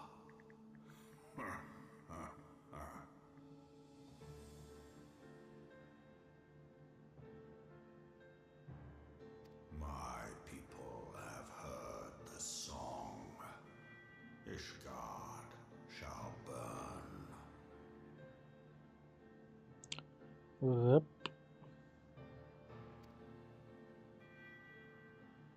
Sons must answer for their father's misdeeds. We do not forget. We do not forgive.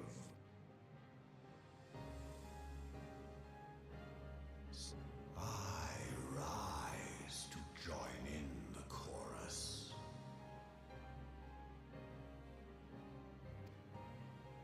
Thou art powerless to silence us, mortal.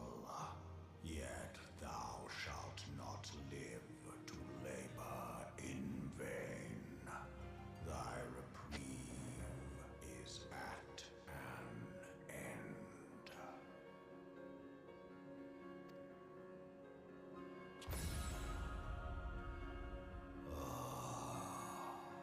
Trickery is thy shield.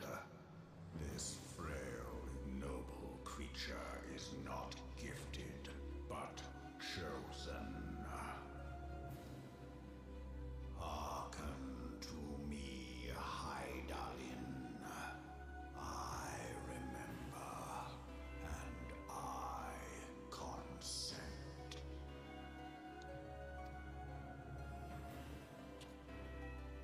Fear not.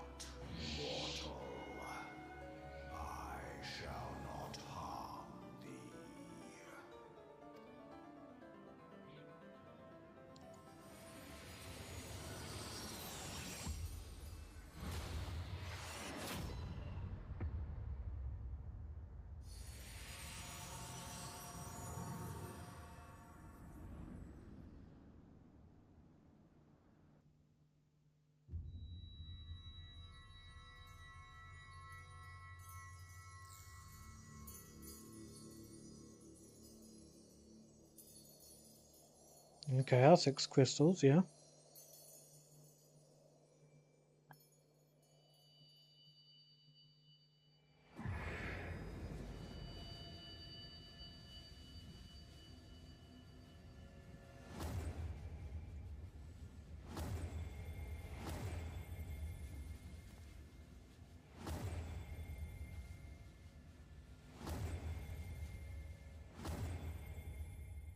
Something's happening to our crystals. Meaning something's happening to our gift.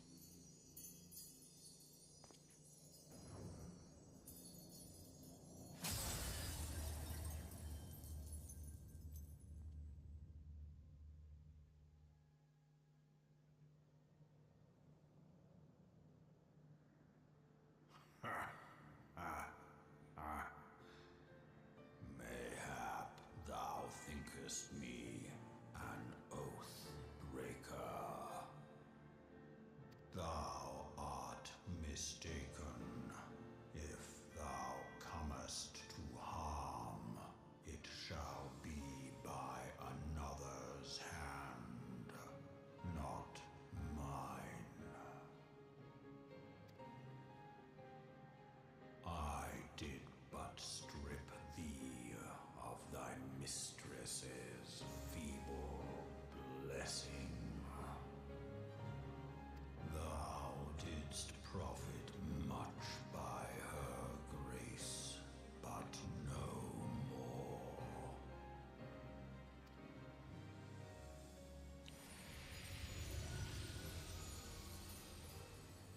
Oh, we get a little Midgard Soma pet.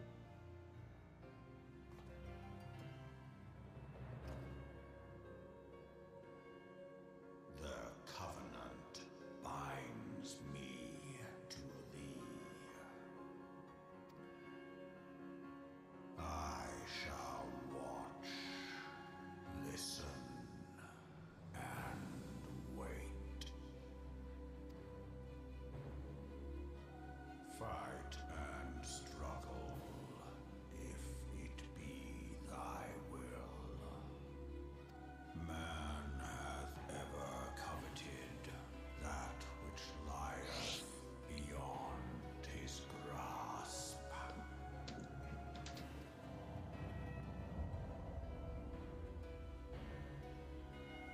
I drink of her body, and thence doth mine own find new life.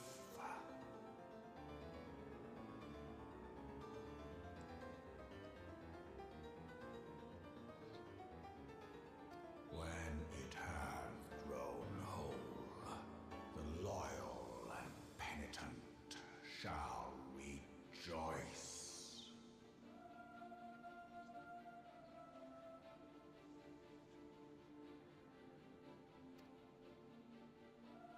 The dragon song heraldeth our beginning and an end.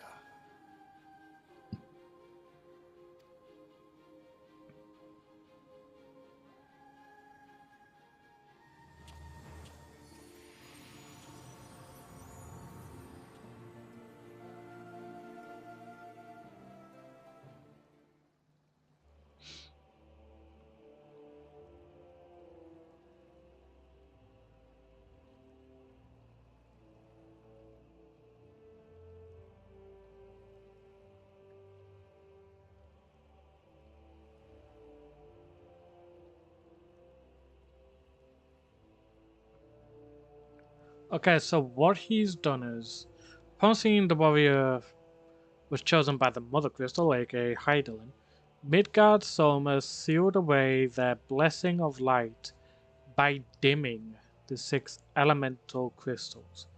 Midgard Soma bound himself to the adventurer to create a new covenant to observe their right to be the warrior of light, taking the form of a diminutive dragonet. Regaining his former appearance in time, Midgard Soma declared his intent to watch, listen, and wait, intending to test Hydaelyn's champion's worth. So we have to regain them, but that'll be later, I believe. Then that'll be like heavensward-ish time.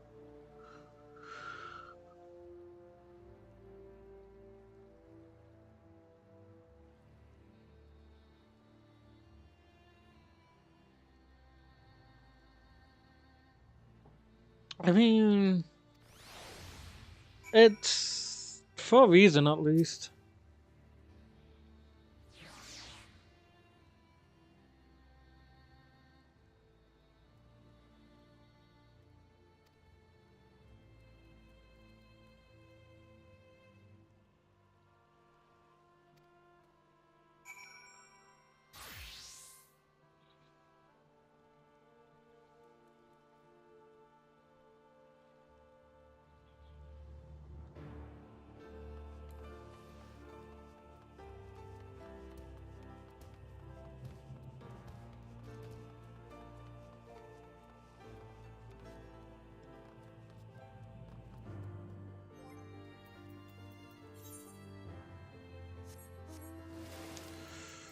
Minion.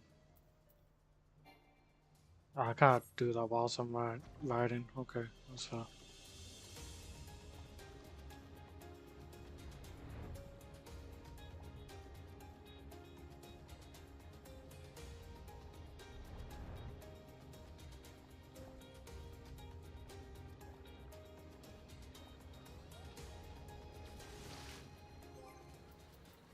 Right, we're having Midgard Soma.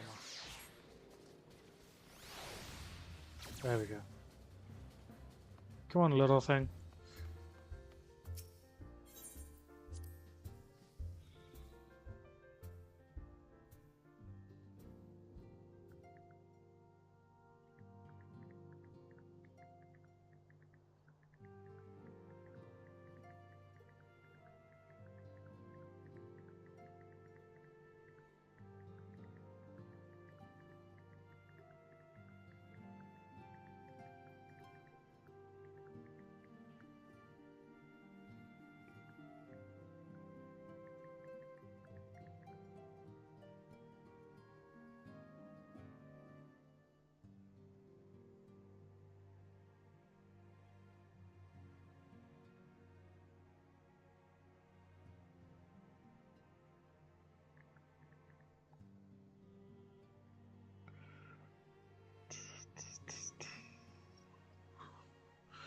Well, as long as we don't have to face all of the friggin' primals again to get them, I think we'll be good. Think being the main word.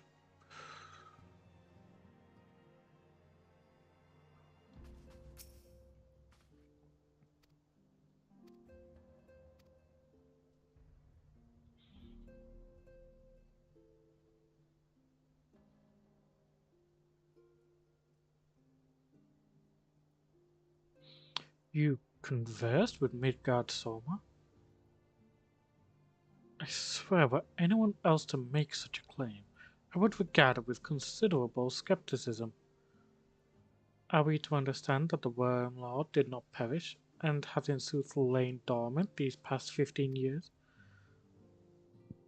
Less a resurrection and more a rejuvenation for he who dwelleth in eternity, years passing as moments. Though his words were ambiguous at times, one statement left little room for interpretation. My people have heard the song, Ishgard shall burn. Clearly an attack is imminent. We must share this information with Sir Emmerich immediately. However, we dare not divulge our conversation with Midgard Soma in its entirety. To even acknowledge that you heard the voice of a Dravanian is a grave but necessary risk. Lest we forget, men have been executed as heretics for declaring as much. For your own protection and for the sake of our tenuous relations with Ishgard, the truth cannot leave this room.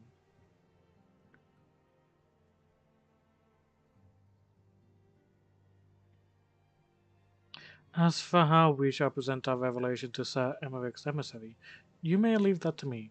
Pray, remain here for now.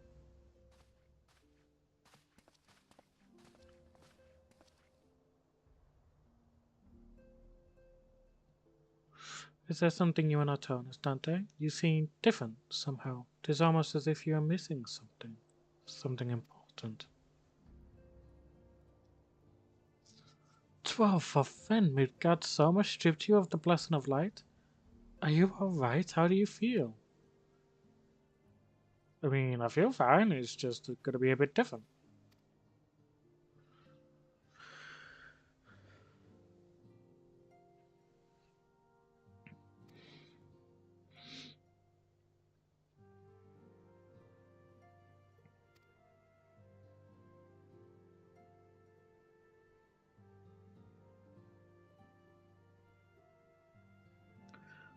One of the ancient myths regarding Silvertear Falls states that when the waters came into existence, so too did the Great Worm. Althric and Nemea, brother Time and sister Fate, decreed that Midgard Soma ever watch over the source, from which all water and magic was said to flow. I wonder, what if this was the covenant of which he spoke, and 'twas not the gods with whom he treated, but Heidelin herself? Well, if he is watching over you as he claimed, mayhap you will have an opportunity to ask. Let us keep this matter to ourselves. I do not wish to burden our friends needlessly.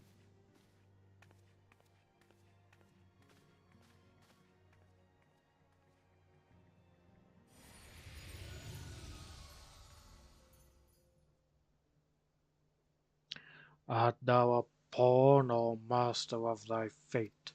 What hast thou wrought by thine own hands, mortal?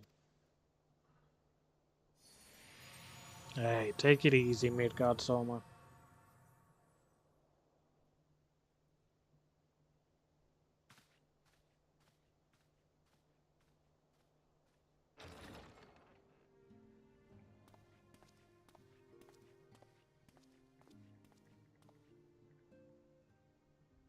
My friend, I can scarce believe it. You confronted the Worm Lord and lived to tell the tale.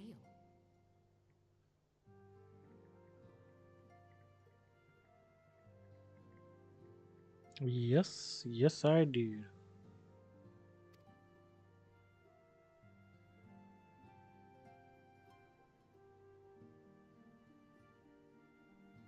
I give thanks to Helone for your preservation. It is our sole cause for gladness.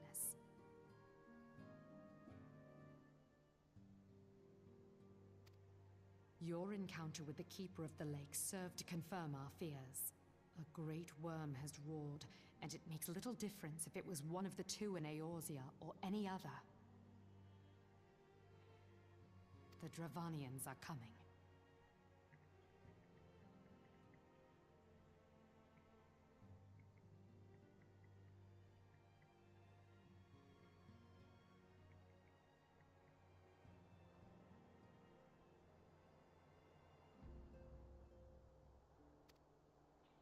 I am told that Ishgard has magical defenses against Dravanian attack, though I am not privy to their exact nature.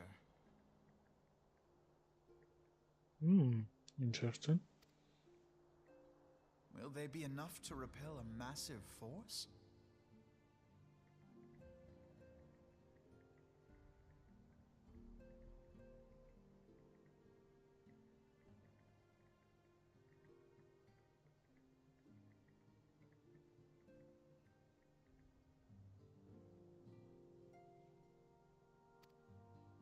Ishgard has weathered countless assaults over centuries. This will be no different.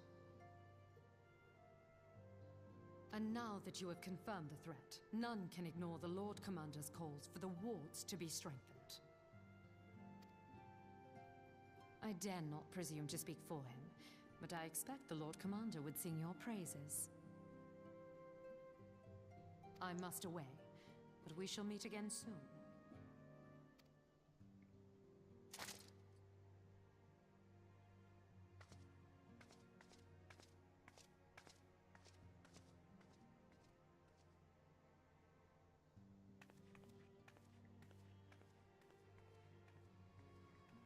Countless assaults weathered, and this will be no different?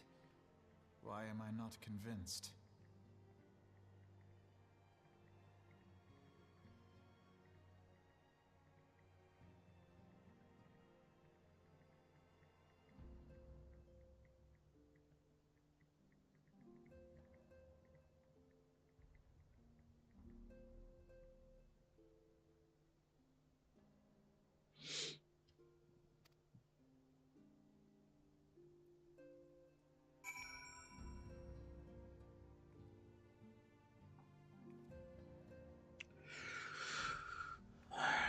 Handing this quest.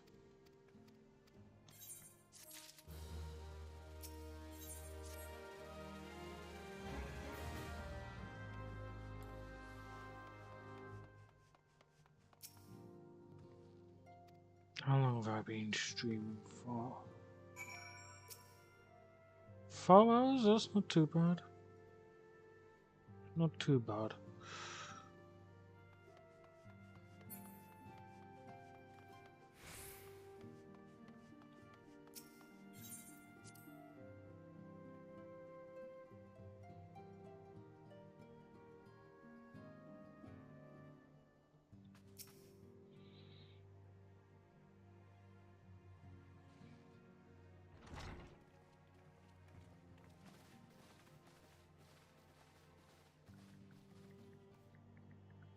Now that everything's calmed down a bit, relatively speaking I mean, I thought it might be a good time to share our progress on the weapon.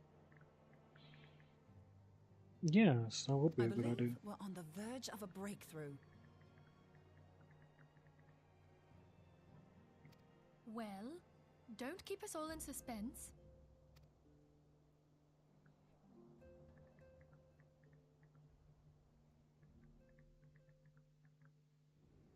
Just in case anyone's forgotten, let's start by reviewing what we already know. So, an Ascian is an immortal because its soul doesn't return to the ethereal realm when its host is defeated. Instead, it flees to the place that lies between our world and the void. Therefore, the first step to permanently defeating an Ascian is preventing its soul from making this journey. And if you recall, when we last gathered here, I had verified that white auracite has adequate capacity to entrap the beings, albeit only briefly. Which left the small matter of their extermination. Aye. To unmake an Ascian soul, one must needs smite it with a concentrated burst, or blade, of purest ether. However, we wanted for both the data and the means to forge such a weapon. Yeah, mate. Short of experimenting on an actual Ascian, you see, there's no way to gauge how much ether its soul is made of. As such, we don't know what etheric density our blade needs to have in order for it to work. So we'll just have to make the densest blade we can and hope for the best. Though that would require a lot of ether. Hang on a minute! Why didn't we think of this before? White auracite can hold an absolute heap of ether, can't it? Yes, but not for long. Please tell me you're joking.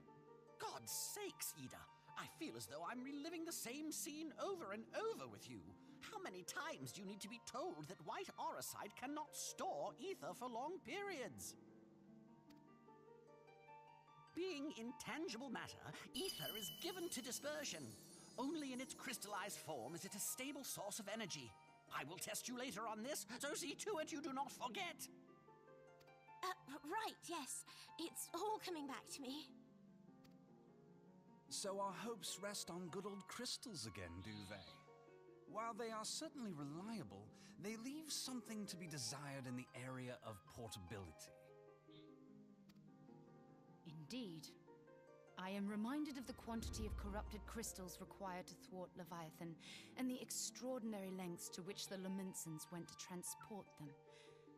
What if it should prove that a similar quantity was needed to destroy an Ascian's soul? Or still more?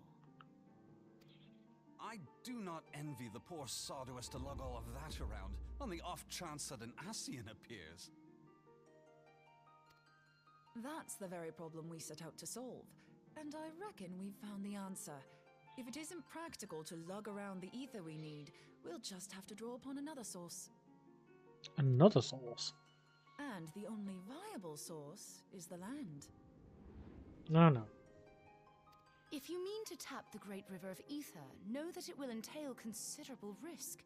Meddling with the currents may well induce a surge like to the one which despoiled Mordona. Give me a bit more credit, will you? Why would we need to tap the river when there are veritable reservoirs jutting out all over the land? I speak of corrupted crystals. It might be that their aspect is out of balance, but a crystal's a crystal. It contains ether, and we can help ourselves to it. While corrupted crystals are indeed abundant, there is no guarantee that they will be in close proximity at a crucial moment. But what if we don't need them to be? What if we could tap their power from afar? A malm away, say? If we could do that, we'd have ready access to ether aplenty in almost every corner of Eorzea. Hmm. Sounds good. But is it I've doable? yet to put my theories to the proof, but I've got a good feeling about this. If no one has any objections, I'd like to see where this avenue leads. If you think it's worth your while, you have my blessing. But tell us, what are your theories? I, for one, am most eager to understand the process, however vaguely. I thought you might say that, but no one wants to listen to boring old theories all day, do they? I know I don't. So with your permission, I'd like to try something a bit more hands-on. I've already built an etheric siphon especially for this purpose, and I've been meaning to try it out. Thing is, the profusion of corrupted crystals in Mordona makes it something of a high-risk testing ground. If anything goes awry with the siphon, it would be better if it didn't happen within spitting distance of quite so much ether. Ideally, I need an isolated specimen. Does anyone know where I can find one? May I suggest northern Thanalan? There you will find corrupted crystals of middling size, standing a reasonable distance apart. Ideal for your needs, I should have thought. Oh, and if you do elect to visit the place, I should be much obliged if you would assist me in another matter while you are in the area. Has something happened?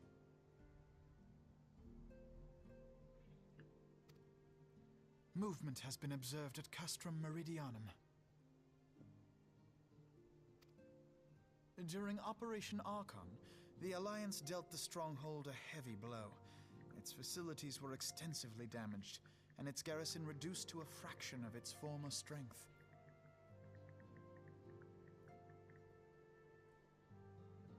Not long after our forces withdrew, however, their ranks were replenished by reinforcements from Castrum's sentry. They now seek to rebuild, and to this end they have their sights set upon the ceruleum processing plant. Well then.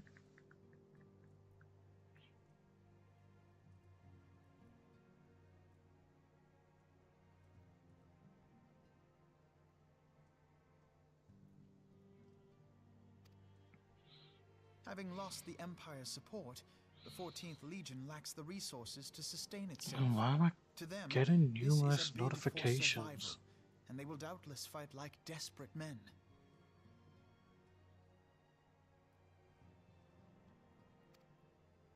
Though I have dispatched the Crystal Braves, I fear their strength alone may not suffice to stay the Imperial assault.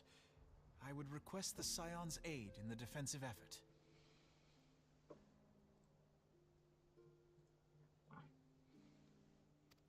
If I didn't know better, I'd say you were trying to inveigle us into fighting your battle with the promise of shiny crystals. Well then, consider me inveigled. I won't lie, the crystals you speak of sound perfect, so the Garleans have to go. Besides, we can't afford to beat about the bush. There's no telling when the Arceans will next appear. Thine eagerness to hurl thyself into the jaws of danger cometh as little surprise. Exercise due caution, I prithee. Though you have become a crystal brave, you are yet a scion, Alphino. We could hardly refuse you. Pray, join the Crystal Braves and lend them your support. Thancred and Papalymo shall accompany you.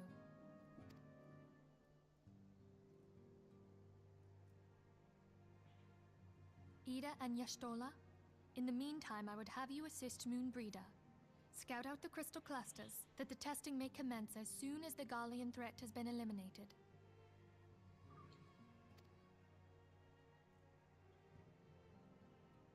If it please you, I shall continue mine own experiments on white auricite. Thank you, Urianger. Everyone, pray see to your preparations and depart as soon as you are able. Go well, and be safe. Okie dokie.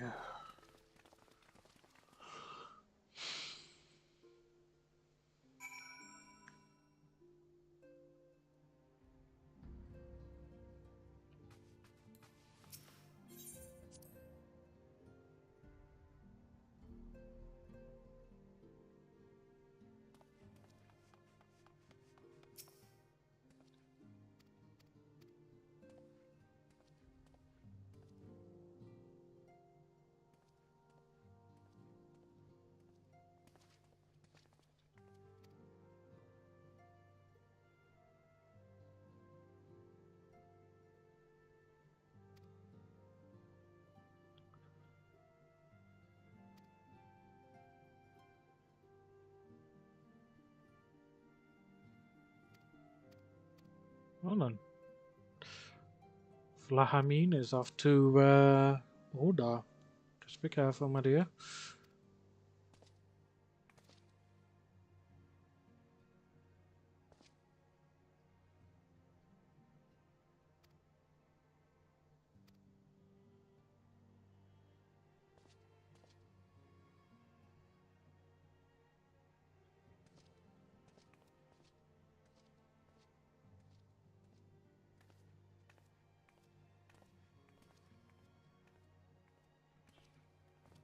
Welcome back.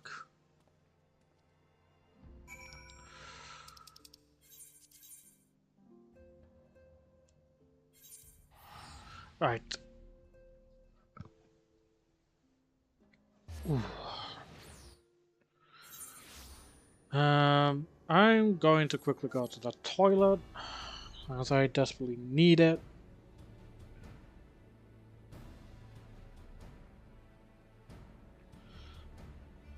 Sadly, I don't have a BRB screen on my thing, so I'm just gonna have to do that, and I shall be back in a bit.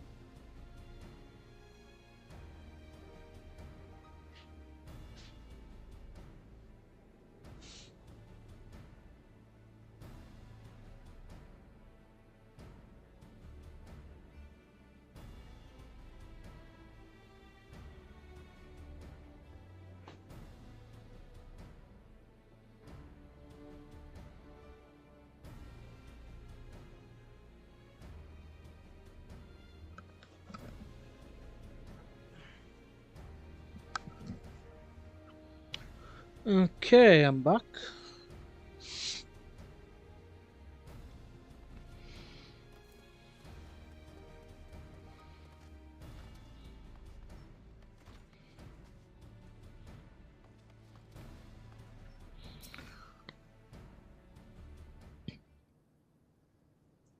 Angel. Alright, look, we know what we're doing, just get on with it.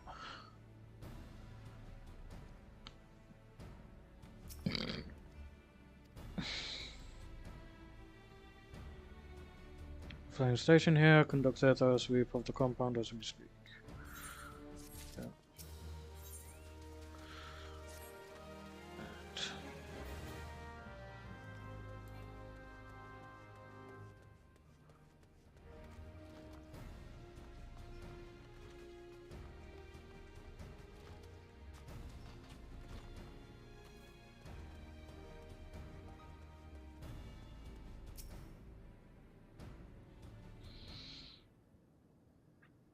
Glad to have you with us, Dante. As I'm sure Lieutenant Elderstein has explained, the galleons have deployed a small force. Yeah.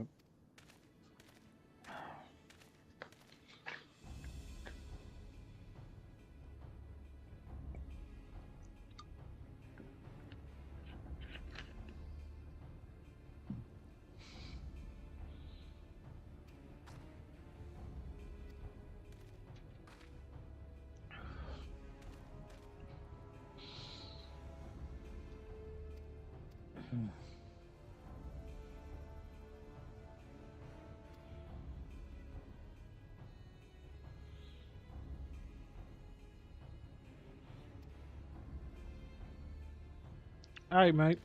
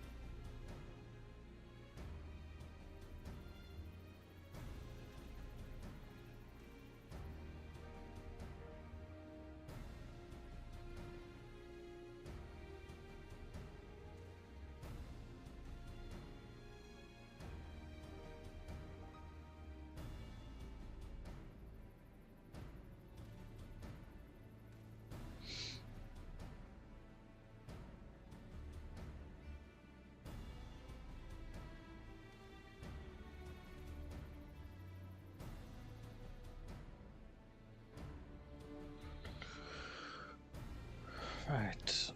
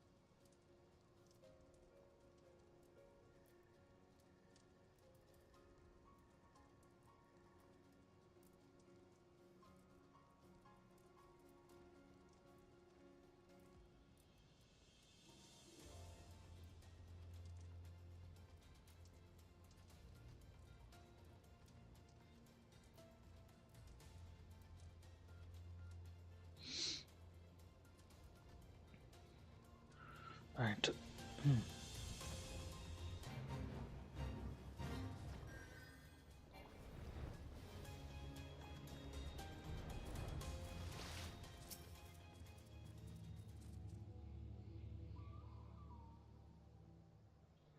Hold on, I won't be a second.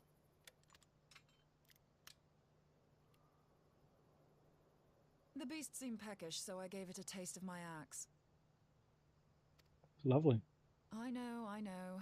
As Urianger never tires of reminding me, an axe ill becometh the hand of a scholar. What can I say?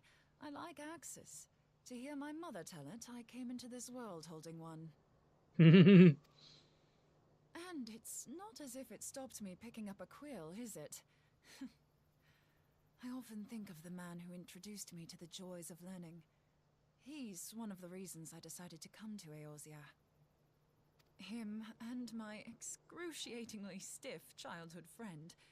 Considering how unalike we are, it's a wonder we ever got on. The world's a strange old place, isn't it? Aye, that ought to do it.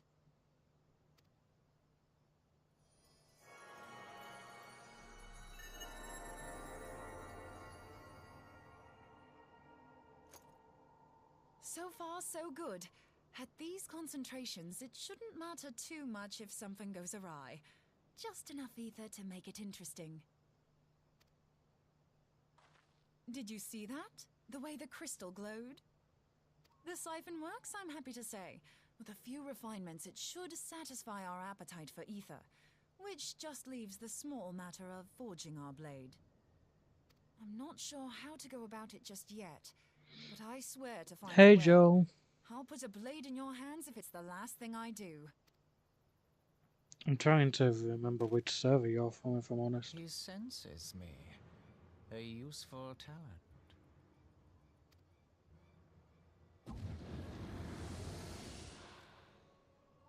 Hanassian, are they onto us?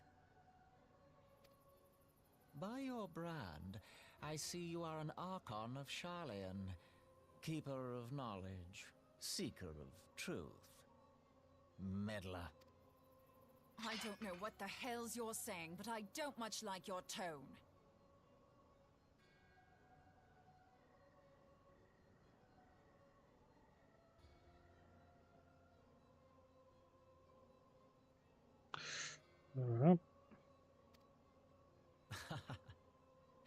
Your instincts serve you well. But come, be not unsettled on my account. That lovely brow was not made for frowns. But I waste my breath.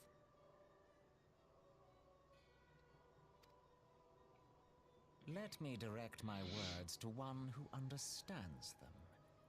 We meet at last, warrior of light. I am Nabriales. And you have long been a thorn in my side. I suffered the overweening presence of La Habrea that men might host the power of gods, only for you to undo my hard work.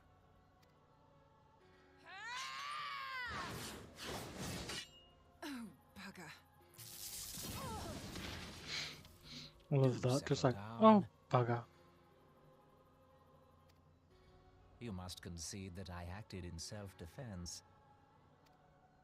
But what's this? I do not sense the blessing of light. Oh dear. Could it be that frail Hydelin has forgotten her champion? This I did not foresee.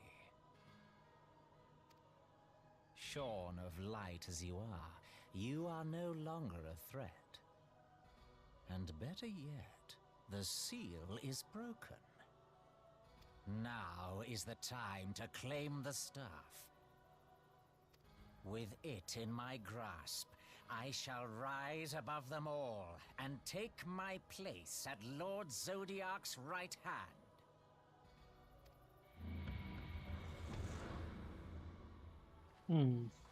What did that bastard want with us?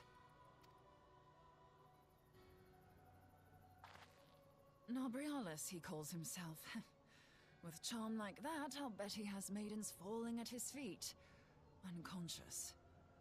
But this staff, you say just talking about it had the bastard grinning like a brat on his name day. Must be quite a staff. Oh, gods. He means Tupsimati, Master Louis Soir's staff. Minfilia's in danger. We have to get back to the Rising Stones. Well, shit, looks like I'm at a good part then.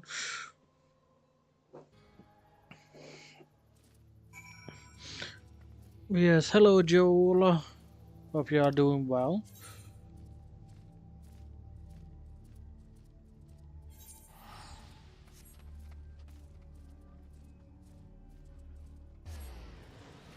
It's not often I get people that I don't know coming into my streams. So I'm not sure whereabouts it is that you've come from. Because I've only really posted the stream link on Twitter, sorry, not Twitter, Tumblr and one server of Discord.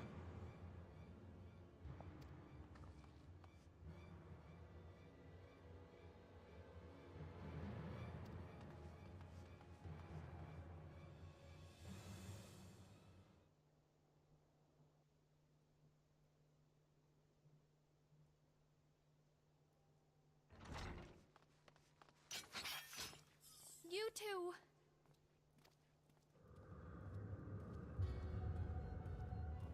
So, you were able to divine my intent. What now, warrior of light? Ah, but that name is no longer fitting. You have become decidedly dull, and quite incapable of barring my entry. What do you mean? You truly do not know? Then I suppose it is only right that I enlighten you.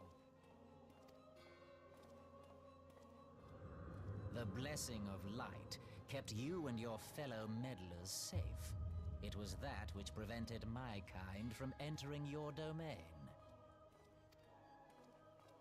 My kind, I say, though it had no power over the likes of Elidibus and La Habrea. Being of this world, they could come and go as they please, while I could only look on. But I need look no longer. Now that the seal is gone, I mean to act. Unlike the others, I am not given to waiting. I shall take that staff and bring about the next rejoining. Rejoining? Then it was your doing. The Isle of Val, the scholars, all of it.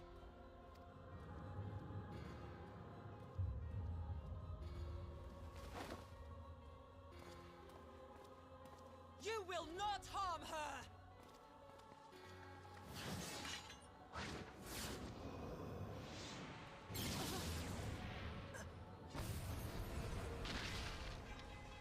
Ooh. Why must you insist on forcing my hand? Did you learn nothing from our last meeting? Ah, but I forget. My words fall upon deaf ears.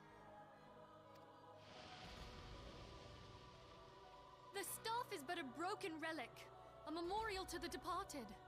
What possible use could you have for it?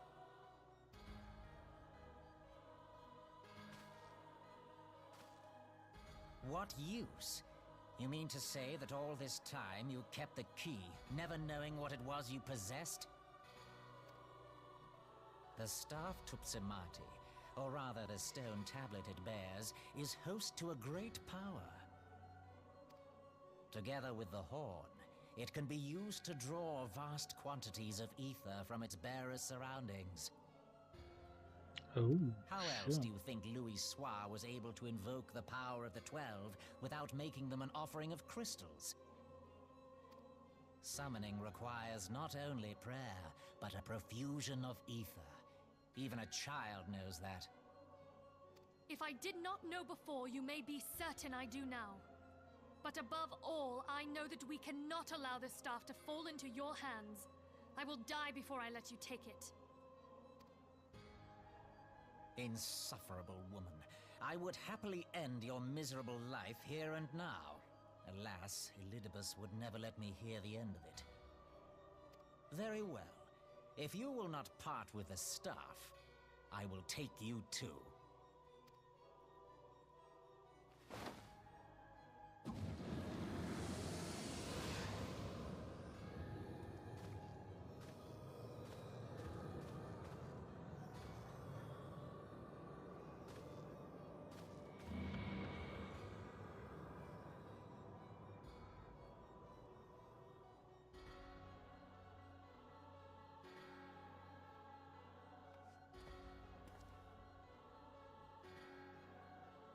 After them! Quickly! Before the rift closes!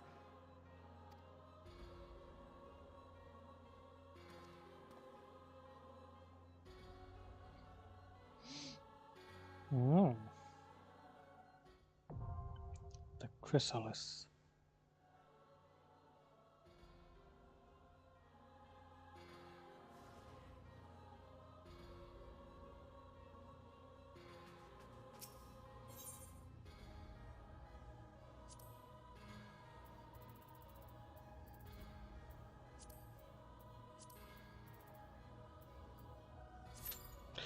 Alright, and it's time for the waiting game again.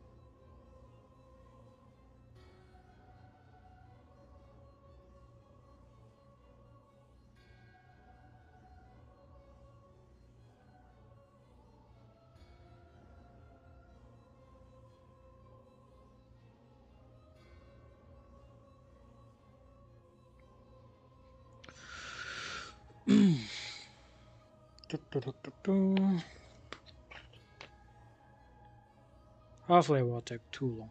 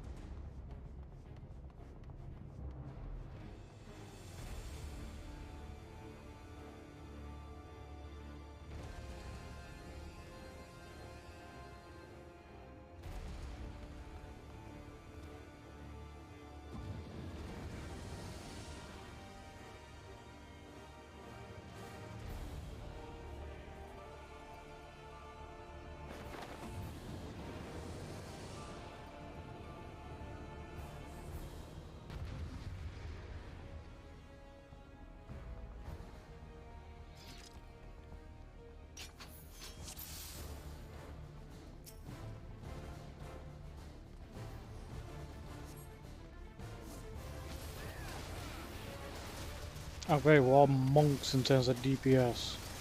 That's fantastic. Gonna be a quite a bit of punching and kicking.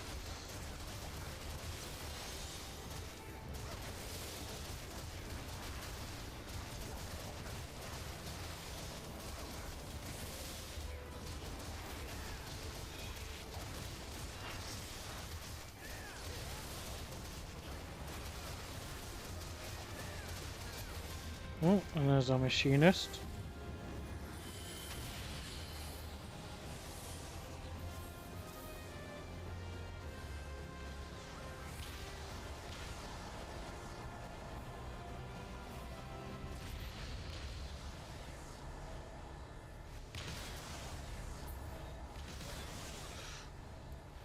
Oh, did quite a bit of damage to me.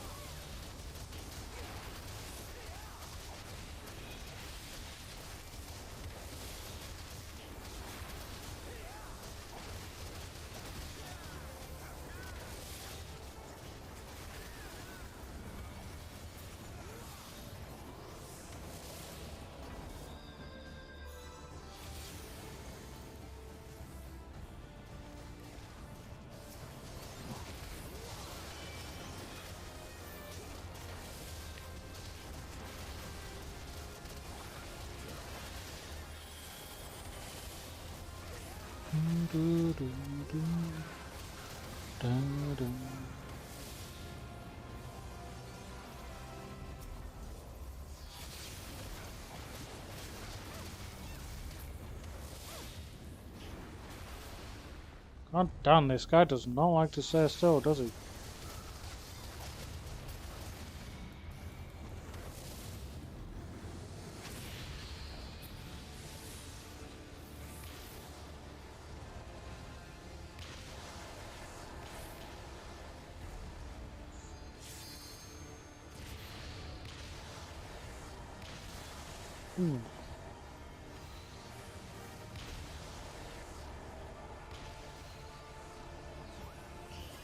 Do that meteor. No, thank you. Whoa. Saw that was coming now as the meteors.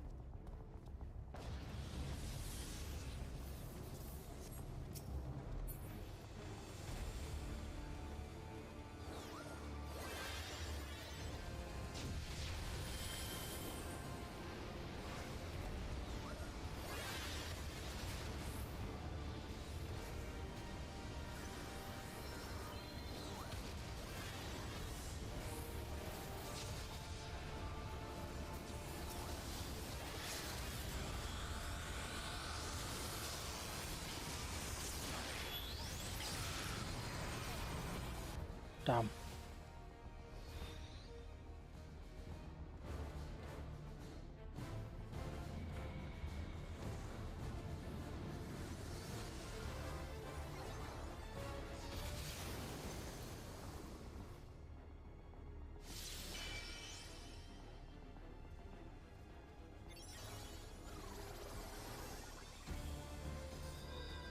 I feel bad for that healer right now. How would he do all the friggin' healing work here? Oh, there we go. Ooh! Cherry just got destroyed.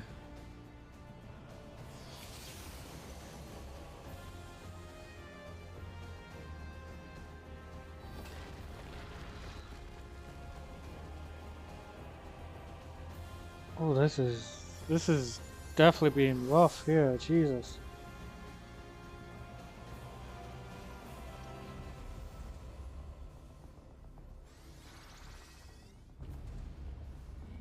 Maybe there's some of the DPS up, you know?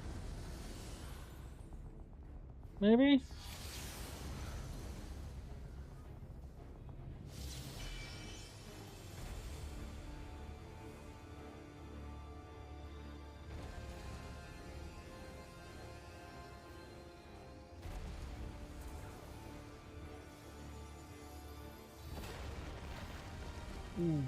Blimey.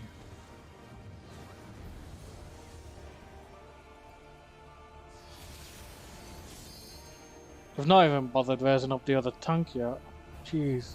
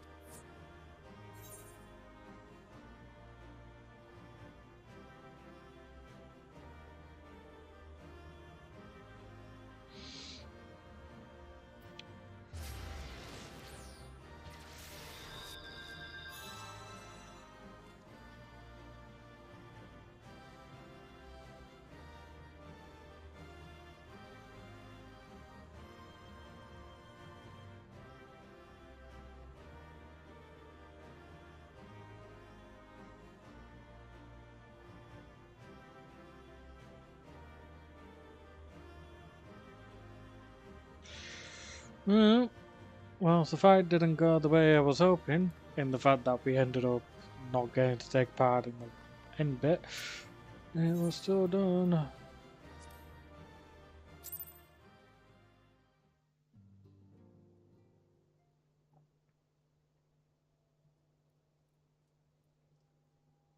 You're safe.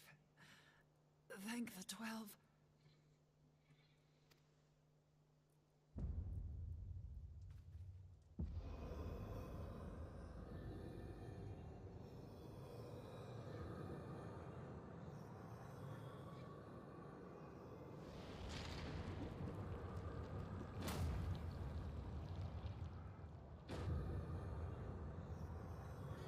You may have bested me this day, but what of the next? What of all the days to come?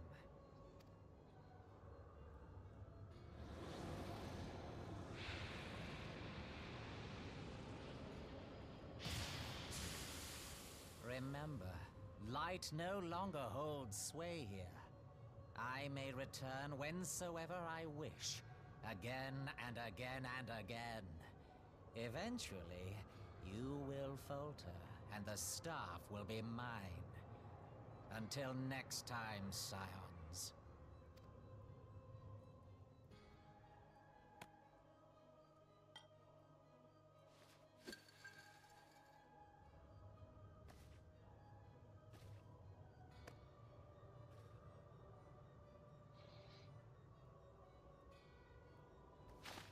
There will be no next time. This is the end.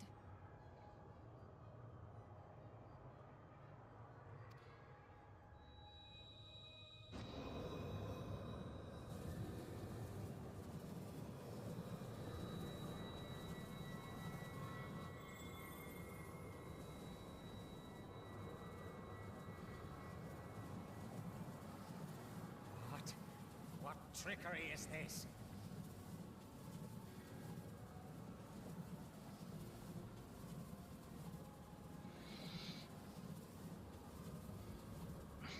Good question.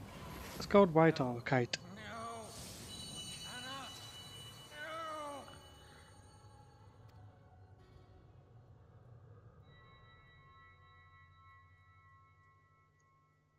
Use Tube Samati to gather ether. Quickly, before he breaks free!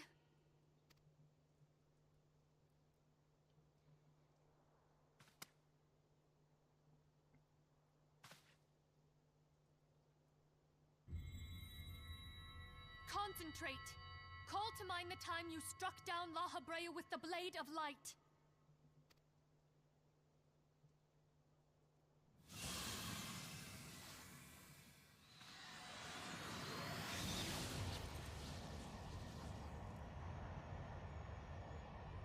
Why won't it work? Is it because we lack the blessing of light? Damn it. So much ether. And it still isn't enough. Welcome back, Reese. Fools! No mortal prison can contain me. I shall make you pay for your insolence.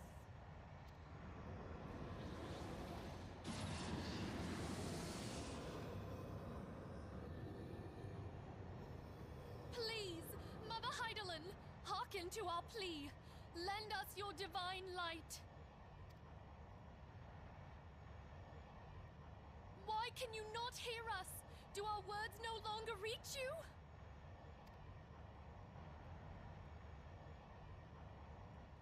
If only we had a bit more ether.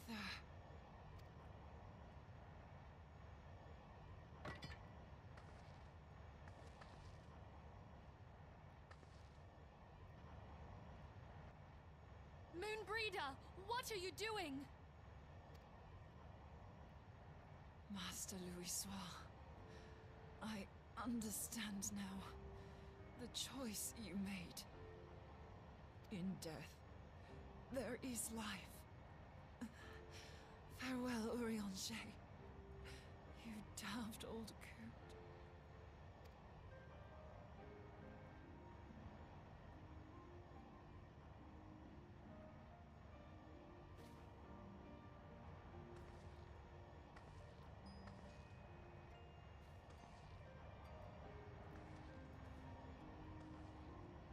Moonbreeder, no!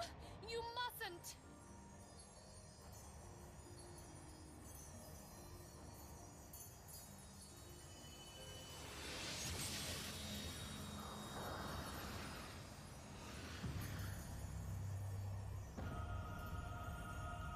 What?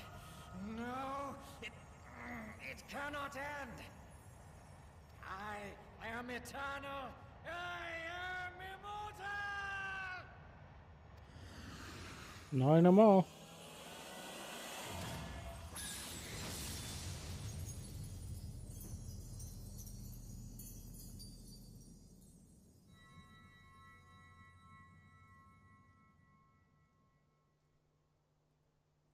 Moonbreeder. She's gone.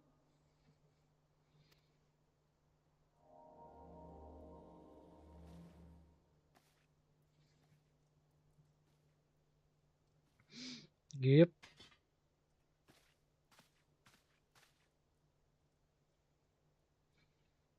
You did it, my friend. The Ascian is dead.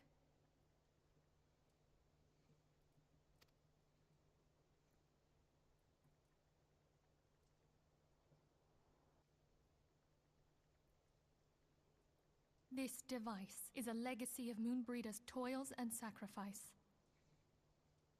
I shall hold on to it for safekeeping.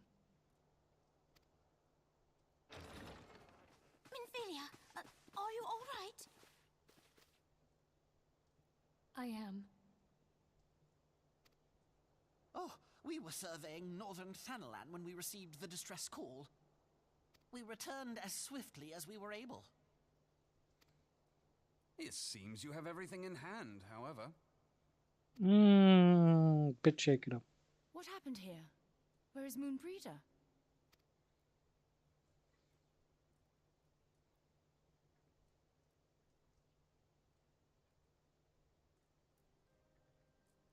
She gave her life to temper the Blade of Light. I have no words. Rather than await the inevitable, she took her fate into her own hands. Does Ariange know?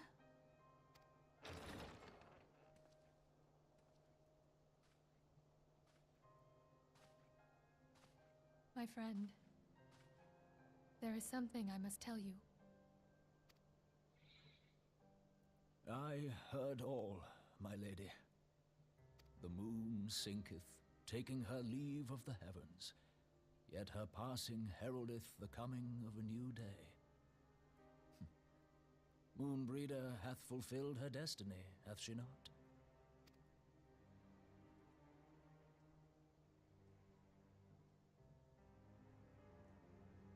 Long ago, far across the seas in the Sharlayan motherland, Moonbreeder and I did study under the sage tutelage of Master Louis-Soir. Full oft did he impress upon us that knowledge existeth to serve the greater good. This sentiment, however, was contrary to the nation's policy of neutrality, which censured intercedence in the affairs of foreign lands.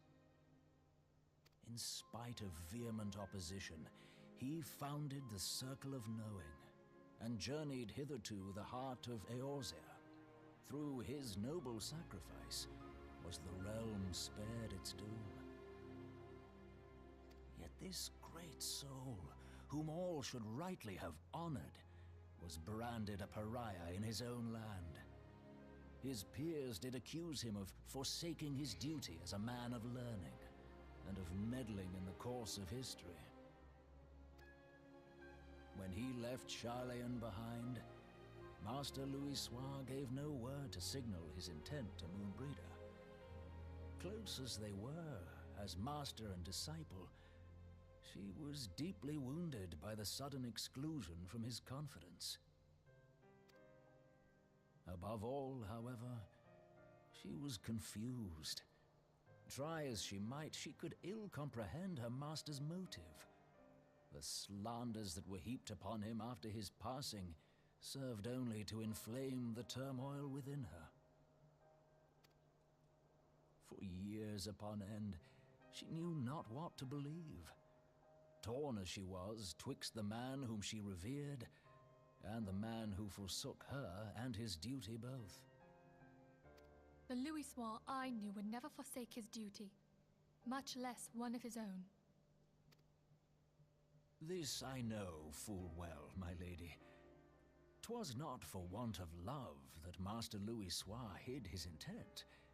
He but desired that Moonbreeder discover her own path, free of the shadow of his influence.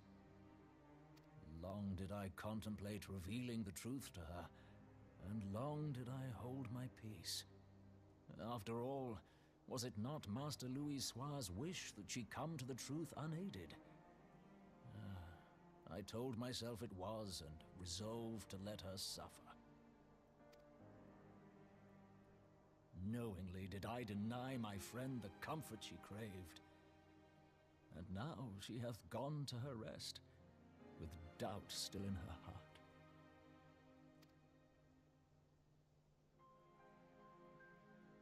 Speakest thou in earnest? Did Moonbreeder truly come to understand Master Louis-Soir's will before the end?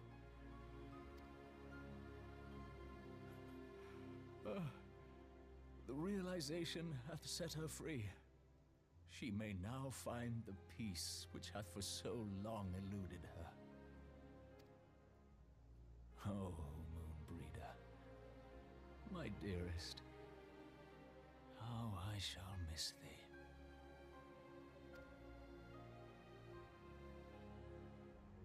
Moonbreeder gave her life that we might possess the means to defeat the Ascians.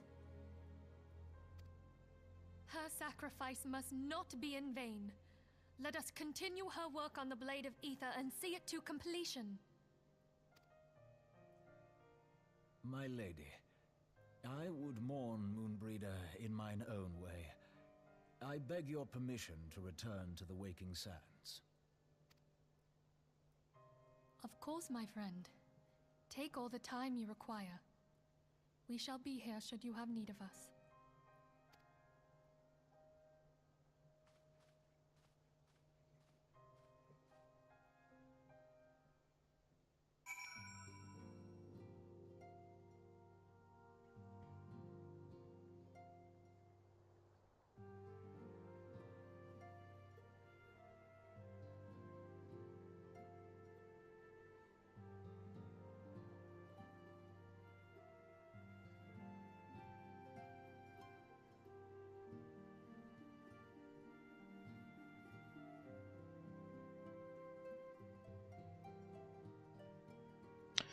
Well then.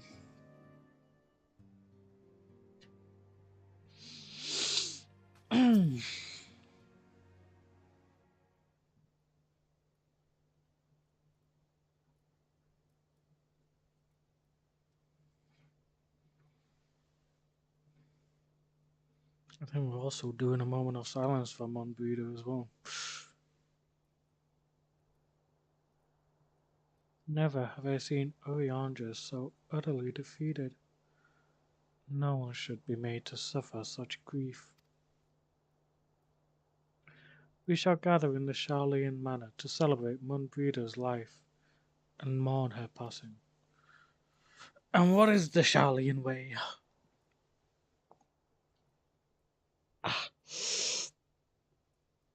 Oh.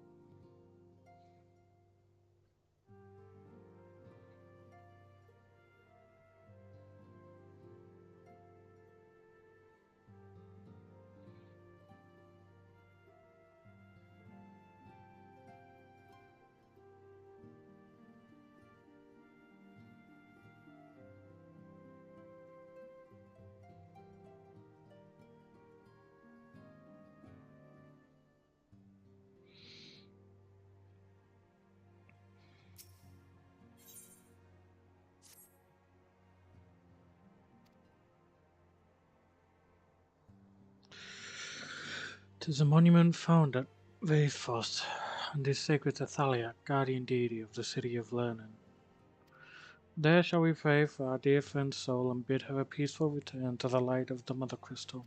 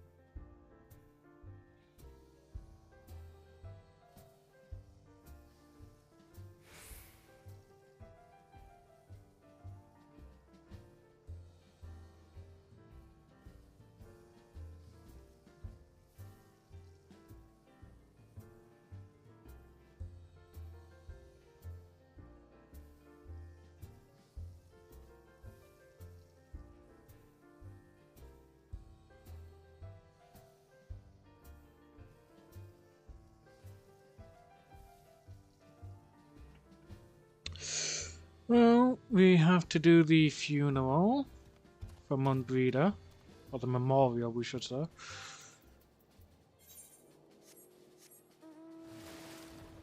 And this is just the first part of 2 sections. We've still got one more section to go before getting to Heavensward.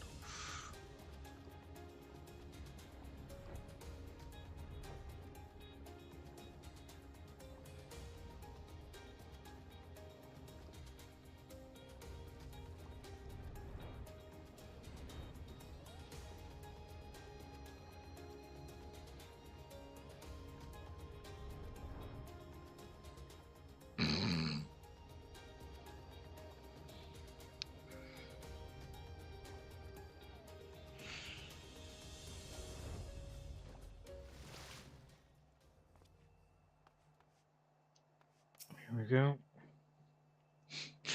Yeah, that is legit widened with worry. It's not my own, mate, don't worry.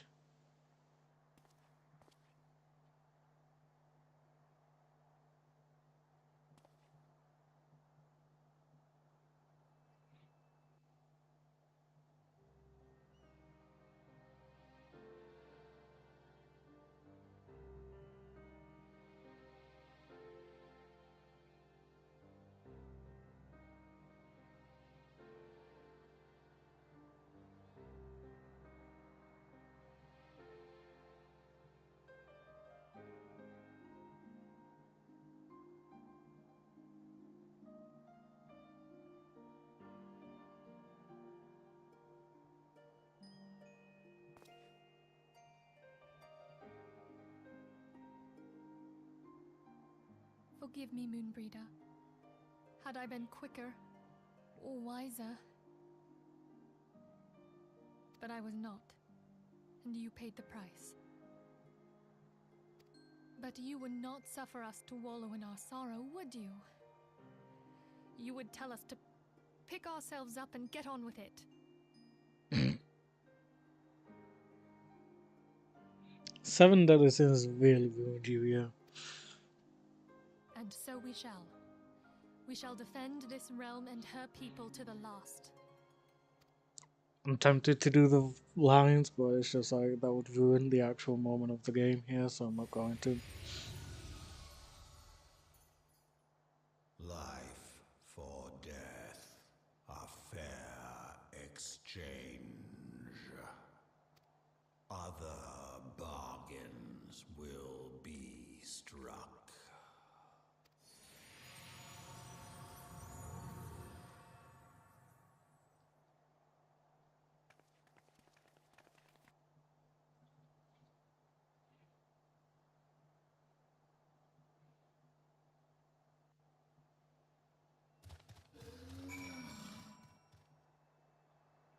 What was that just now? Excuse me?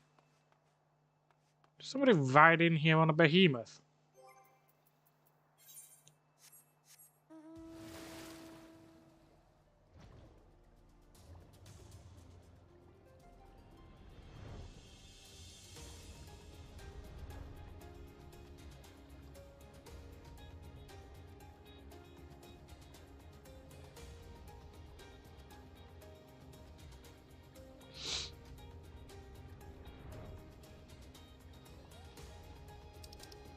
What's going on in this chat?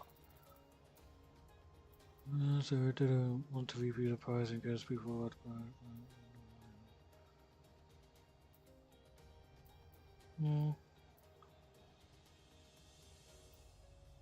Saving girls aware the music in those areas will go back to normal. But if you want to keep hearing the music, you can, for example, have it play in your FC. Fair enough. So that's just on about the current Easter event that's happening. Nothing more.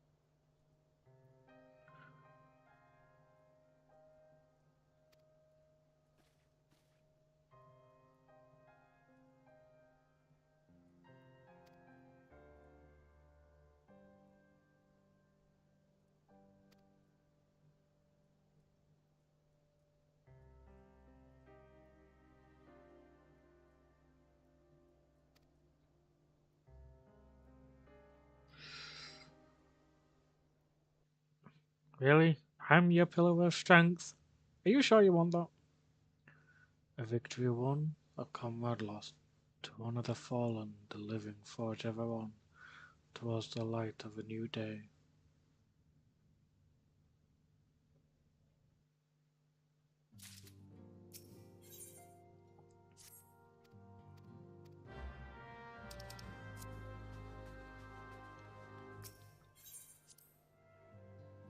Time for the next part, and this is the final part before we get to Heavensward.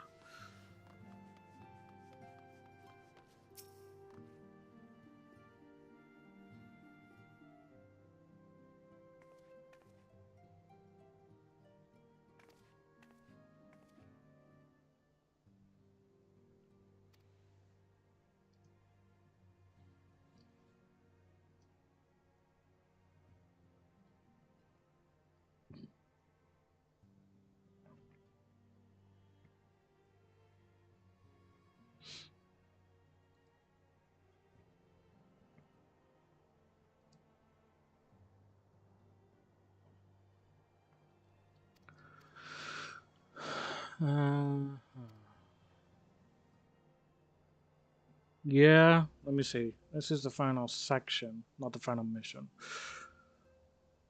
So we have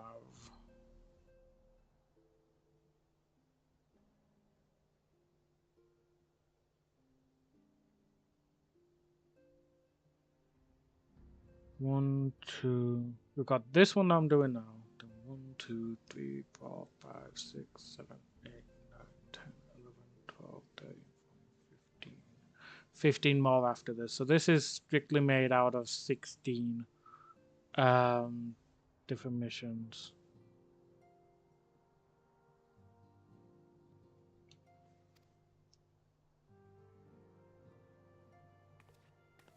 And we're doing this one now, so after this we've got 15 more to do.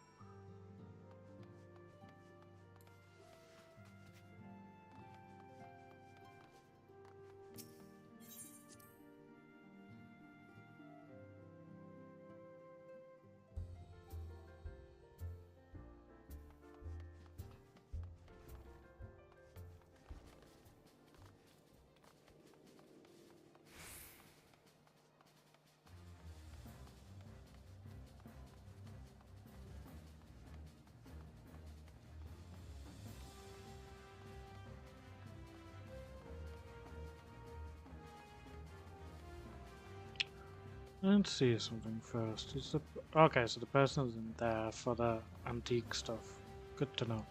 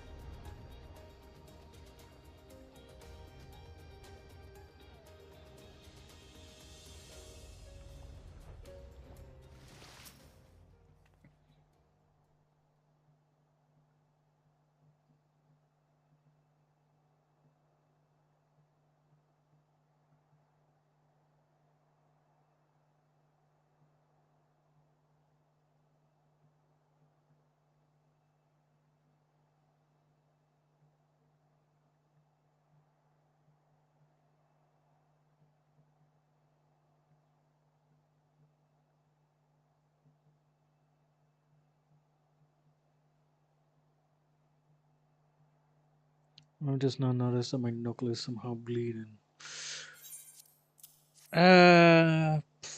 Probably from cleaning up. If you weren't careful enough, maybe someone had accidentally cut your knuckle.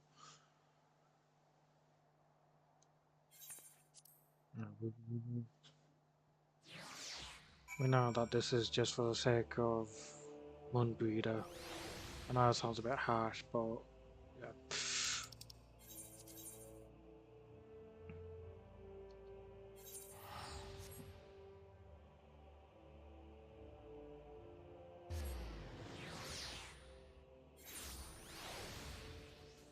Yeah, exactly. There's all sorts of cutlery and shit that goes into the dishwasher, so it wouldn't surprise me if something nicked your skin a bit and tore off a bit of skin, causing it to bleed.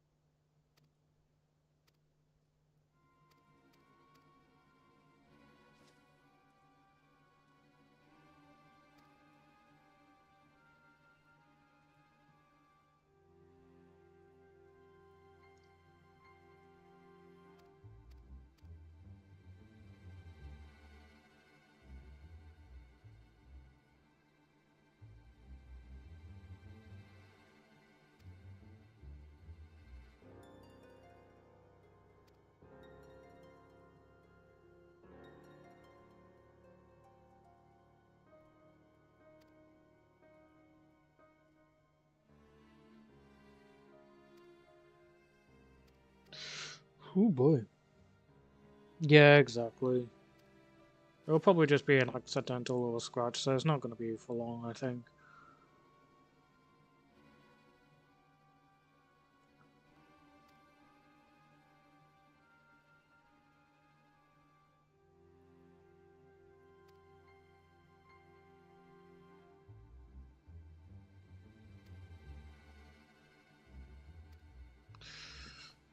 Alright, looks like we're going back to Coetas for a bit.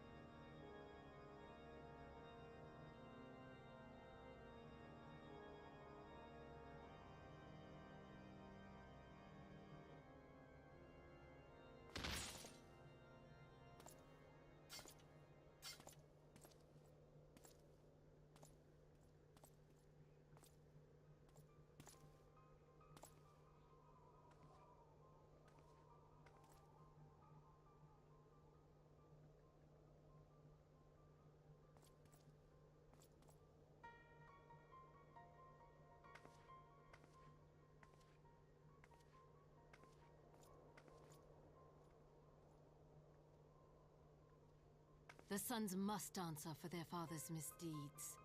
Only then will the cycle be broken.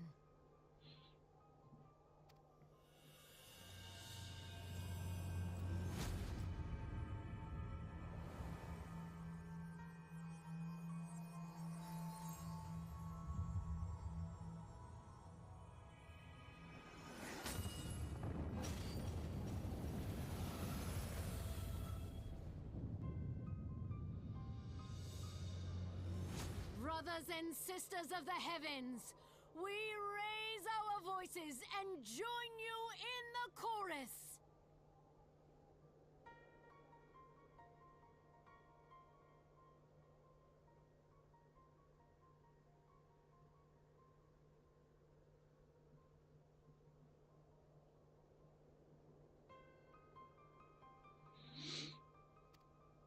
The sinner's feeble magics are undone. Come, claim your retribution. Oh boy.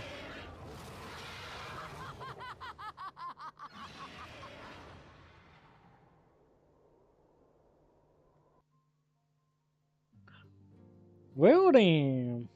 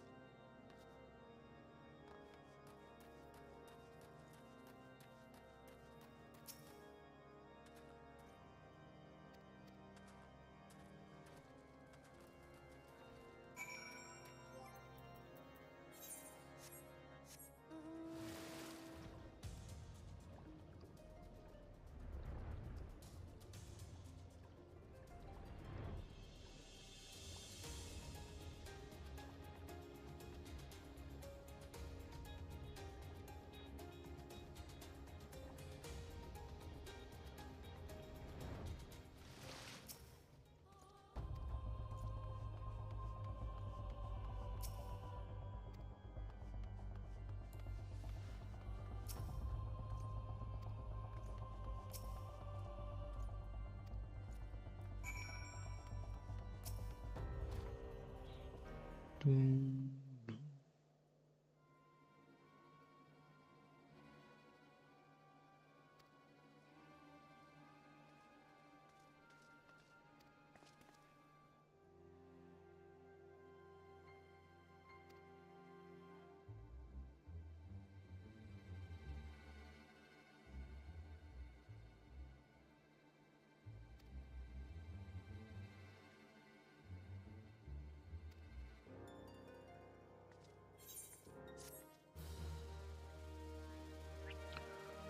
Dun, dun, dun, dun, dun, dun.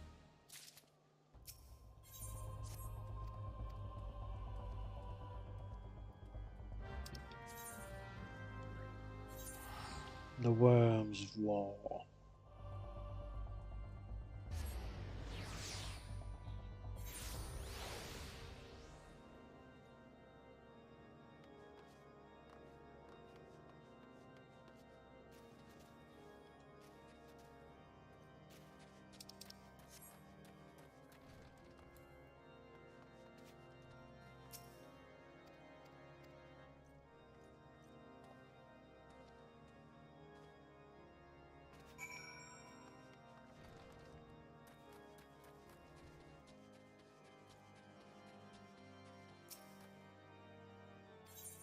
Yes, let me in.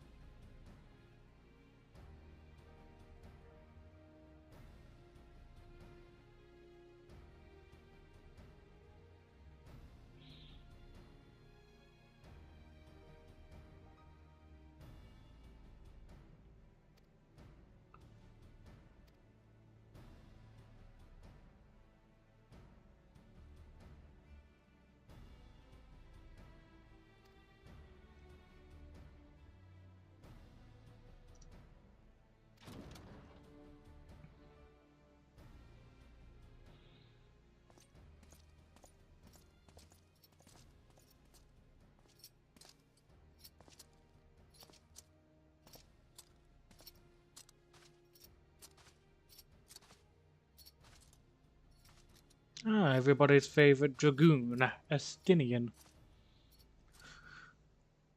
May I present to you Ishgard's Azure Dragoon? An impressive title, though I confess I know precious little of the Order of Dragoons. They are formidable warriors all, yet even among such masters of the lance, Estinian is without equal. He, out of all the warriors of Ishgard, was chosen to wield the power of dragons, and may thus contend with any Dravanian. You flatter me overmuch, Lord Commander. So you are the adventurer of whom they spoke. I see now why my blood fair sang in anticipation of our meeting.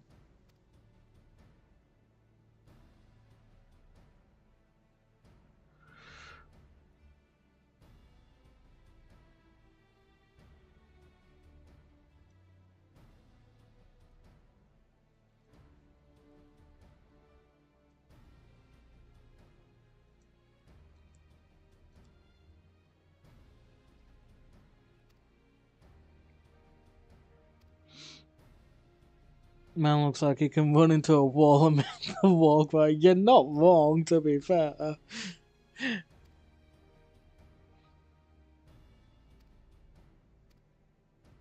I've always wondered whether I should go into Dragoon at some point. My vengeful son hath waged war against Ishgard for 1,000 years. No mortal mind could comprehend the depths of its rancor. The eye itself is secreted deep within the vault. It is kept under heavy guard, surrounded at all times by men and women who have proven their loyalty to the Holy See. But those stout walls and sharp blades may suffice to discourage the heretics. The dragons are another matter. There are individuals within the Dravanian horde whom an entire company of knights would labor to repel, to say nothing of Nidhogg himself. Nor does age rob them of their strength. Through the endless march of years the dragons endure. Patient, calculating, inexorable. You must understand these creatures do not share our perception of time.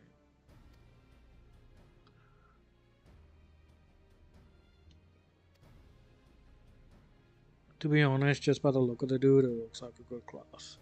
It was originally, like, it's classed as the original Edgelord class.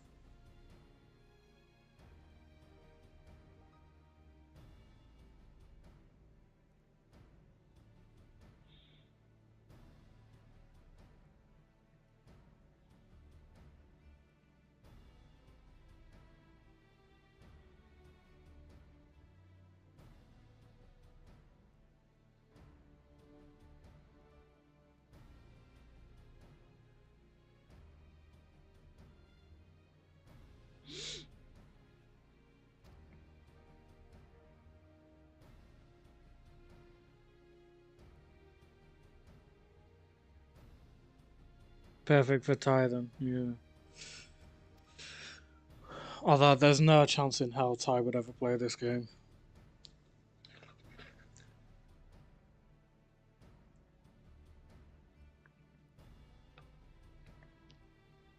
The only thing is, there's like two other classes that have become Edgelord classes. Dark Knight and Reaper. They've become to known as a bit of the Edgelord classes.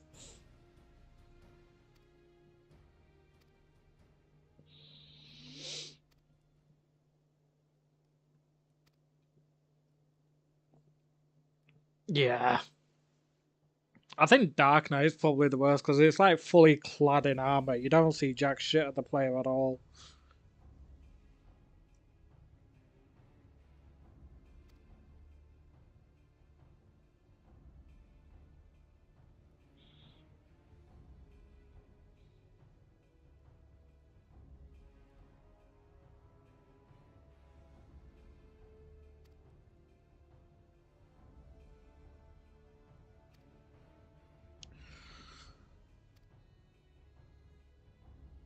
Like with the Dragoon, as you can see, like still got some of the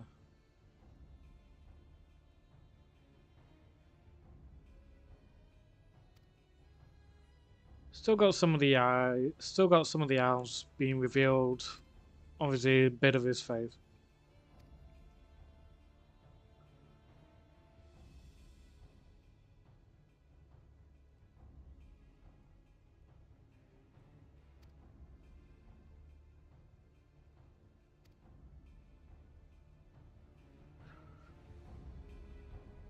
Thing is, in this, Midgard Soma has quite a few children. Nidhogg, Tiamat. Trying to remember who else. Bahamut. Yeah, I think Bahamut is one of them as well. So, like, Midgard Soma gave birth to a freaking primal, I believe.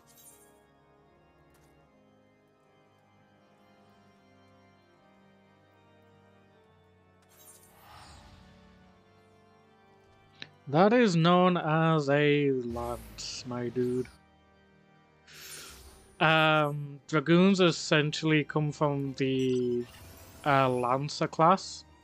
So they essentially use like lances and spears and such.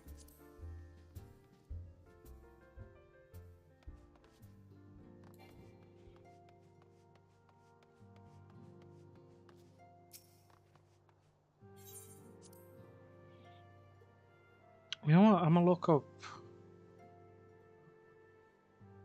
up Midgard Soma.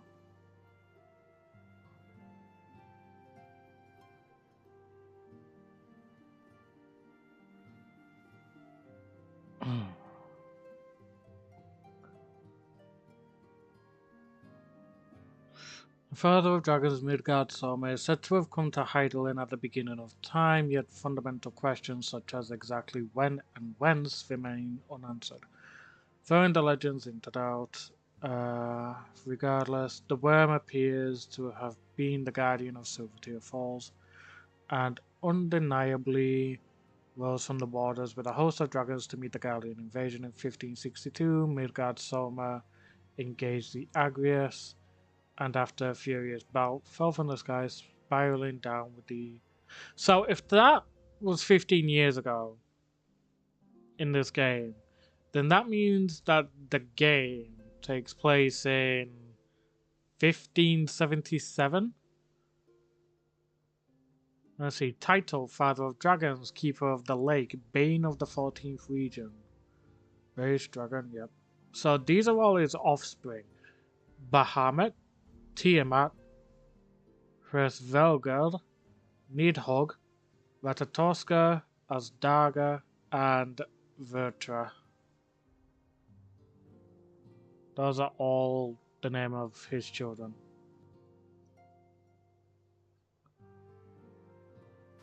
I mean, bear in mind, it's set on a fucking different planet.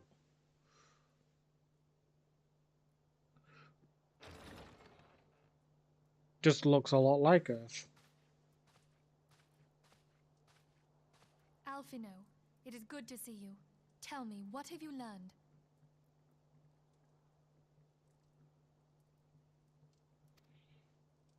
Pray summon the others. Everyone must hear my report.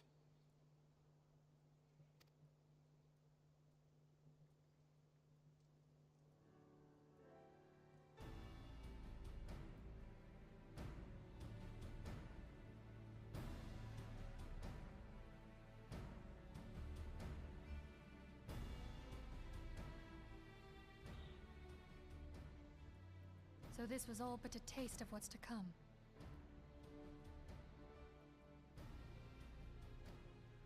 Indeed. The main host advances upon Ishgard as we speak.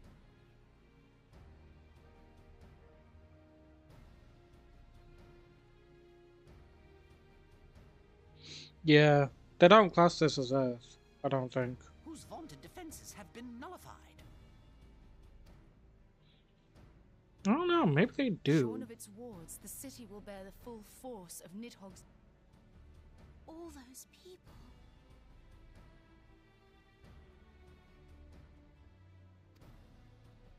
Alphino is right. The Dravanians cannot be allowed to prevail. If Ishgard falls, all of Eorzea will suffer the consequences.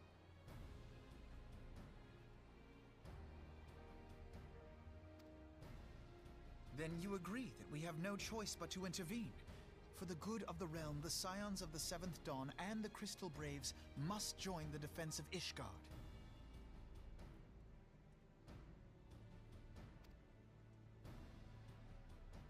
Let there be no ambiguity about what has been proposed.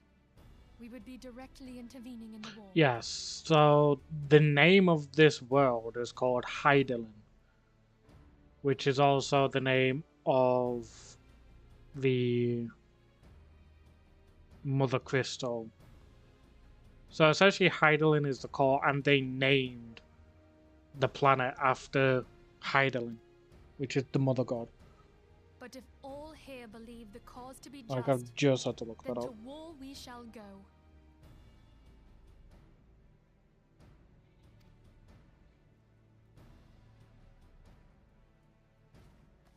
The path we now embark upon is perilous, but I pray you will walk with us to the end.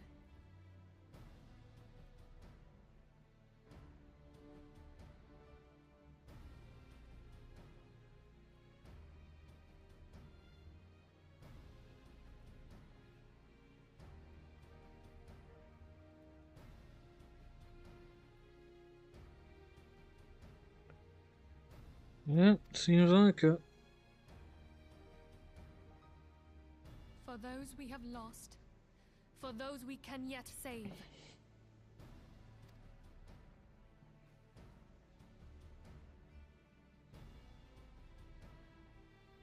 Then it is settled. I shall inform the Council of our intentions and request that they contribute their own forces to the defense of Ishgard.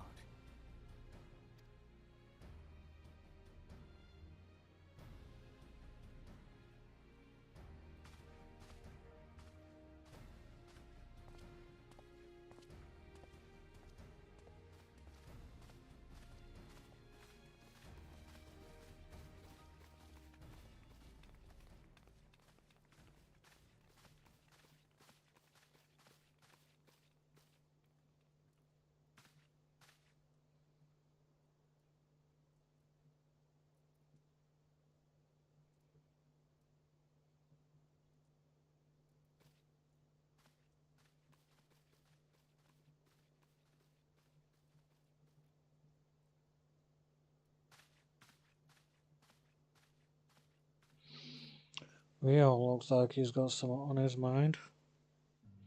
Does he not trust his fellow Crystal Braves?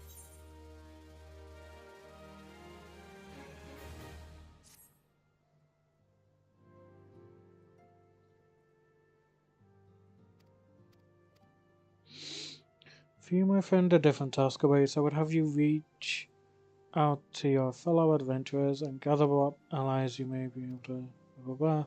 I would also have you consider the matter of your own security. Revenant's Toll is but a short flight from the snowfields of Coetus.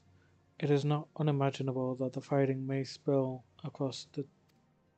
Okay.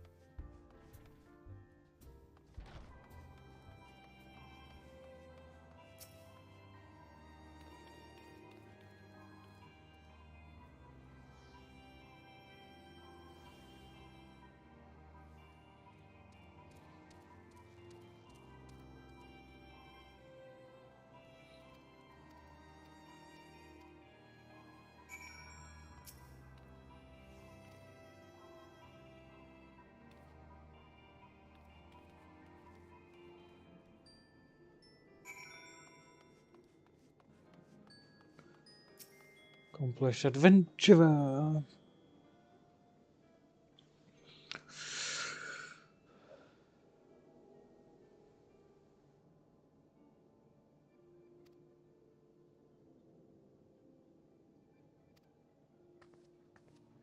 Okay, so you're an arrogant sod.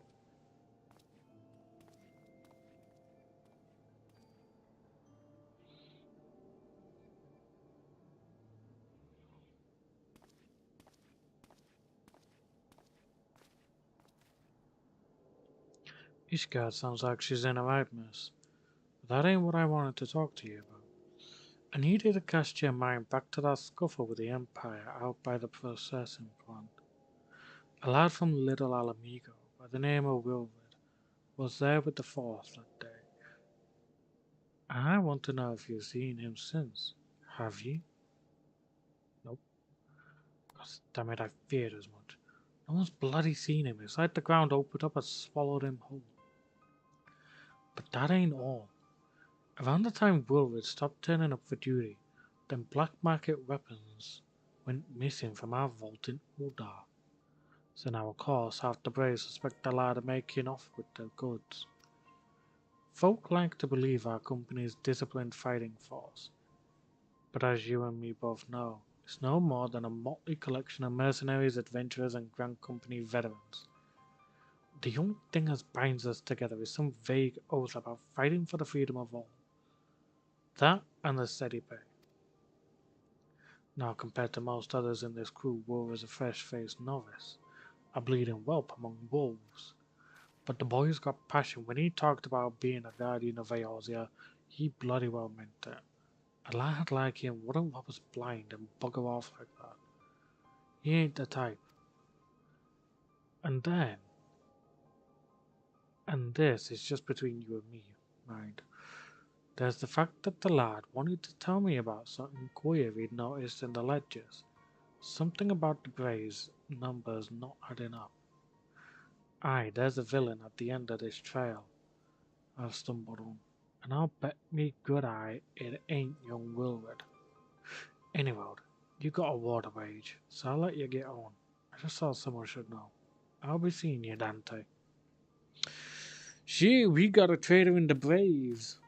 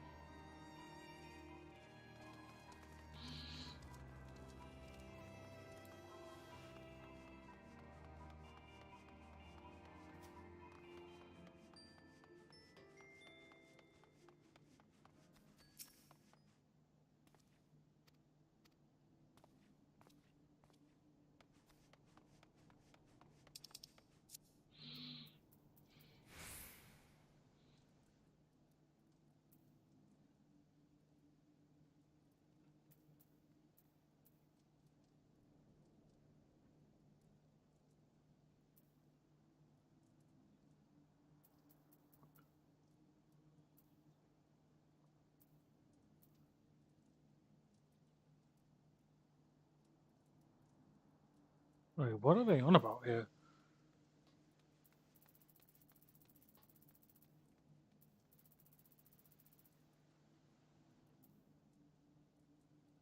Oh, they're on about the powers of the dead. I mean, I do want to try that at some point. I might literally do a stream where I just do the powers of the dead.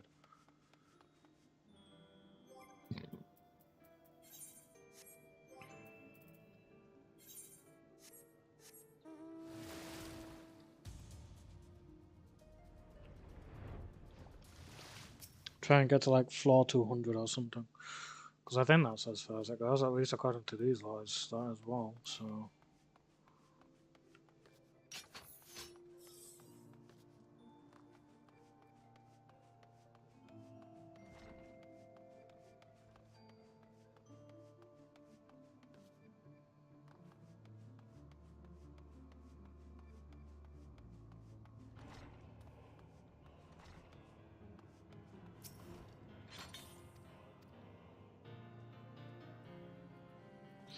It depends. Because, like, yeah, there's traps and shit, but it also depends on how quick it would take me to get through those floors. Like, it also depends on the style. Like, is it going to be, like, a mystery like, how it is in Pokemon Mystery Dungeon, where it's, like, top-down, and you've got, like, a little map all over the place. That sort of thing.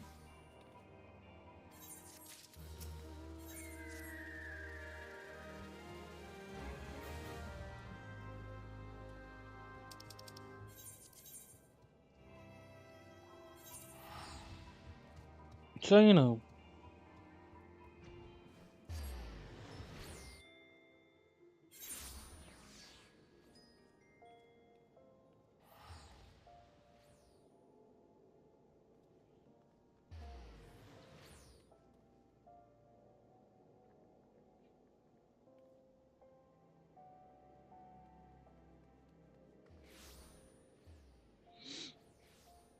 So, yeah.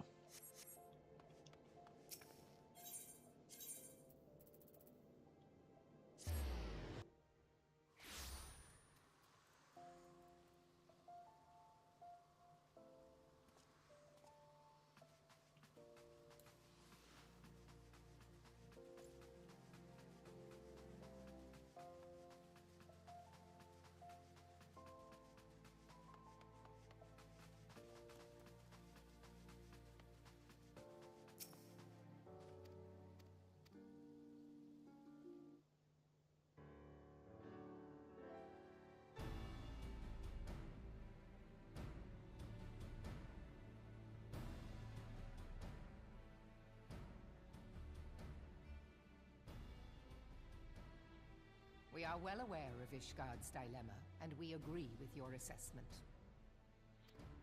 I feel a butt coming Then I here. trust there are no objections to the Crystal Brave's intervention.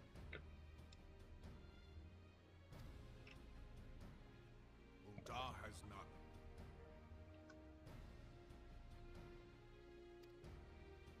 Gridania does not object. The Crystal Braves are yours to command, Alphino. Do what you will. We shall pray for your success. It was my hope that you would offer more substantial aid than prayer. I know it is within your means. Do not presume that you have knowledge of our every concern. The Garleans and the Beast Tribes are but two of many.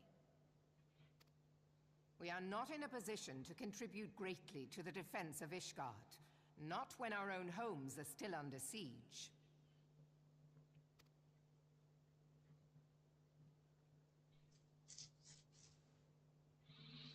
We dare not leave our interests in Cartano undefended as well.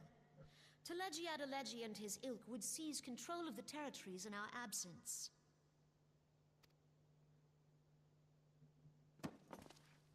The enemy is at their gates, and you would cower behind yours? Oh boy. No one is cowering, boy. We will offer what support we can. Aye, support. A handful of men and no more. Would that we could commit more than a token force to this cause. Yet there are others to whom you might turn. The free companies ever want for work. Ah, yes. The free companies. They're not like to turn you down. I beg your pardon? You would entrust the survival of Ishgard to sell swords?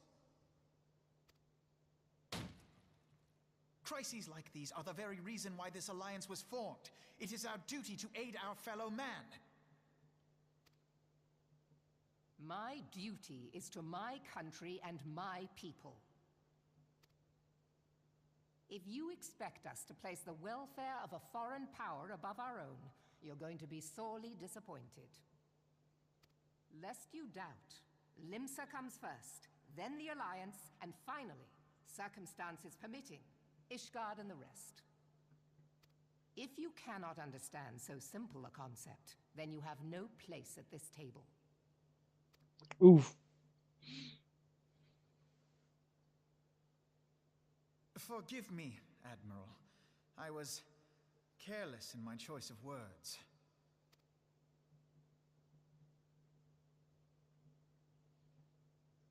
I suggest you assemble a party of elite adventurers, assuming you haven't already. Your fellows served us well during Operation Archon. I dare say they will do so again.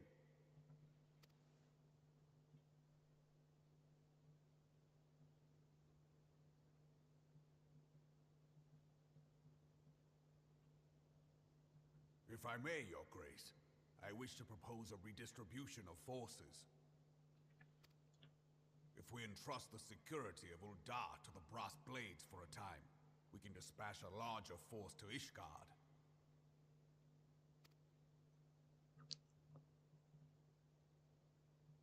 Your Grace? Oh, no. I don't want to skip the cutscene.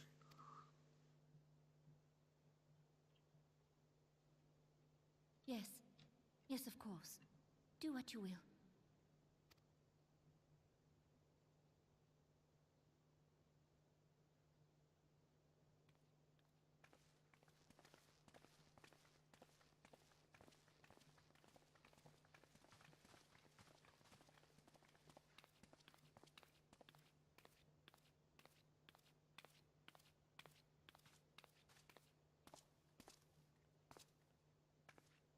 Is Her Grace not feeling well? To the best of my knowledge, Her Grace is in perfect health. I see. Carry on.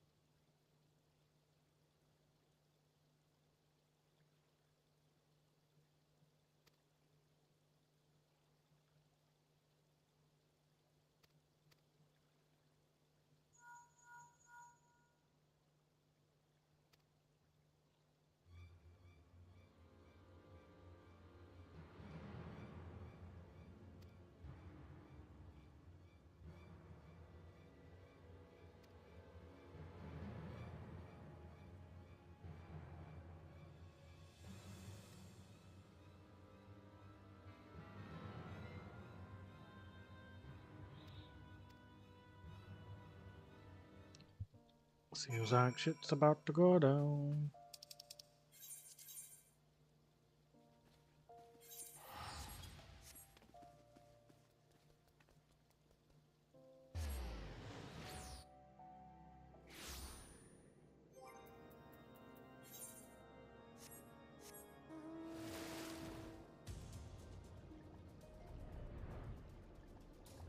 Let's see. How many missions do I have left? 1, 2, 3, 4, 5, 6, 7, 8, and 1, 2, 3, 4, 5, 6, 7, 8, 9, 10. So there's this one and 10 more.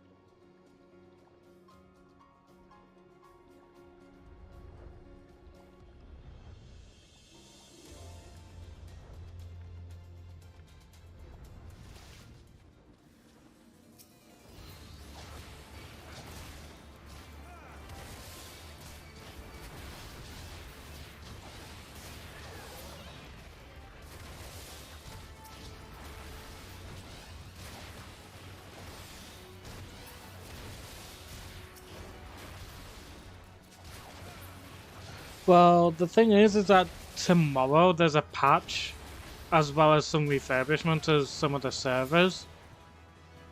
I think mainly the American ones, but obviously they're going to shut down all the servers. So, there's not going to be a chance for me to get on tomorrow, I think. I could be wrong, but I don't want to take no chances.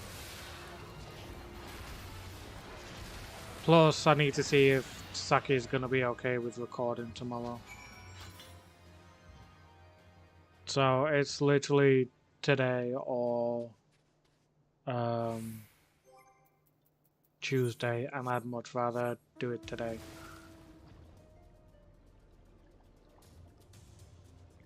Even if it means I'm up till fucking God knows when.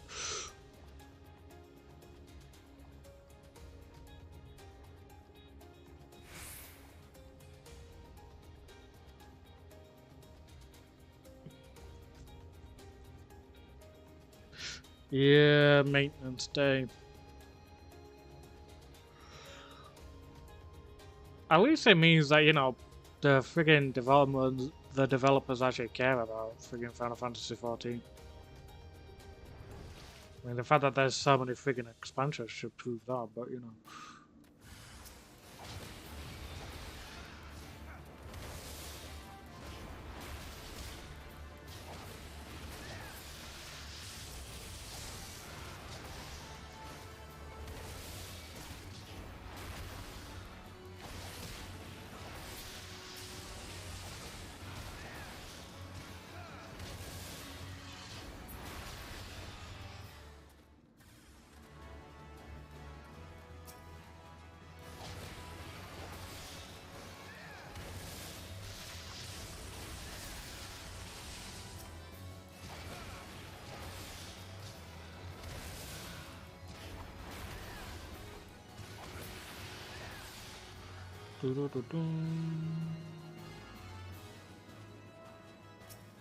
Oh, hello, Horde Commander.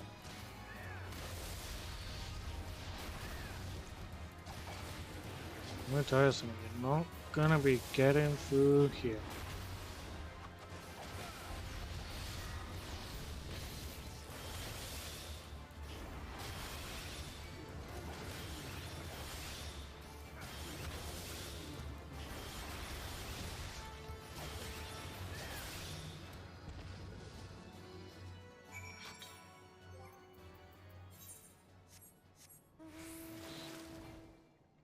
So, yeah.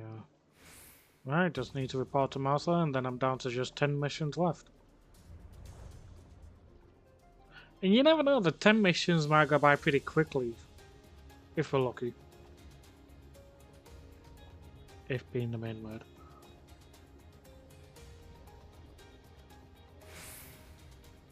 Yep. On the wrong side. Need to come round to the front. That moment when you try to enter via the back door.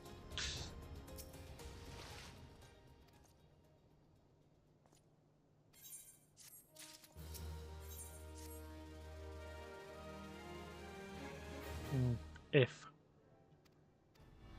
Once in dispelling the barrier's outermost layer, that thrice-damned witch ice had stripped the bridge of its protection, and thus are the dragons now able to land unhindered upon the steps of faith. Marcelin, can you take off that friggin' helmet? It looks horrid.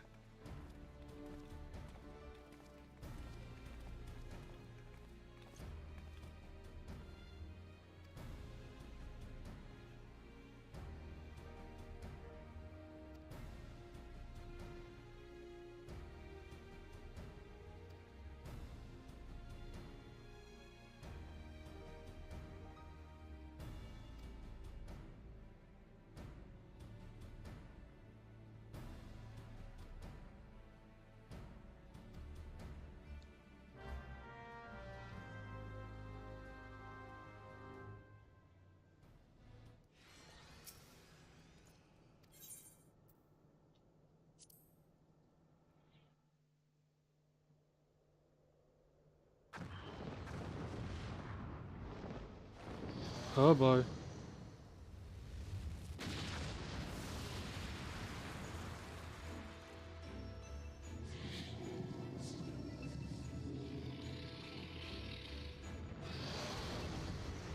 That's a big dragon.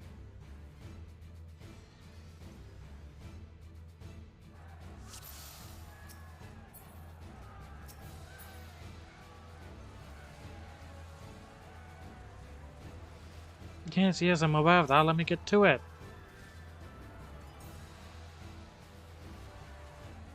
Lucia. Let me get to where I want to be.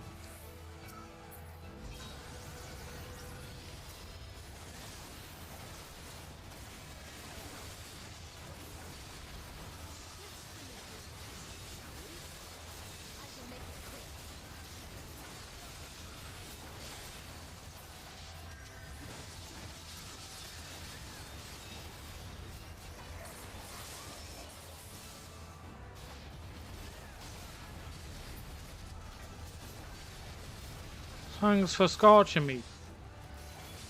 Don't make me come to you and kick your ass.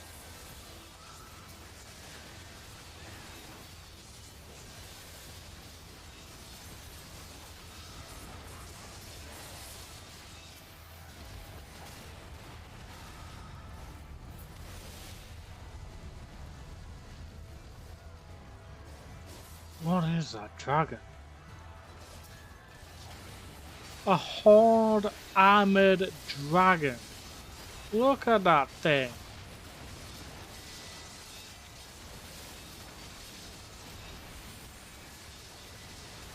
Yeah, so that's vicious.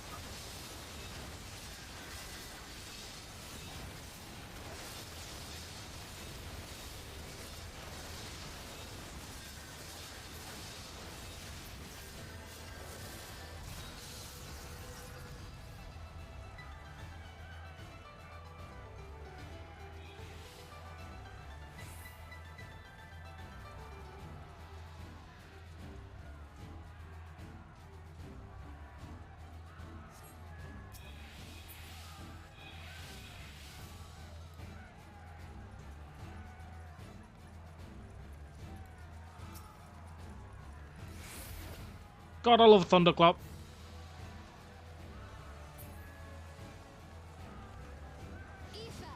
To me.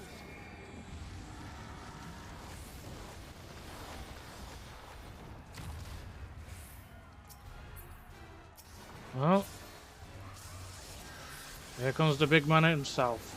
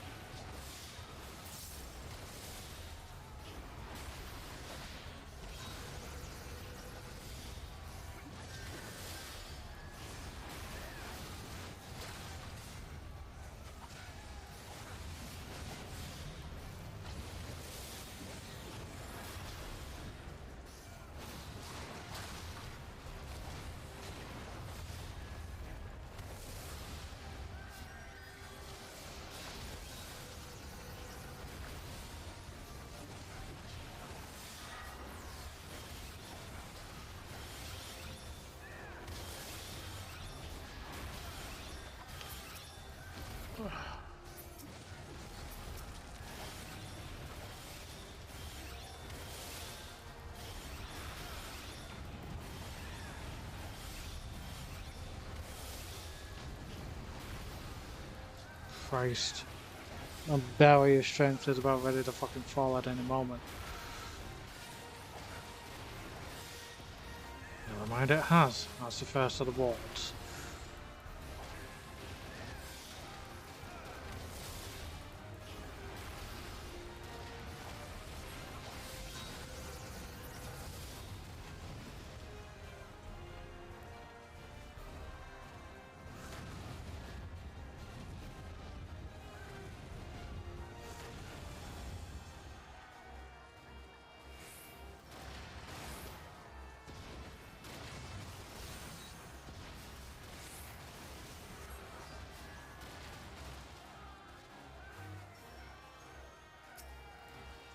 Damn, no, mate. There we go.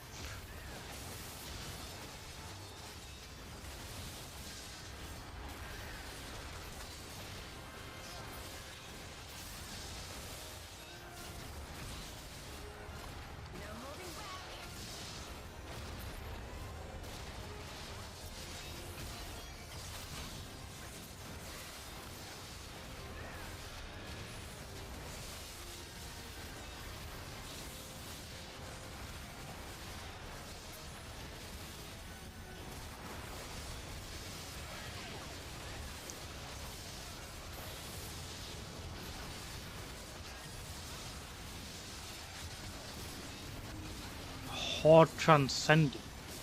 Jesus.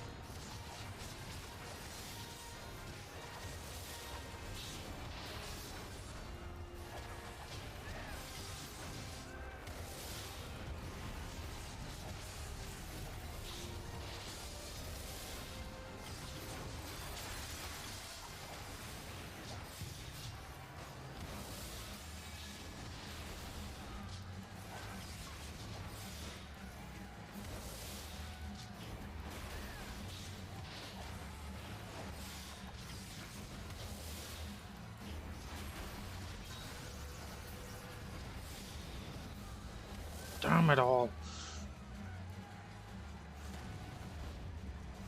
This Visap dragon is gonna be a pain in my ass. Looks like it's just gonna be me and Lucia then.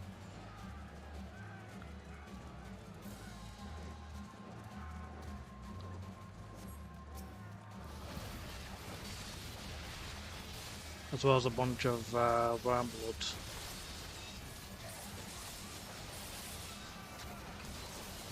Oh, Instinian's here. Nice.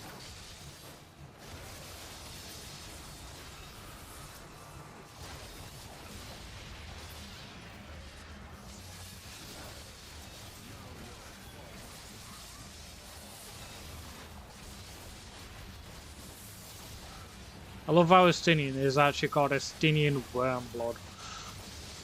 Very nice.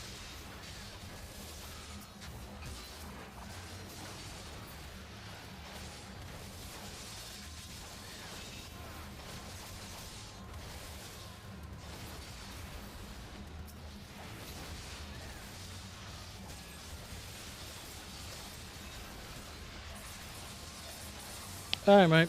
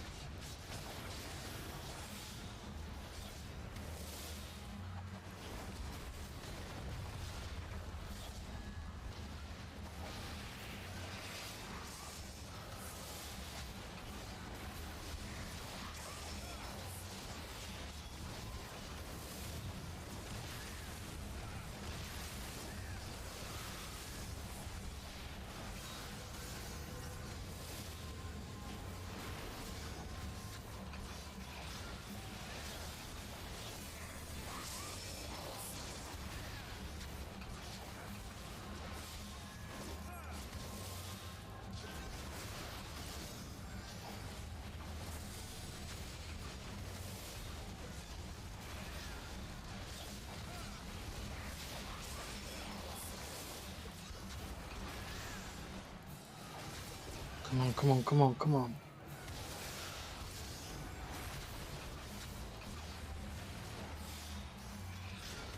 Put this as soon.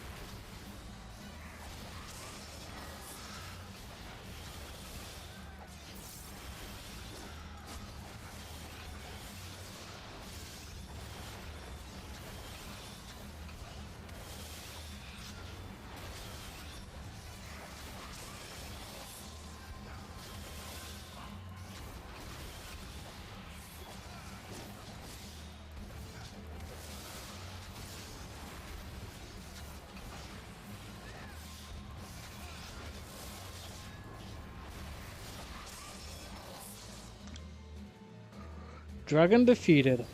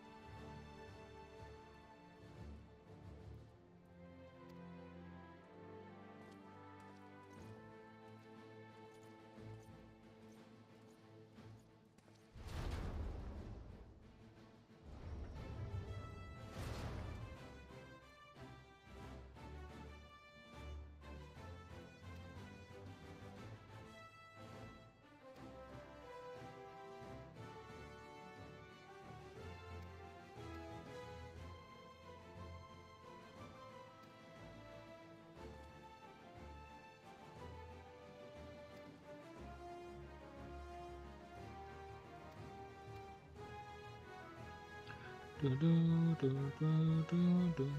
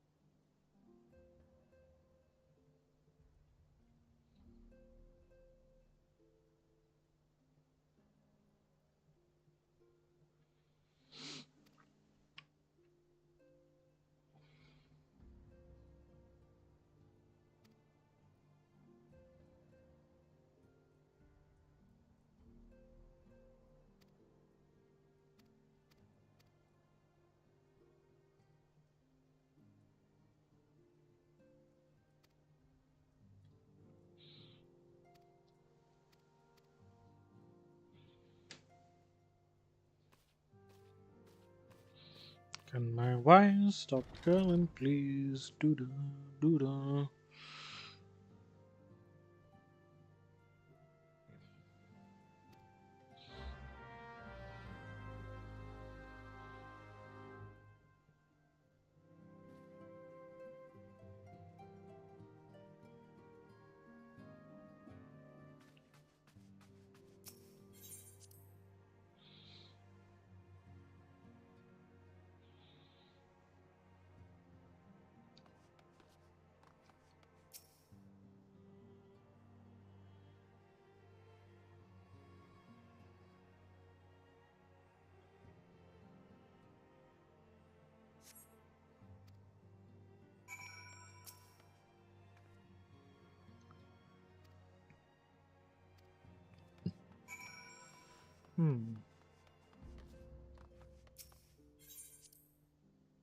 Tataru.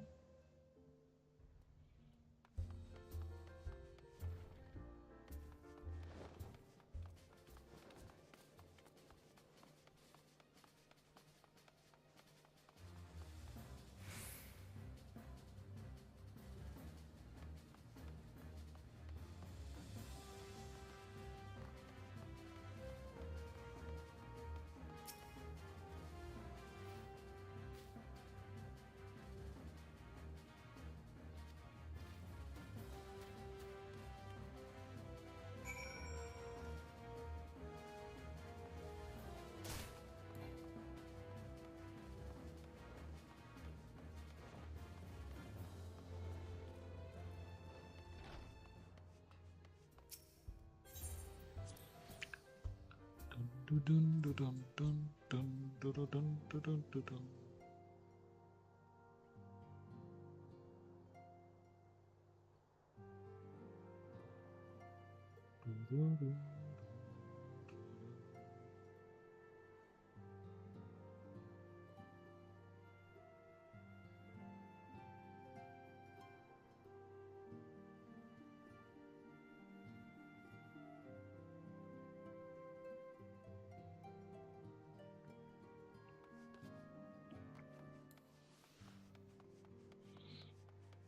Alright.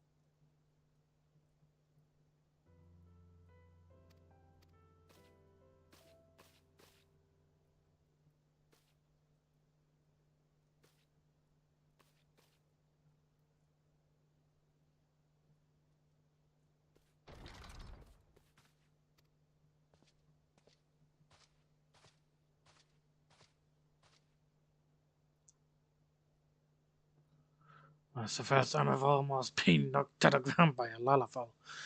You see, Miss Tartaru's determined, has all befell with which I might help. And not at the present, thank you. Was there something you would ask of me?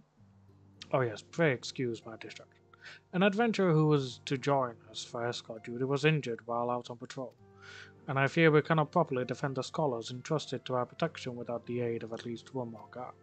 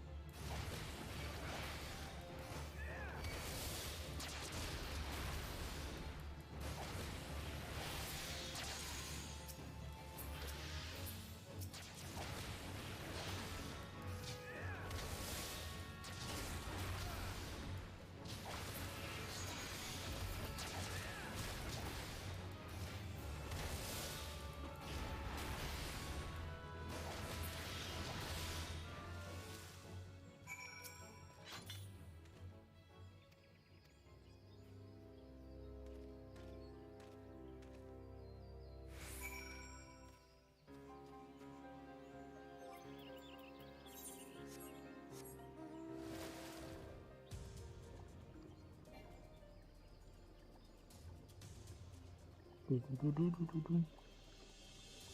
Dun, dun, dun, dun, dun, dun, dun, dun.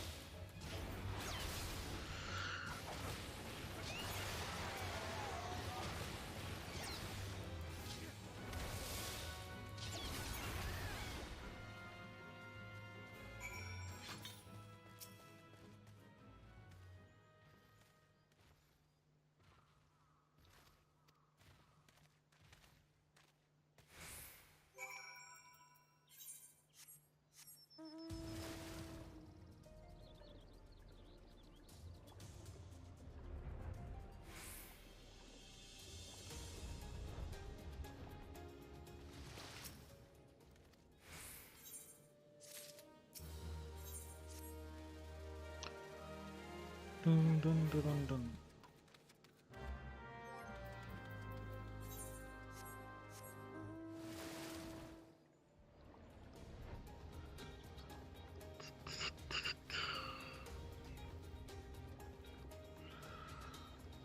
Oh boy, right.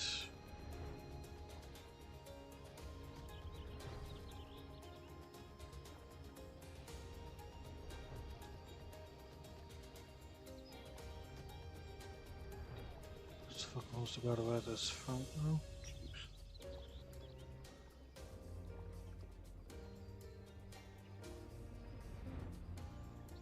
Hate the fact that we have this type of mission still.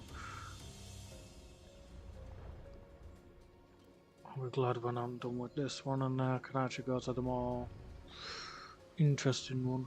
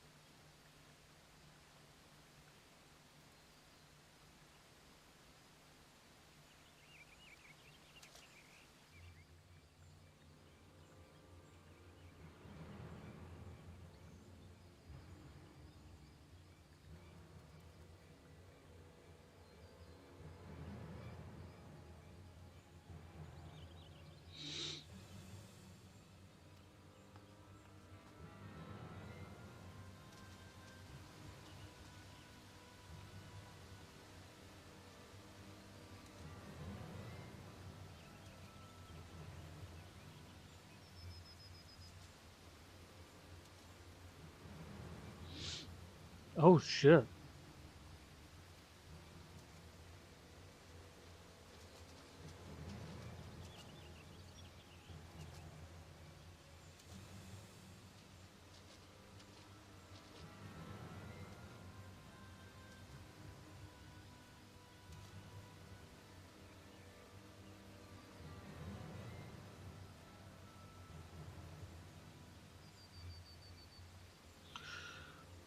Got it like a hawk, but not by one. No, these were these ones were made with a blade. Doesn't look like he put up much of a fight either. Nary a mark or his sword, on his sword or shield. I've heard nothing of any Crystal Brave operations in this area. What cause has Wilbrit to come here?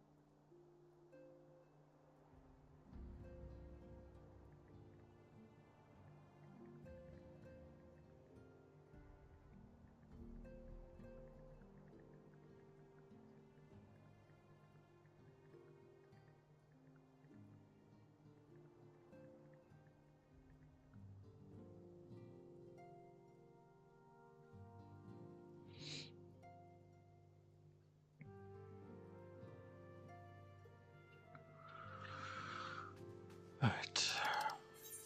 And now for Tataru. At Limzalaminza, the Arcanist Guild. Oh, I feel so good clicking all the fingers. Oh. My lord, all the people here that are AFK. Jesus.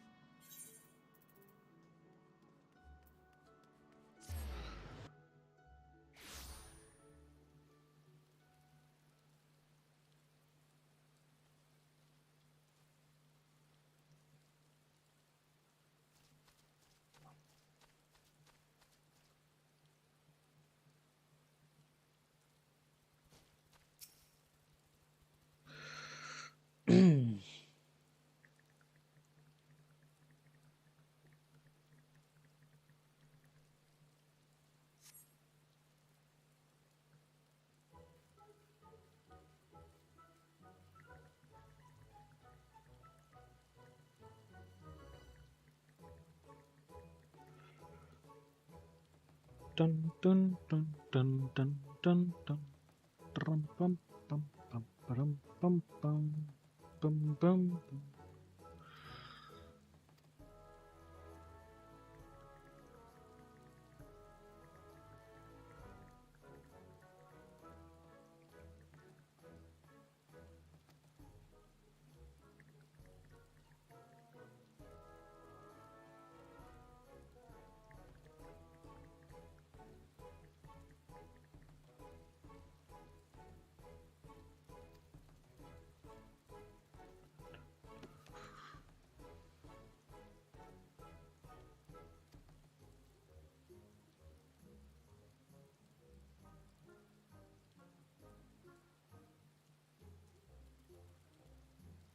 And the carbuncle rolls off.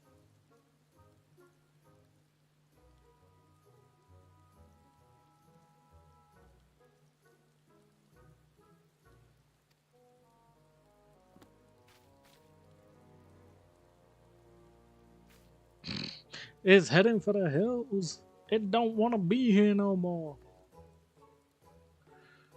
Damn.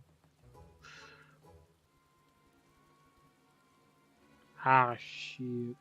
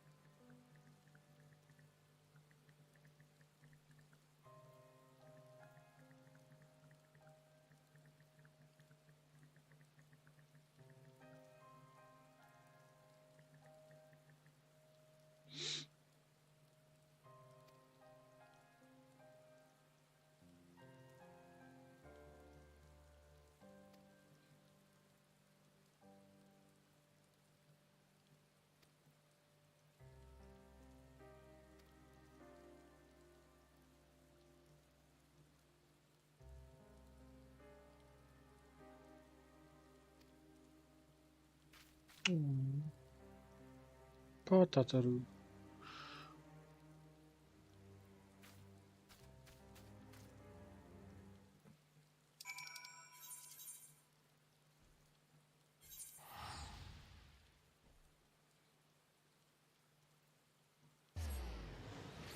Holy shit, somebody actually likes the stream? Damn.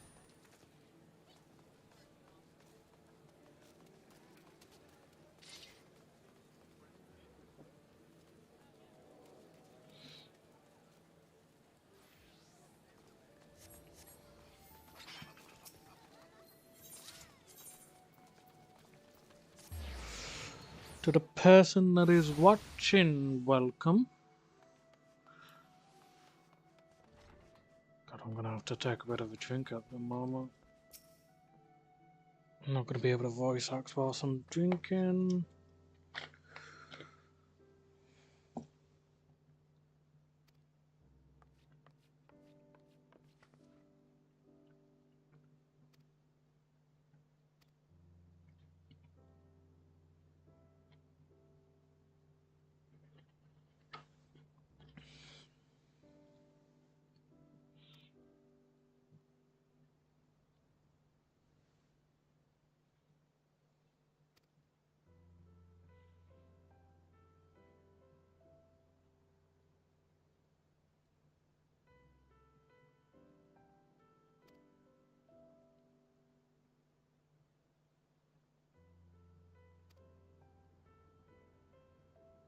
It is true.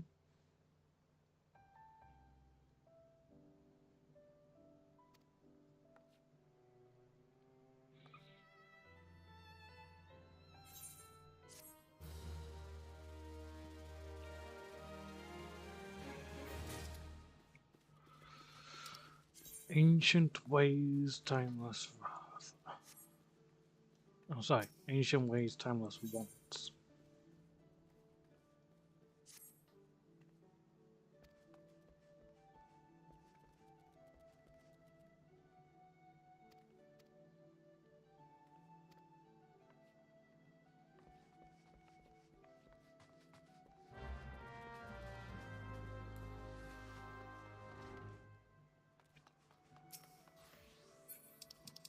Going to Costa del Sol. Beach party time.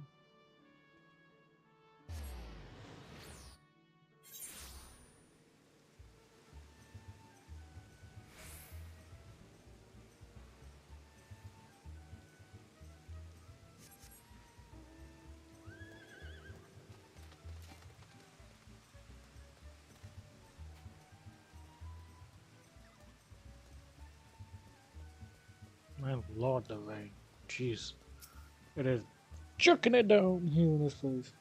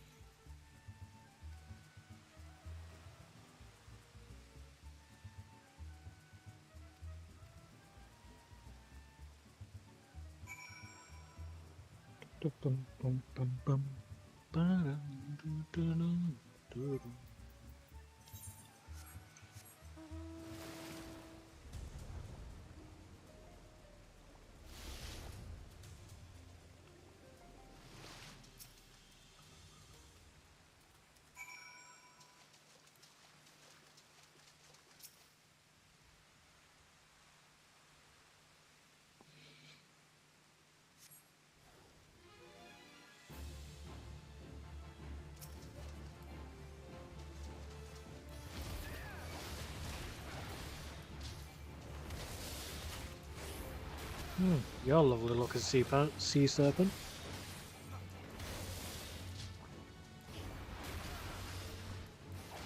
And I genuinely mean that. That is a nice looking sea serpent in terms of the design. In terms of the design. Can't even freaking speak today.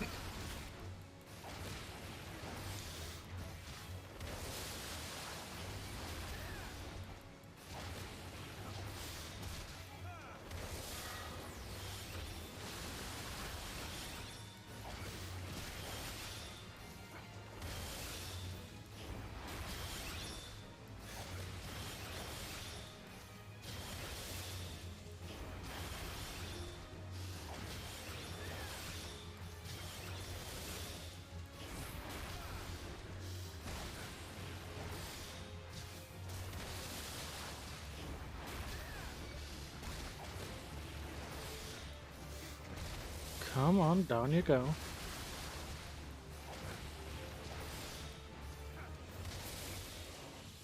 There we go.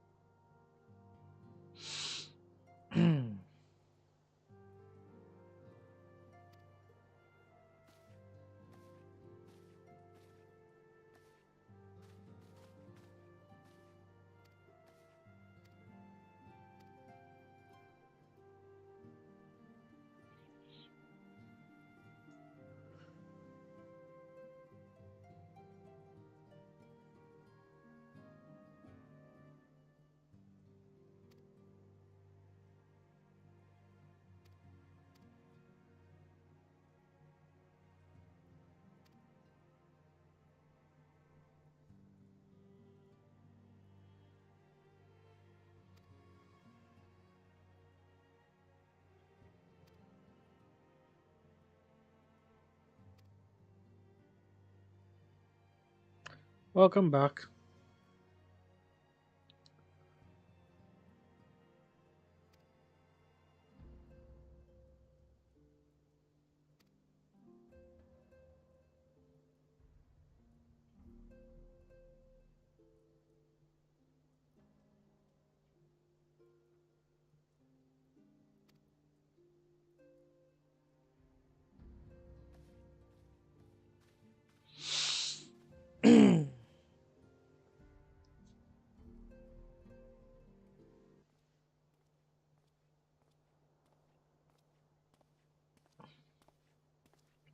After the big soiree, Dante.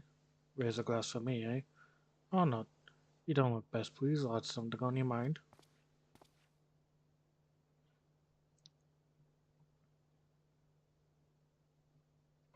By the Navigator. Will is dead? God damn it, they must not have been rumbled. I saw that this past time we had this talk. After our last conversation, I got to thinking about where certain funds were coming from. So I had to dig around on the quiet. And sure enough, I found it. Seems a fair bit of coins made its way into the Brave's coffers courtesy of a Dodo consortium. A daft name for a business, if ever I heard one, which is what first gave me an inkling that something weren't right. So I went through the ledgers again and found another half-dozen donations from organizations with stupid bloody names. Didn't take long to find the common thread. All were owned by the Mirage Trust. Oh, I'll give the bastard credit. He showed us up for the amateurs we are, short of calling one of his businesses the bloody bribery consortium. I don't know what more he could have done to mock our rules on finance contributions. The gods only know how many men of the first and third are talking to Leggie's coin. But now we know, as some of them are, I'd wager we might write. Aye, they're the ones what did for Woolred. The earnest young fool had taken to asking the wrong kind of questions, bound to attract attention he was. Should have seen her at the time, but I didn't. God damn me. Still, I don't see why Telechi hopes to accomplish. He hid his scheme with all the care of a drunk pissing in the wind. No, he's cleverer than this. So we need to be clever too. That's the only way we'll ever repay this debt of blood. We'll purge every one of them traitorous bastards from our ranks. On that you have me word.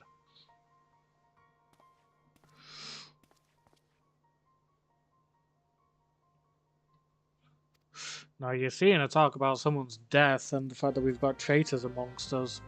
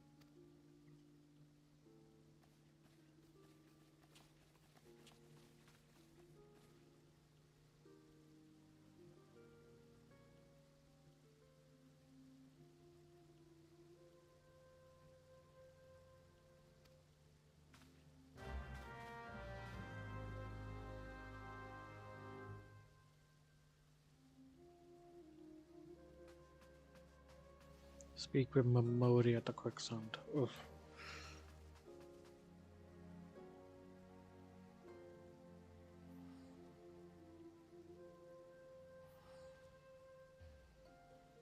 You mean to say there was a traitor among us? Yeah.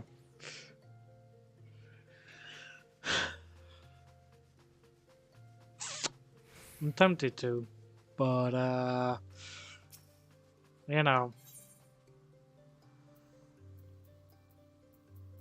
there's no 13th stories around here. There's no 13th floor story buildings around here. So I can't.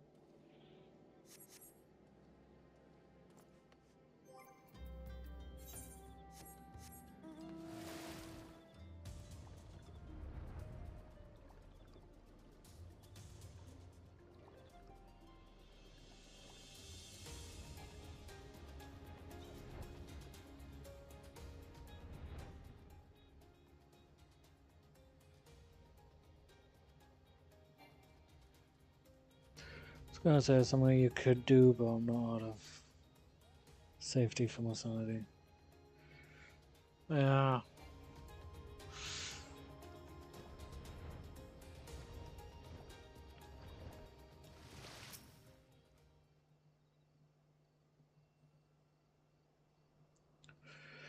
La da da dee, da da da da. Da da da dee dee dee.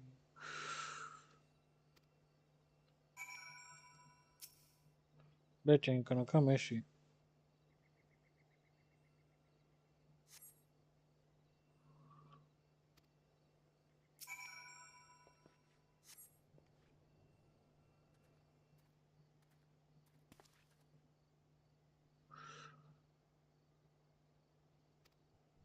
Oh, Laurentius.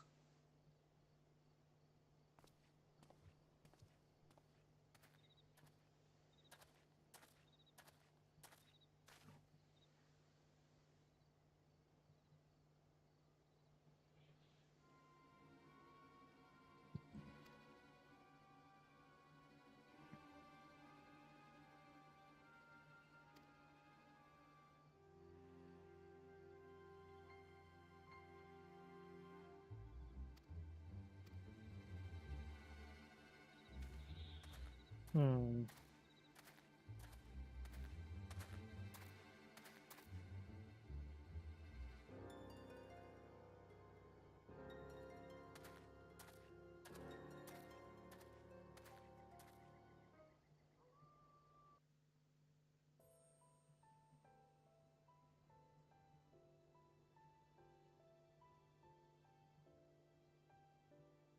O Sultan Tree, hallowed spirit of my line.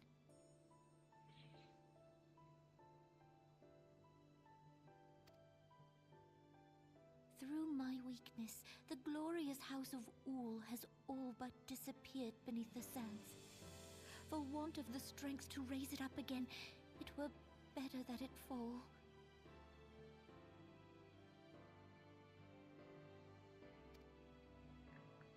Forgive me, but I know not what else to do.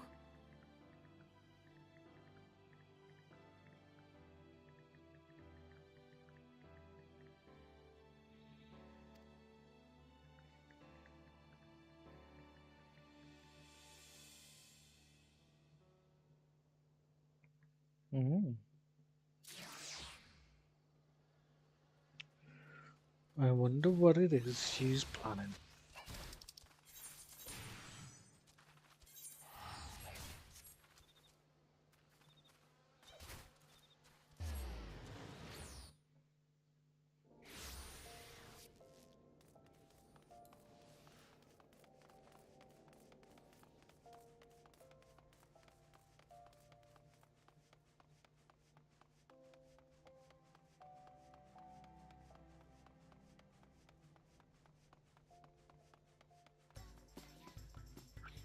Papaya, papaya.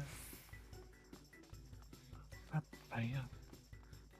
Papaya, papaya, papaya.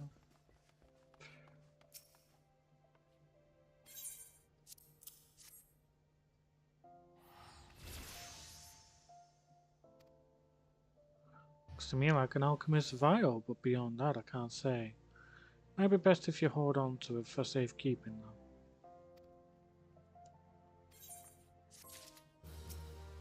Makes sense, there is an alchemist guild after all. Alchemy is all to do with potions and shit. Hopefully it doesn't matter. Well, we're about to see the banquet soon. You needn't trouble yourself so. Your grace is most kind, but it is no trouble to me, rather an honor. If your grace is ready, I shall summon the warrior of light. I am.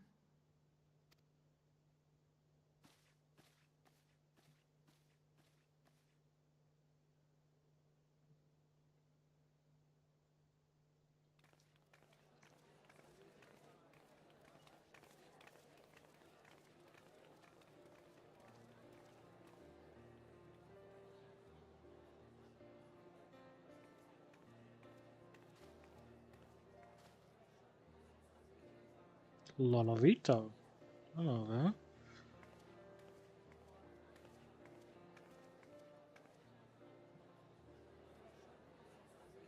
Sir Emmerich.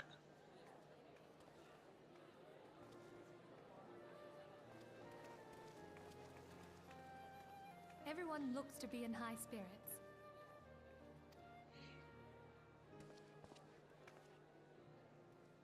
With good cause.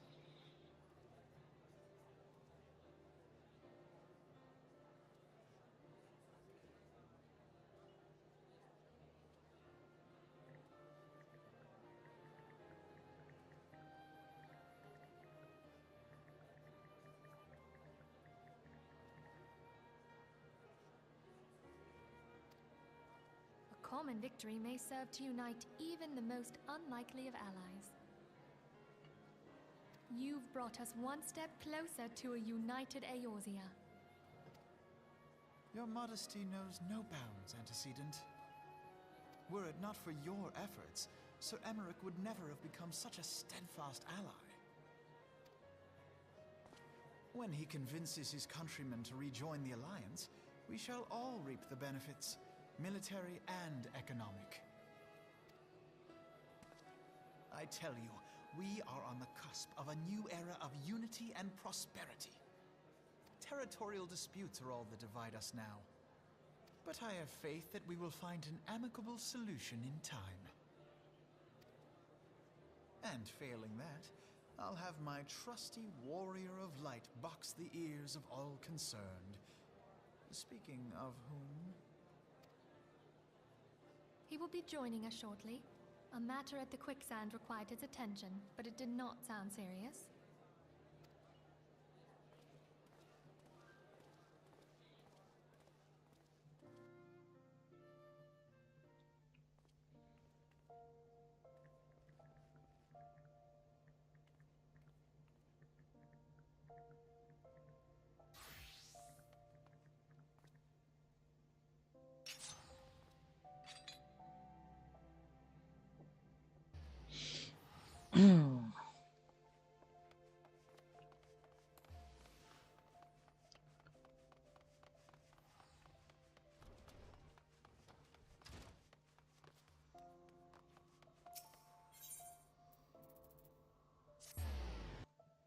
Let's see.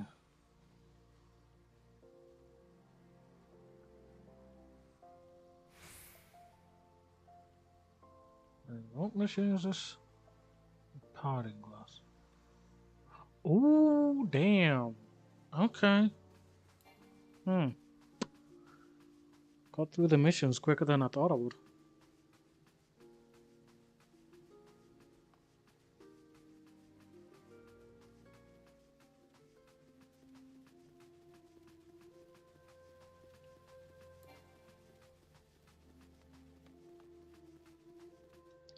Goddamn people.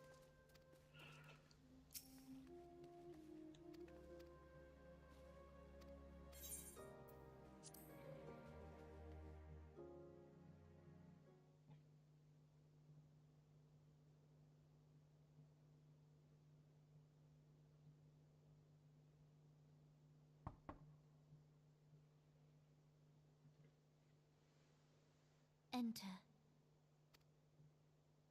Your Grace, your guest has arrived.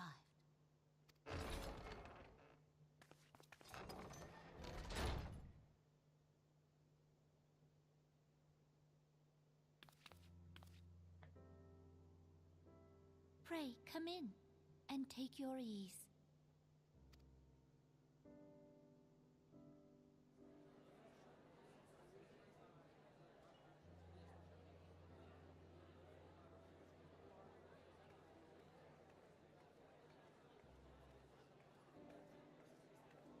Tis well that the steps of faith held against the Horde. And what of the city proper?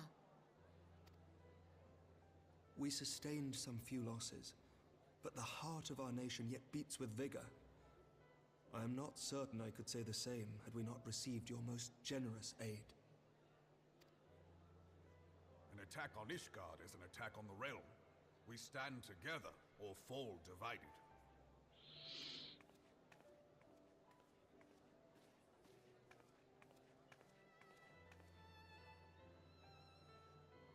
Such noble words after the fact.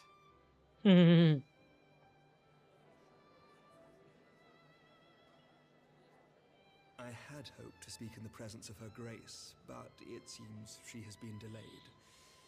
That being the case, now would seem as good a time as any. Honored friends, pray allow me to convey Ishgard's warmest gratitude for your part in the defense of our lands.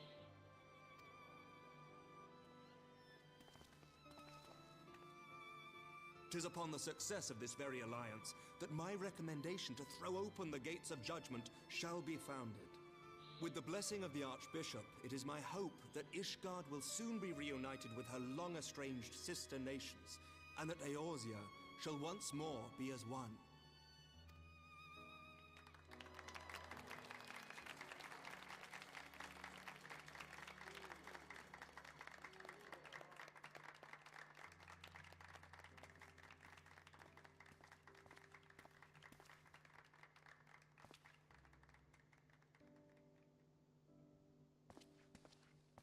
Very well.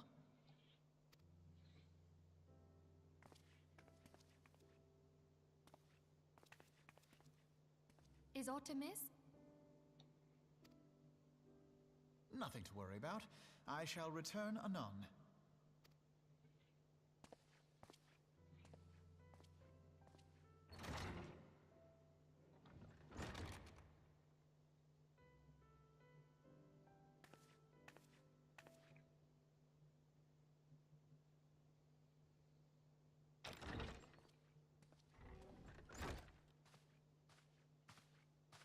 You wished a word, Yu Hase?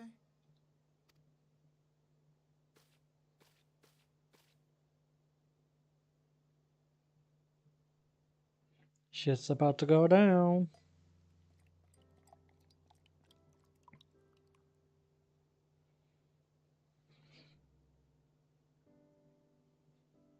You may go.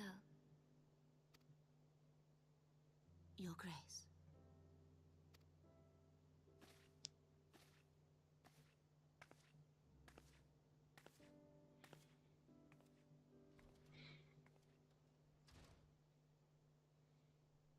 You must be curious as to the reason for this private audience. The matter I would discuss, however, will soon make apparent the need for discretion.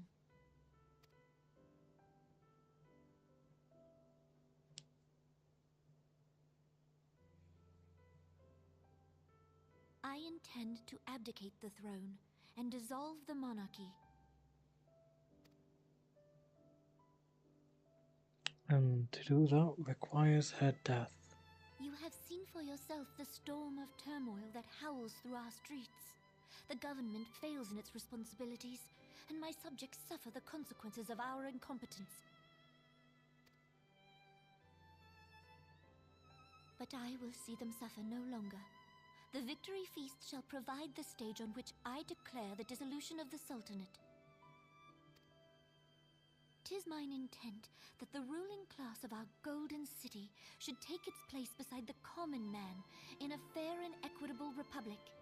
No more shall this nation bow to the whims of a privileged few. Yet, that which I propose will entail the tearing up of this city's very foundations. And even Roban, with all his strength and influence, will be hard-pressed to keep his footing on such treacherous ground. Thus would I ask you to lend him a steadying hand. You who have endured the wrath of innumerable foes are the one hero in whom I can place my trust. Will you do this thing for me?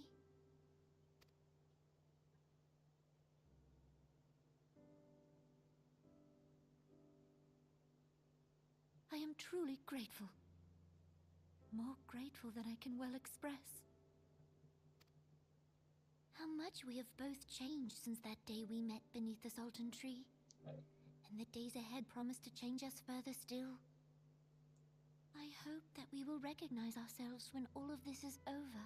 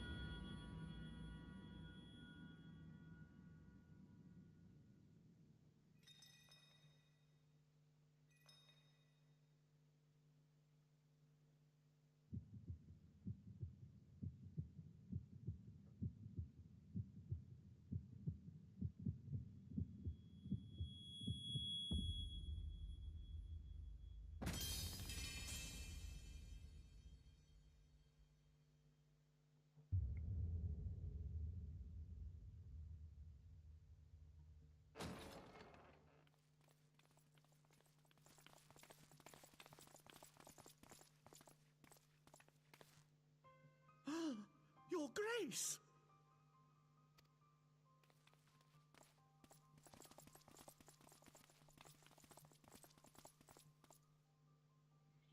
Her Grace, the Sultana, is dead.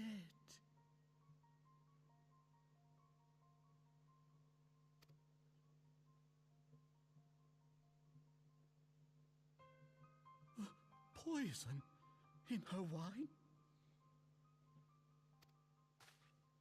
You did this! You never even handled the wine.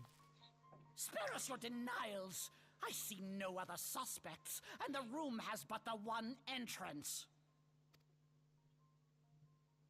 I hereby accuse you of regicide. Men, arrest this viper.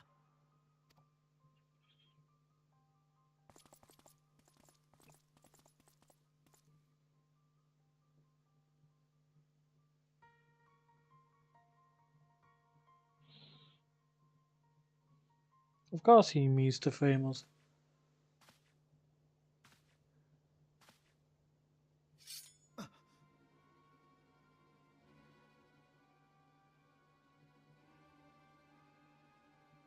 Sir, barring a few exceptions, we have detained all those with allegiance to the Scions.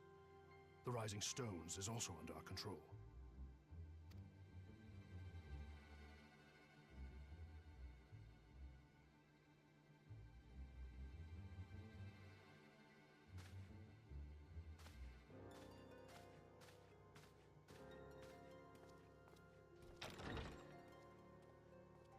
And what do you hope to achieve with this mutiny? Why, that which we have striven for all along, Commander. The salvation of Eorzea.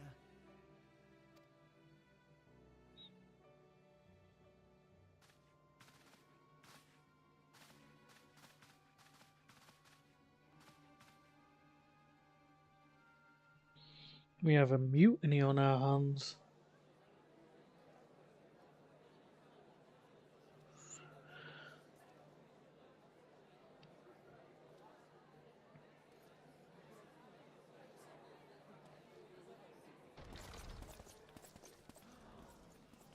What is the meaning of this?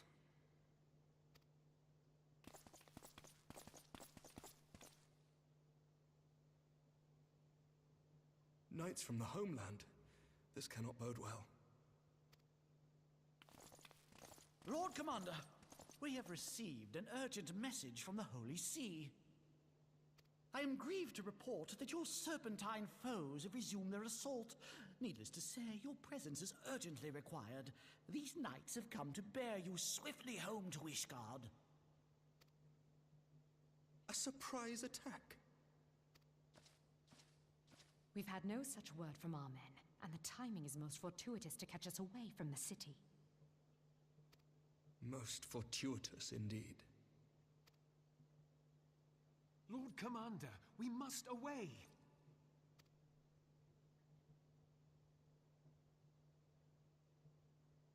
You have been a most gracious host. I hope that I might one day return the favor. Come, Lucia. Neither of those two trust him. You can tell that right away.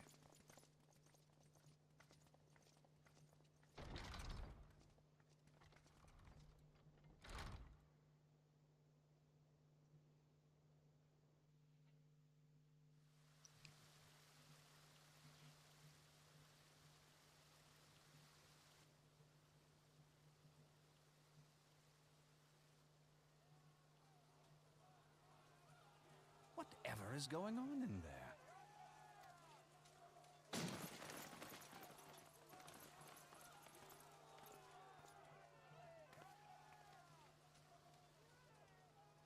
Ah, the ever-dutiful brass blades. I must apologize, but my dance card is rather full.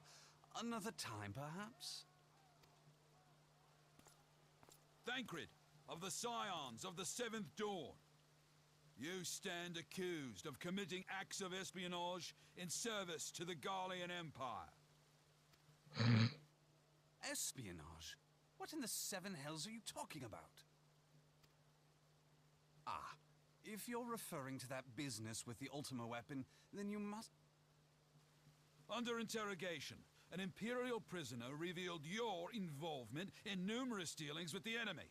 We've also been investigating reports that you are a practitioner of forbidden arts. You'd best come along with us. You invite me to your party and now you want me to leave? I do so detest receiving mixed signals. Come then. I believe I've lost my appetite for this farce of a celebration.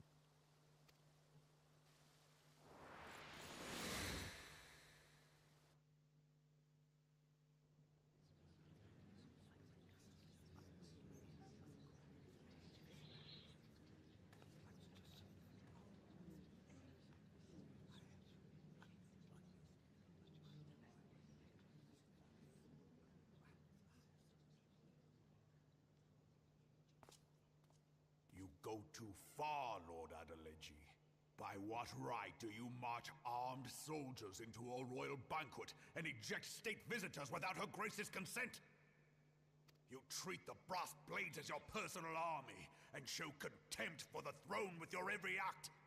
Leave us, now. Is that an order, General? Mayhap you have mistaken me for one of your flames. You will find I am not so slavishly obedient. As you lecture me on personal armies. As for your outrageous claim that I have shown contempt for the throne, let all here observe that it was not I who feasted while an assassin removed its occupant.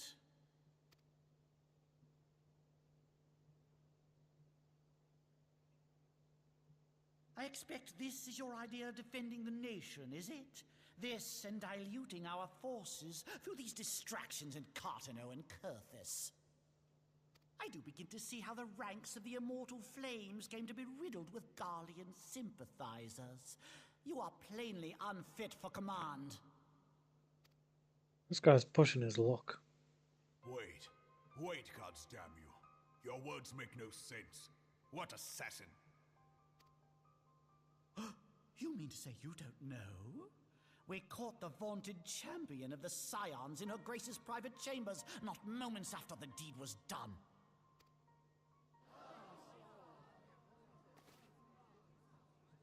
No!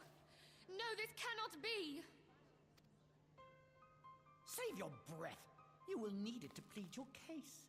You and your entire order are to be tried for this atrocity.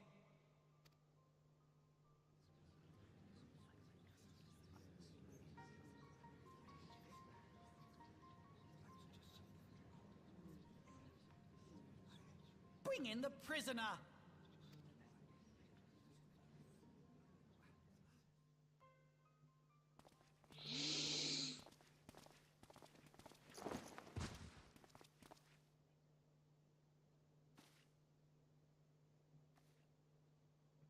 This man stands accused of poisoning Her Royal Majesty Nanamo Ul Namo and his suspected accessories to the crime. All members of the Scions of the Seventh Dawn will be detained for questioning.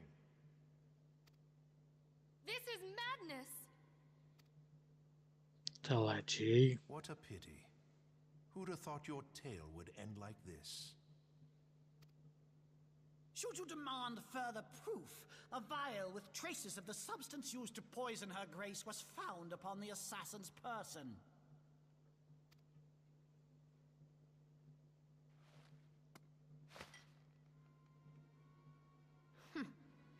How very convenient. You would speak of convenience? Who persuaded Her Grace to host this celebration?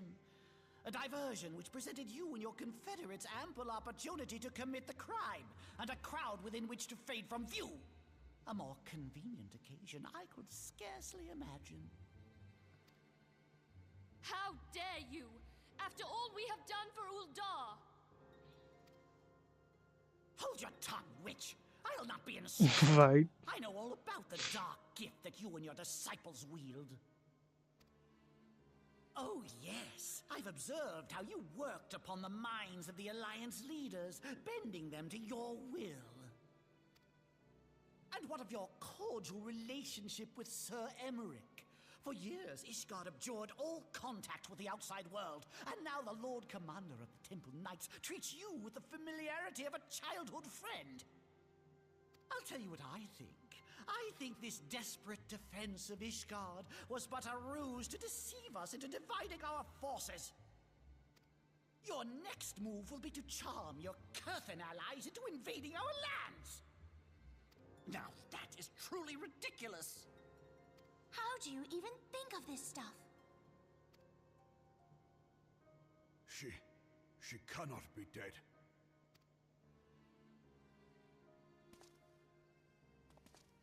Stand aside, Ilbert. I want to see the Sultana. Spare yourself the pain, brother.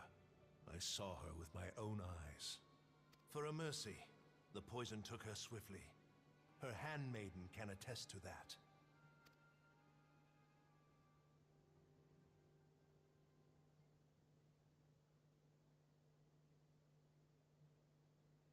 This cannot be.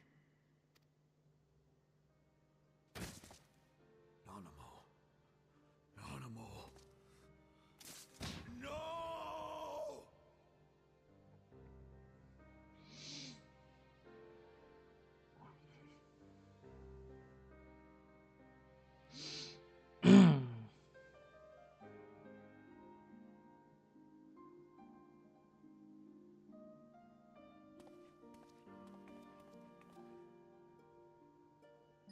Plainly, the Royalists can no longer be relied upon to keep our nation safe. And so it falls to the monitorists of the Syndicate to govern Uldar. But should you wish to help us, General, we would be more than happy to entrust the task of planning Her Grace's funeral to you. Talachi. Don't even dare, man. It seems only right that you should bury your precious Sultana, and we will be glad to be rid of that burden. He's about ready to punch you in the face if you carry on with this talk. I'll bet you will. You more than any man. Whatever do you mean? I mean you had her killed, you black-hearted bastard! What rot!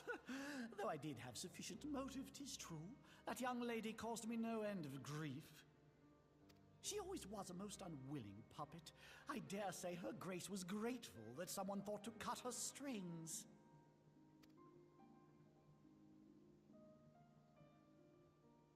You would mock her, then mock her from hell! What?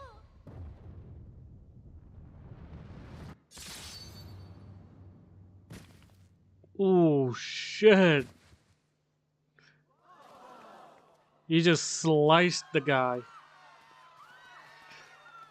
Oh crap. I don't think the Sultana planned on that happening.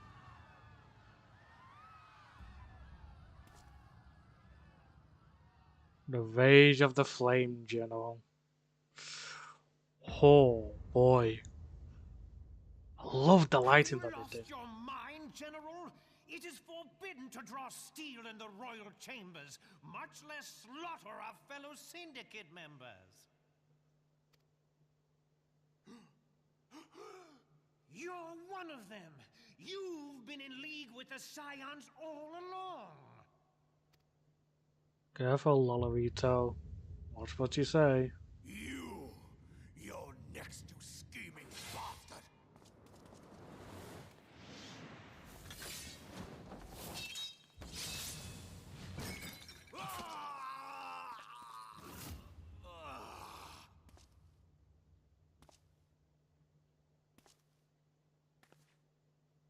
Raban! Damn, dude lost an arm.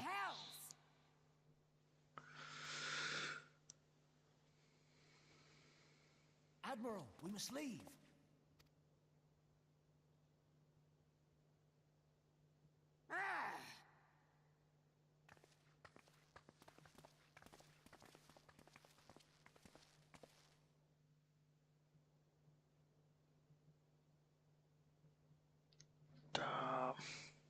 Yeah. Old friend, I did not expect to take your arm so easily.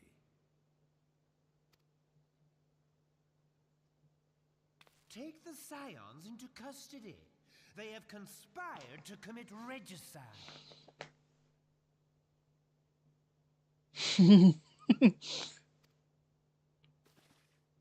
I mean, you're not Arrest this wrong. traitor as well.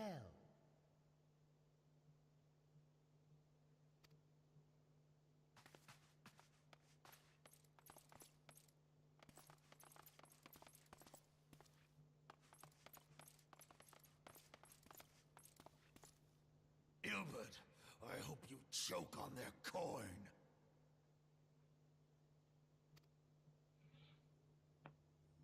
Tis better than the dirt I've supped on these long years. We can't all abandon Alamigo and become great war heroes as you have.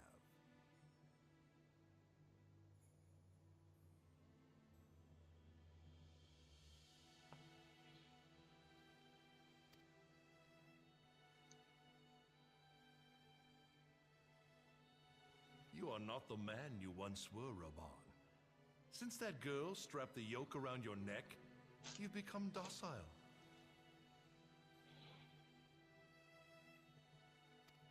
I'd hardly say it's been docile.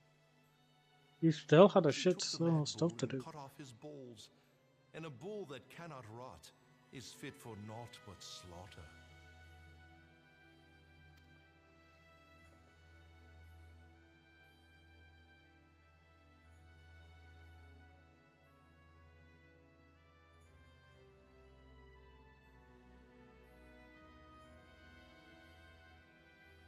Shall I tell you who really killed your precious Sultana?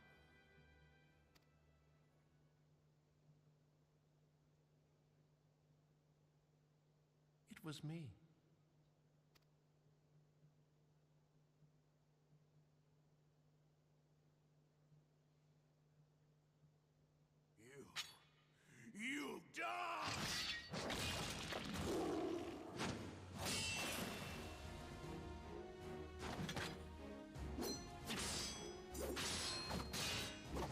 Man's fighting was he's only got one arm. Motherfucker, what?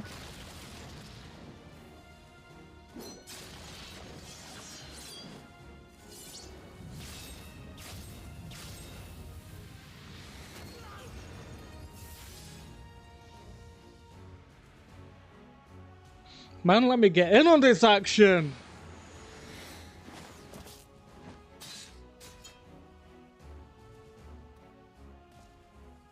I never doubted you, not for a moment. But there is more to this than I yet understand. Flee this place. Clear your names.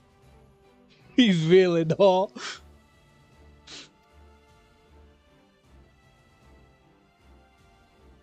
Find out who is behind this plot. It is the only way. Now go! You killed the person that was behind the plot. Well, behind a part of it, anyway.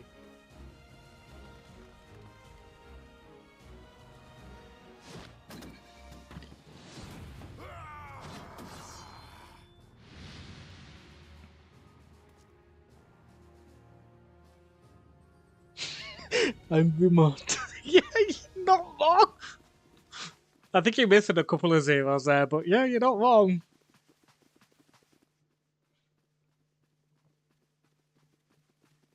Ah, there you are.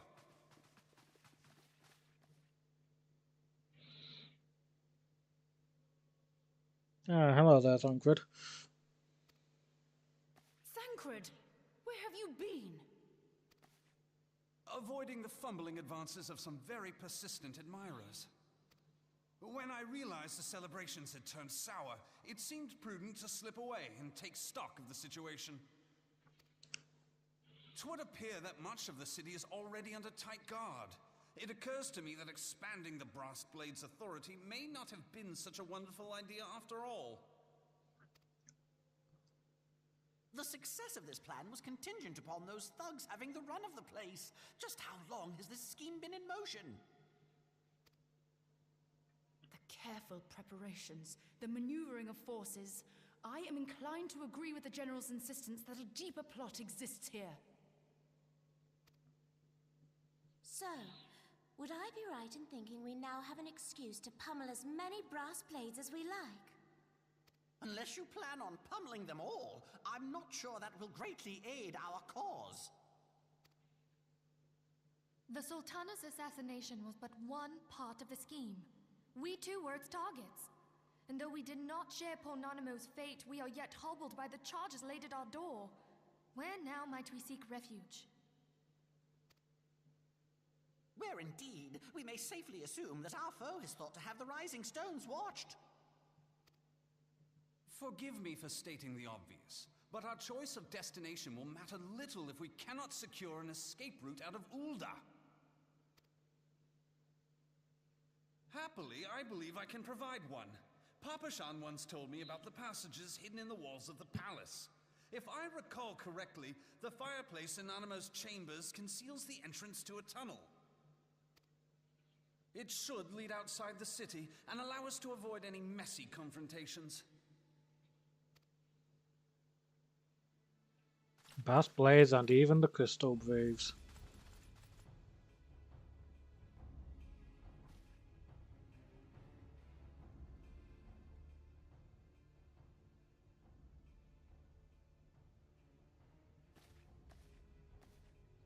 The rest of you go on ahead. I'll handle this lot. By yourself?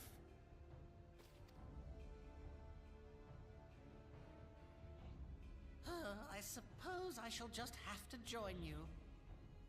Bitch, let me in on the action!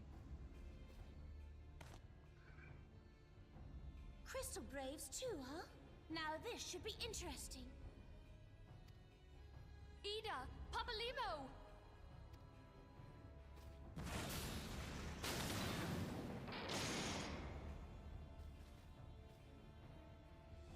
We will hold our pursuers here. Hurry, now! Find this tunnel of Thancred's.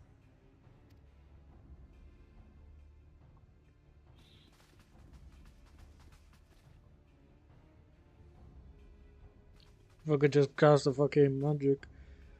Minfilia, we Yeah, I'm just getting teased like crazy because of all this fighting here. I want in on the action.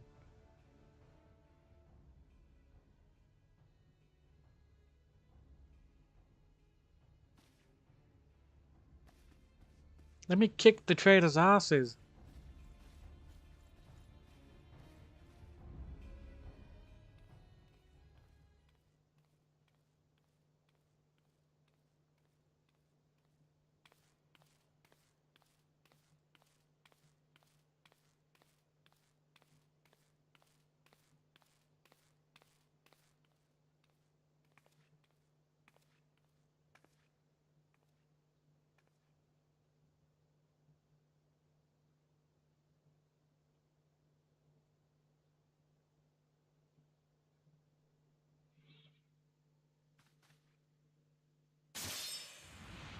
Oh, fuck yeah. Now look what you've done. Ooh. Ida, are you all right? There are just too many of them. I'm fine. I could do this all day. How about you? Nearing the end of my tether. Well, we know who's got the most stamina then.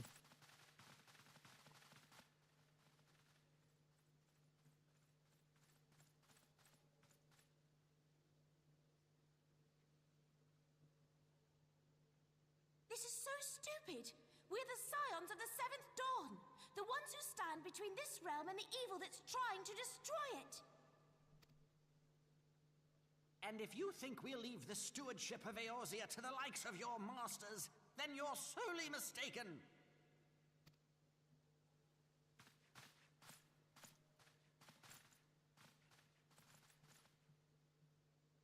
Sorry I dragged you into this, Papalymo.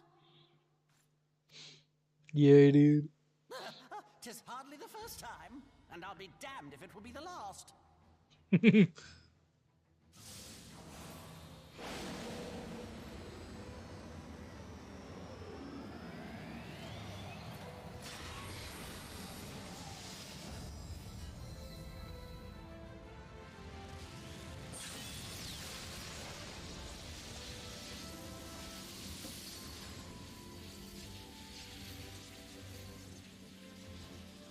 Let them have it, Ida! I was hoping you'd say that.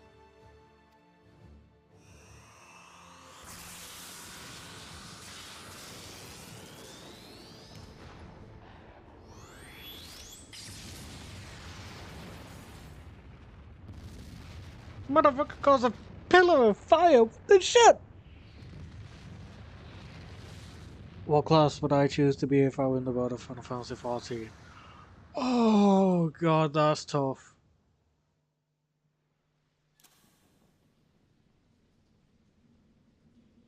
Because I could either choose to be the Edgelord and go with Reaper, or I could go with Ninja, or I could go with Monk.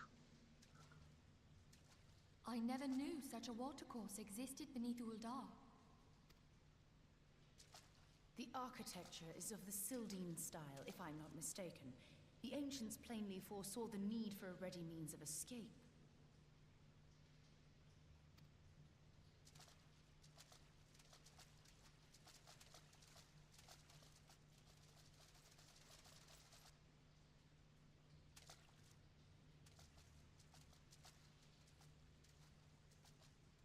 This way!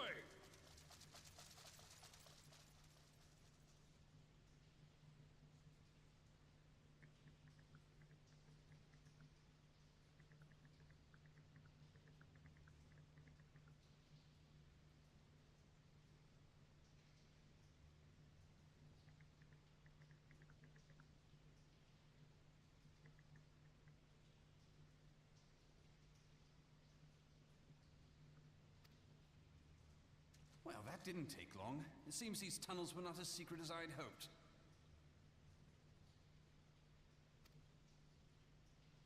You two, go on ahead. Thancred and I will deal with this.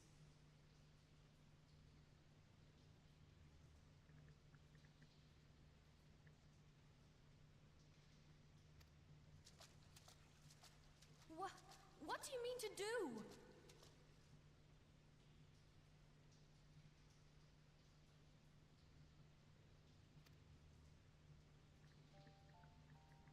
Only that which is required to ensure that the dawn's light survive to brighten the morrow.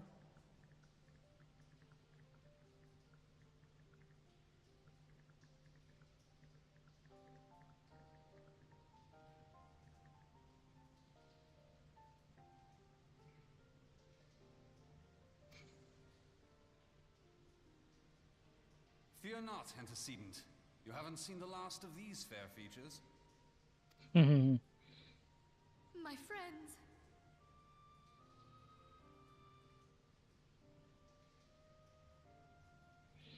Pasek will go with, yeah.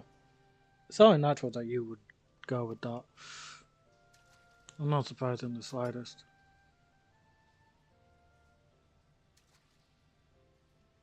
Leave us. I want to know what the fuck's happened to Alfie now, because we haven't seen him since he got a blade put to his throat.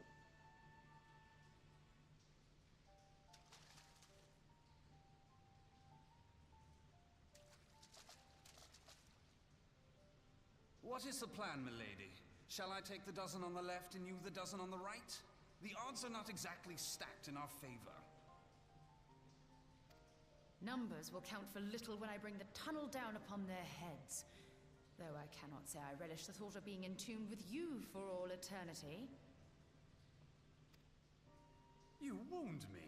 I will have you know that many a maid would kill for the chance to spend forever at my side. Now, may I have the last dance?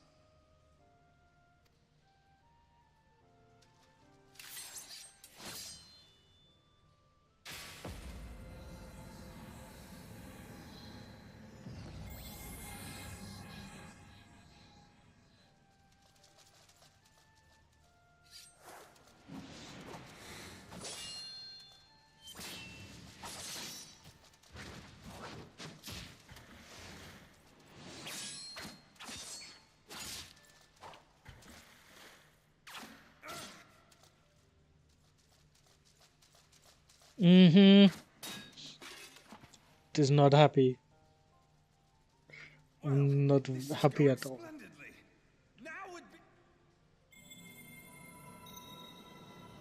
Tis done.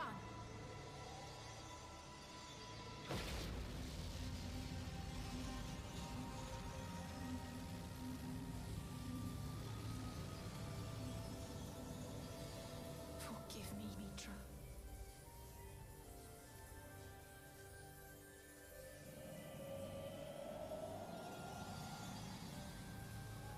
Oh yeah, of course he's showing off.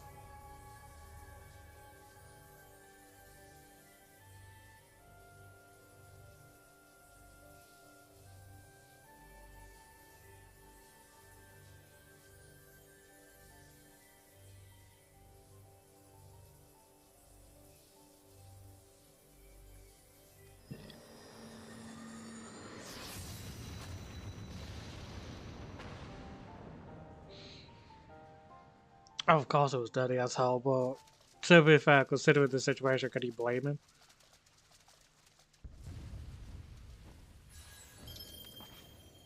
Heidelin, she speaks to me. Oh, now we're getting Heidelin coming to speak to you again? No.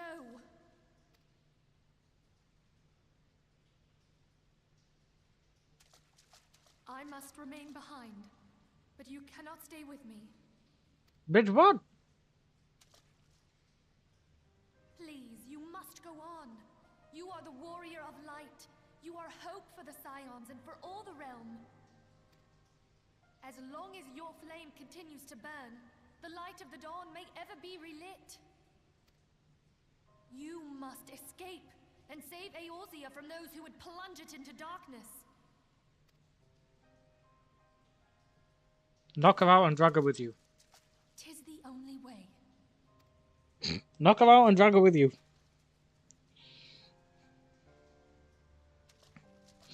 Knock her... Oh, for fuck's sake, dude. You should have knocked her out and drug her with you.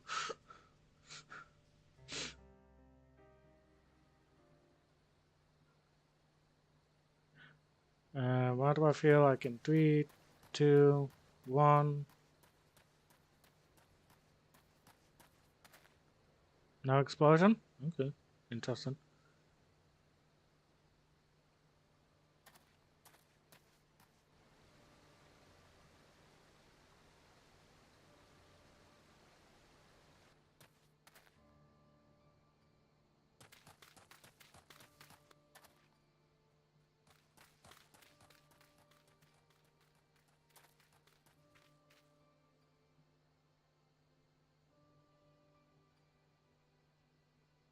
I am glad to see you safe, my friend. What of the others? Never gonna happen. He's never gonna get sweep. Damn that man! Teleji played me for a fool. I thought the Crystal Brave's mine till the very moment I felt the blade at my back. There will be ample time for soul-searching later. For now, we must put some arms between us and Uldar. Who the hell are you?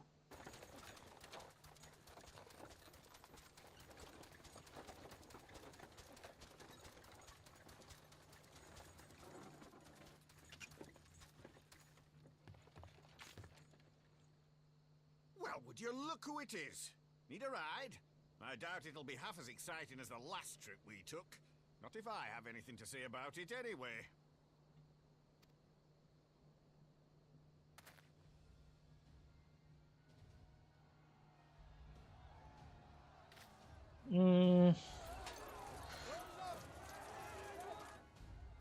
Let's not dawdle, eh? All aboard!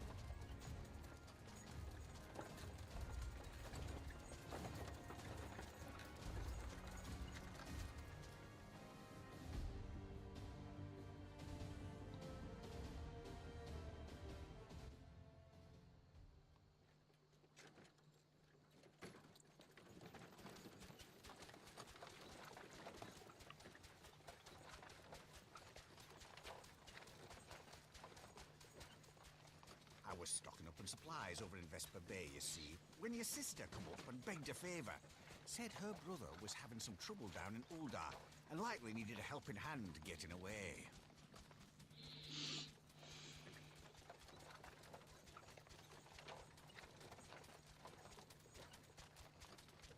Thinking them ruins would make a fine hiding place, I decided to try there first.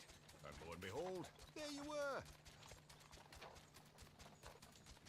Aye, and judging by them soldiers as were pouring out of the city, I arrived not a moment too soon. Ha! Must have been fate that we happened to find you there, though, eh? Holy shit, I've been streaming for 8 hours. What in the hell? Look out for Alize, but would appear she was the one watching over me. I've made such a mess of things.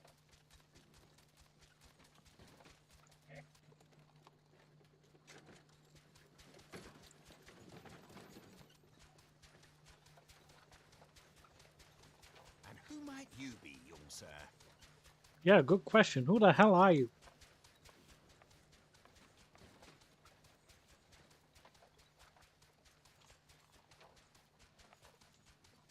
Pippin Taropin, Vice Marshal of the Immortal Flames. Oh. I had been on the Alamegan front these past few moons, but an urgent communication called me back to Uldar. Scarce had my boots touched the cobbles, though, when the streets erupted with cries of assassination. I immediately went in search of answers, and came across Master Alfino here. Needless to say, I did not think his imprisonment justified. The blame plainly lies with the Monetarists. Their greed and corruption are well known to me, but for them to take advantage of the situation with such alacrity... Was that Pippin, you said? Ain't that the name of General Alden's lad? Yes, I am his son. Adopted, of course. 'Twas only as we were leaving Uldar that I learned of father's fate. Once I have seen you a safe distance away, I mean to return to the city and extricate him from this madness. Then you needn't travel no further than Blackbrush. Our fugitives have a friend waiting for them there.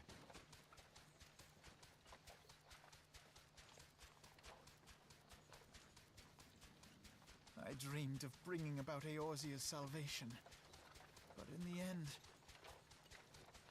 Whack him on the back of the head real quick. it was I who needed saving.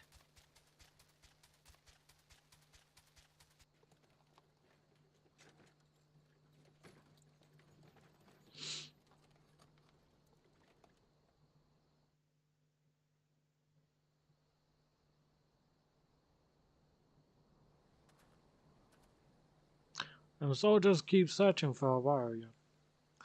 Reckon we'll take the carriage back towards Uldar and get the lay of the land. Maybe provide a distraction if need be.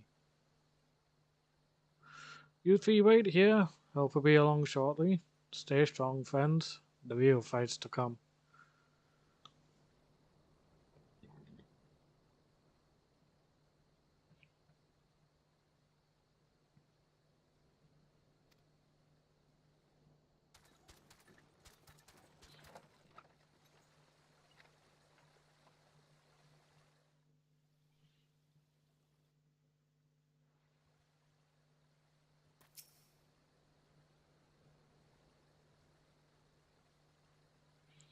The most unassuming folk can prove to be our greatest allies.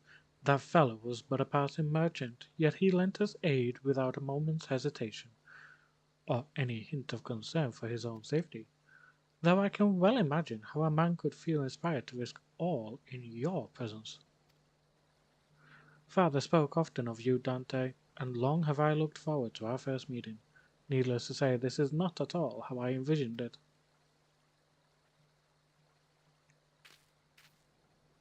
Master Alfino, you must not give in to despair. That would only play into our enemy's hands. So long as you and Dante are free, we may still set things right.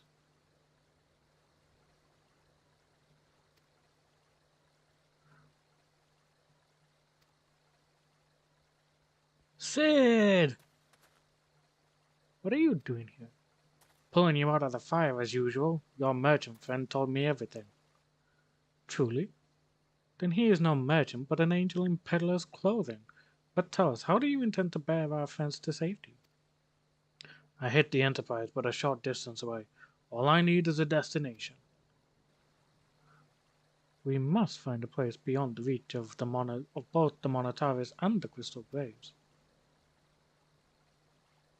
Kothas, Ishgard will not suffer the intrusion of foreign forces in their territory. That settles it. With me, everyone. Not I fear. I must remain here. I dare not abandon Uldar to the Monetaris and their cronies. You may be certain that they will seek to defame you, both here and in the other city-states. But know that I shall do my utmost to thwart their every effort. Frankly, I do not expect it to be much of a challenge. The small folk will not turn so easily on the Warrior of Light and his allies, no matter what the Monetaris claim. Marshal Tarupin, I don't know what to say.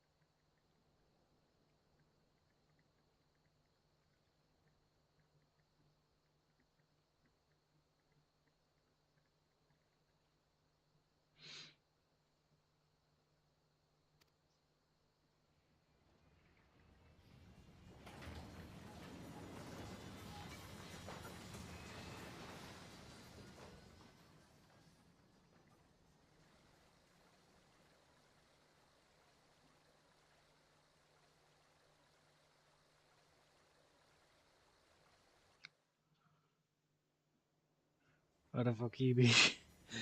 I have no idea at this rate, if I'm honest, my dude.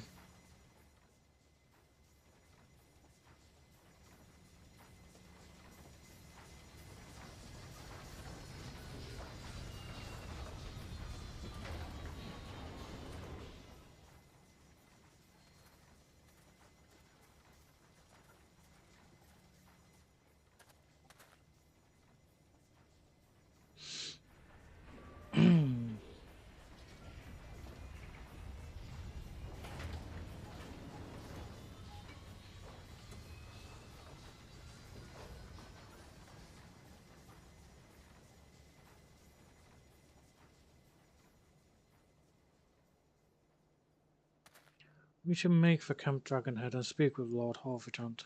Mayhap he will know what to do.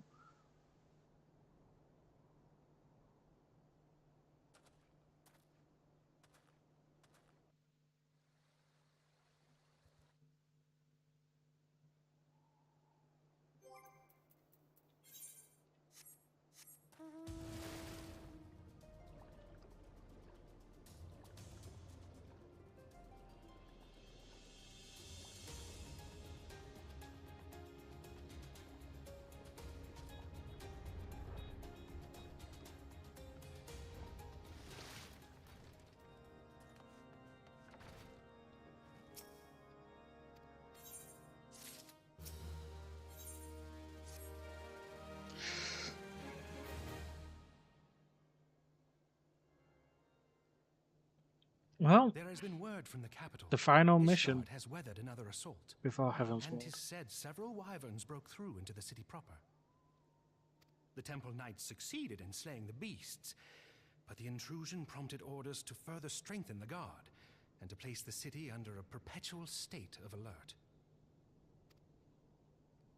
How keenly we feel the loss of our wards at the gates of judgment. Yet we must not bemoan our misfortune. Sir Emmerich is safely returned from Uldar, and once more leads the defense of Ishgard. As for the matter of your asylum, I am afraid no progress will be made until the threat to our nation is diminished. But do not despair. You are not without allies.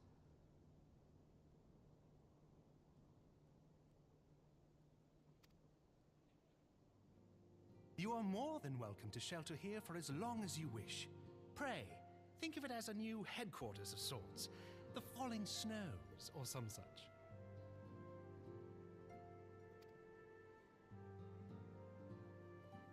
All frivolity aside, any who come here in search of you will receive no aid from House Forton. For once, the Ishgardian reputation for inhospitality shall work in our favor.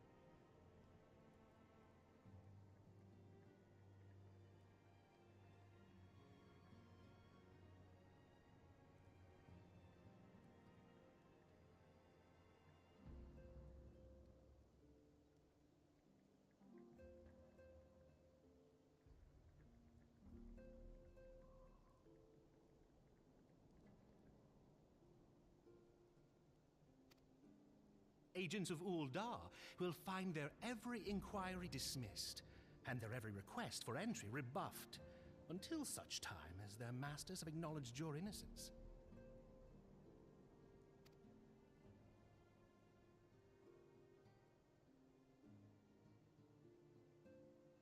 You once fought to preserve the honor of my dear friend. 'Tis a blessing that I may now repay that debt in kind. But let us dwell no more on this. Pray, join the rest of your companions. 'Tis bitterly cold this day. I suspect there are those who might welcome the warmth your presence brings.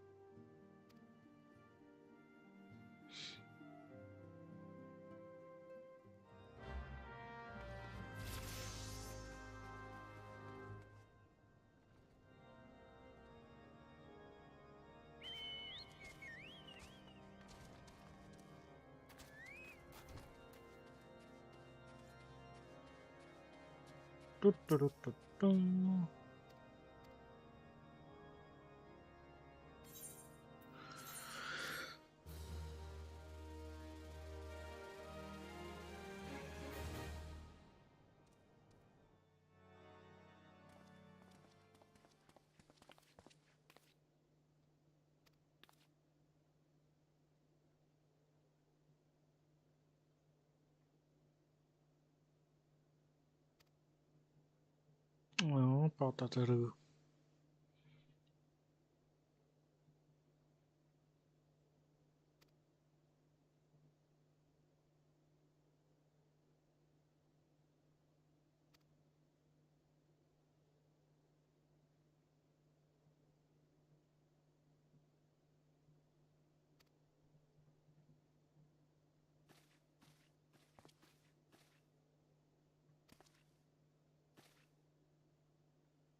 Yugiri!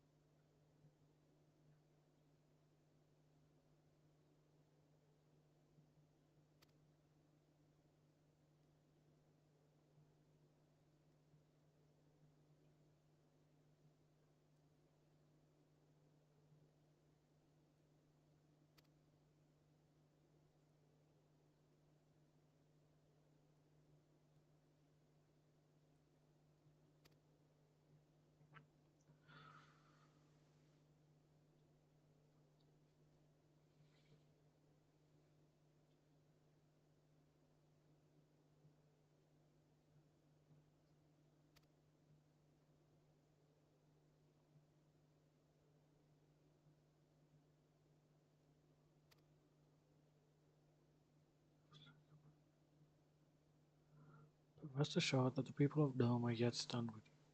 We welcome this opportunity to repay our debts and shall continue our efforts to locate the others and see the Suns restored to their rightful place of honor. Oh, thank you, Yugiri.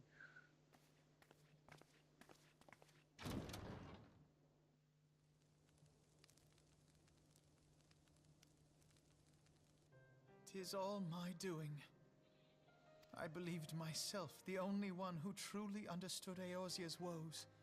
And look what that arrogance has wrought."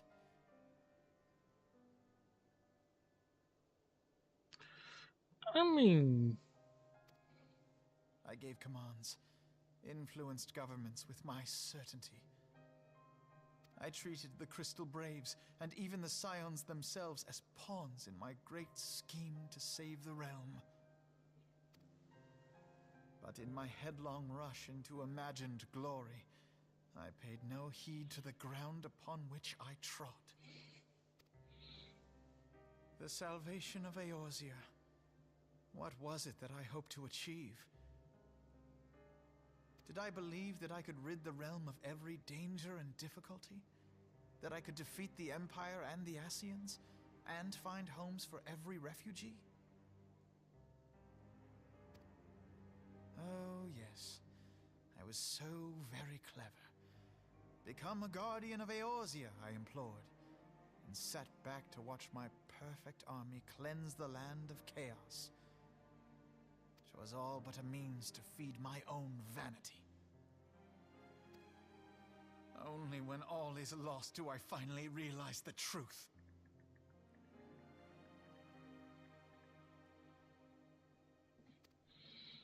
Oh, Alfino.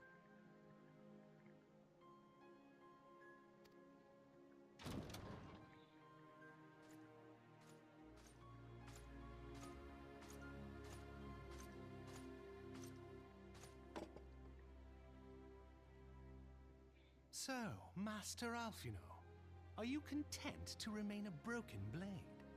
Is there no flame hot enough to reforge you? What of the fine companions who yet stand at your side?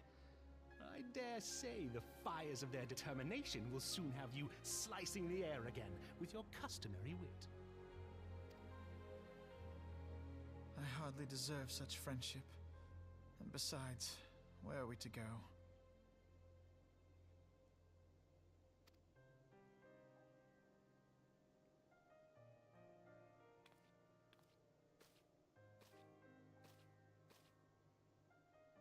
to know, if I may?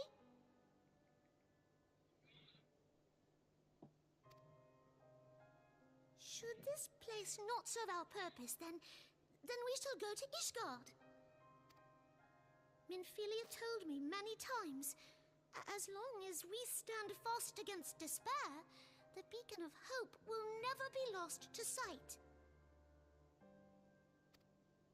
Be it in the snow or in the clouds, we few will see that the dawn's light shines again.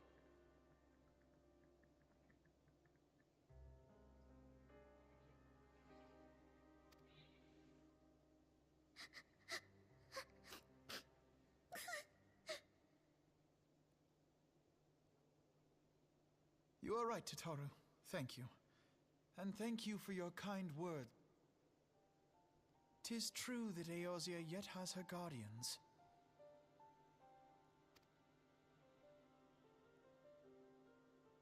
The Scions have achieved much, and 'twould be remiss of me to discard it all in a fit of self-pity.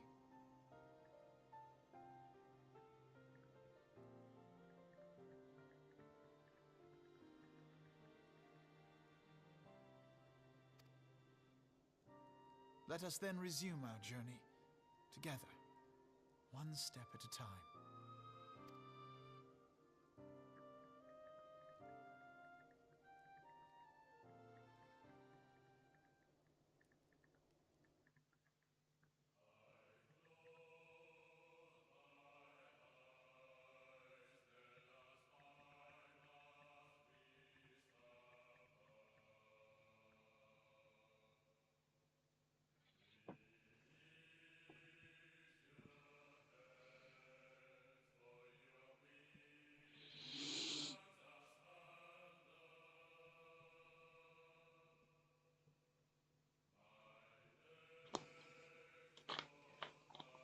So I can skip this. Yep. Good.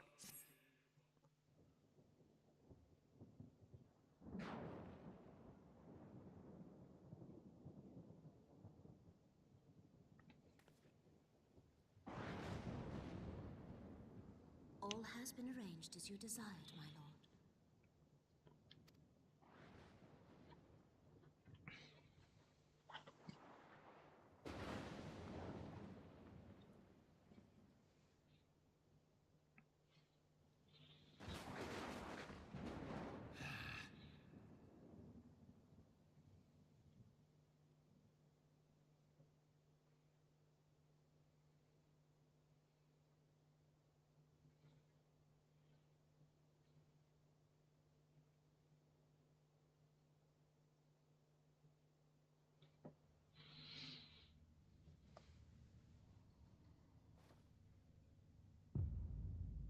Damn, they managed to get Varbon in jail. Jesus. That sucks.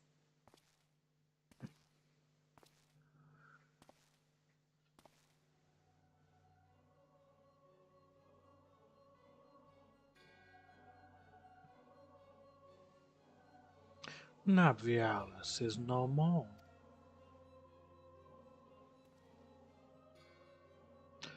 The ardor was not his to invoke. His demise was of his own making. Nevertheless, it concerns me. They have extinguished that which should rightly be eternal. Mayhap he was not wholly mistaken. Greater haste may be warranted. We are of one mind. The northern lands, then.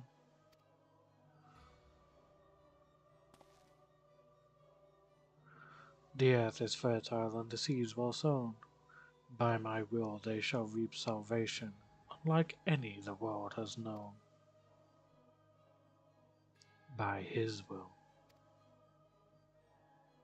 By his will.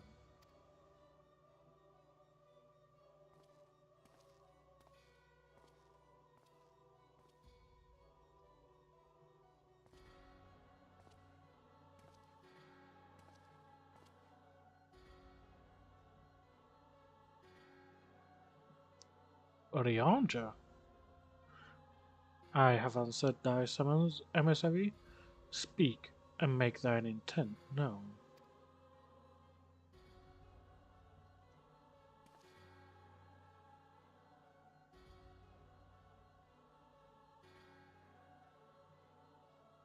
I would speak of fate, Archon. Yours, mine, the fate of this very star.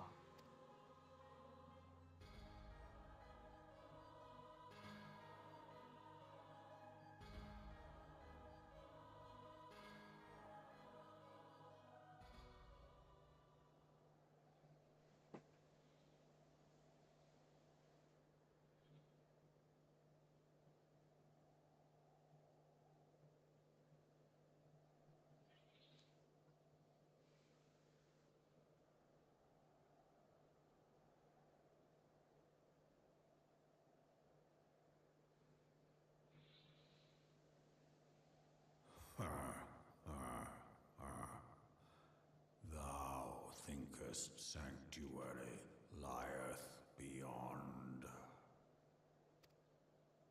Delusion, despair, death. Thou shalt find naught else here.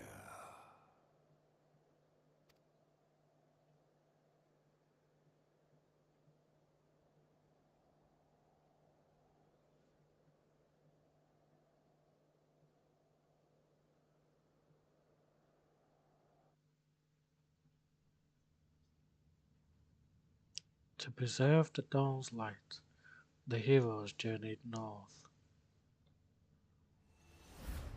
Their hearts filled with hope and eyes fixed heavensward.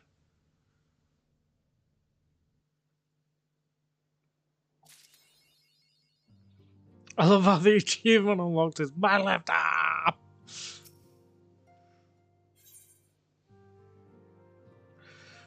Right, we're gonna quickly get ourselves into Ishgard, and that's where I'm gonna end off. I can't believe we actually managed to get to Heavensward. Damn. And it's taken so long as well. The dawn's light will shine again. So long as we have these specious accusations hanging over us, we will struggle to achieve anything. You must go to Ishgard, as Tataru proposed. I will return to Uldar and set... You shall go into Uldar is such a wise idea. Pray, do not be so hasty, Master Alphino. Lord Orchiffon.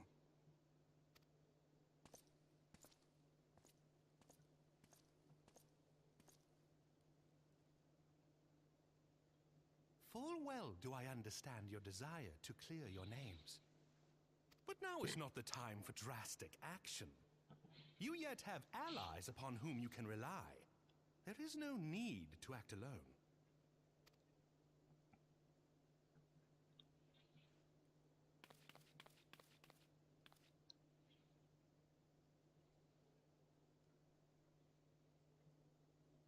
Yes. Yes, of course. Pray forgive my impatience.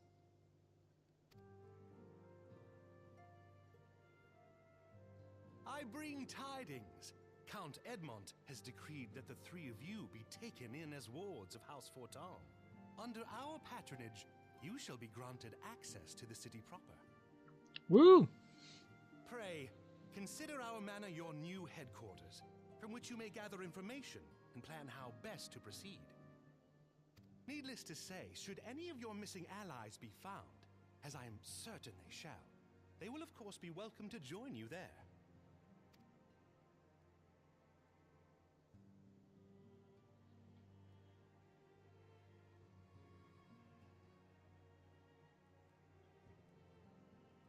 You are more than generous, my friend. On behalf of my fellows, I humbly accept your offer of hospitality.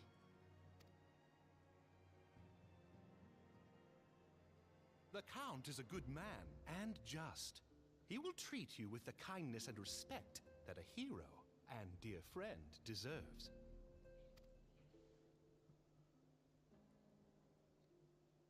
To Ishgard, then. together. There we shall carry on the Scion's legacy. There we shall begin anew.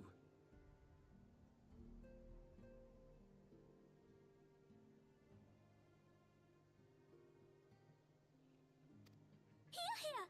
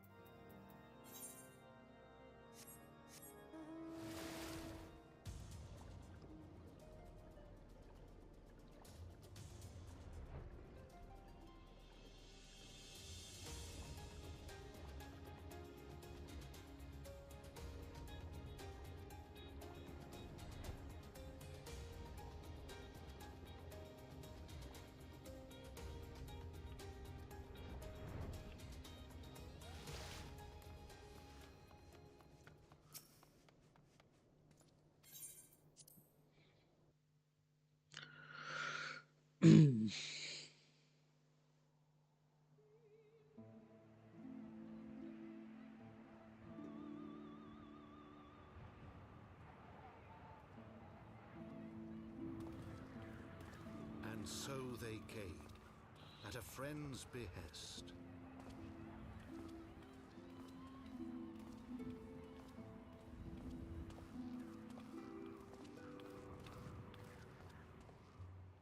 Heroes once celebrated as saviors of Eorzea, brought low through treachery, their names blackened with royal blood.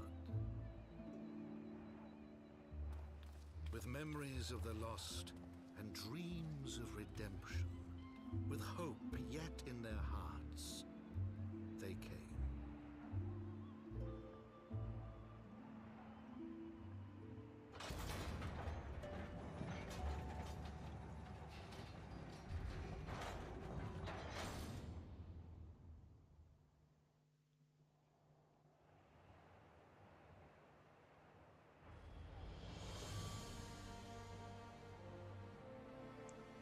To Ishgard, shining city on the mount, overlooking the dominion of Kurthus. A great and proud nation, devoted to Helone, the Fury, ruled by Thordan VII, Archbishop of the Ishgardian Orthodox Church. Blech. The last bastion of the faith, her walls ever bristling with the sworn swords and spears of her 4 high houses. A land that after 1,000 years of war had forgotten what it was to be at peace.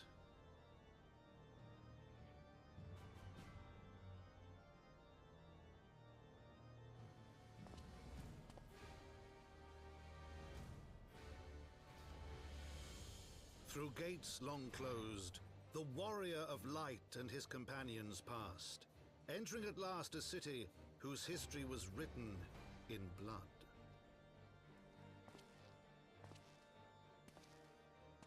In the midst of the Dragonsong War they came, 3 weary travelers whose arrival would set in motion great change. Though none knew then how great.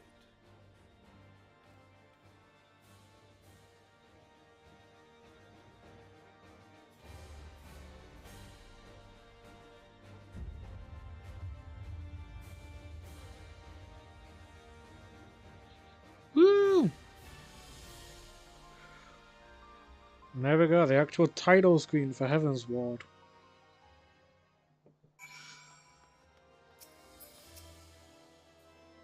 Greetings, Master Havoc. On behalf of Horse Fortunes, I bid you welcome to Ishgard. My lord humbly requests your presence at his residence in the Pillars, if you would all come with me.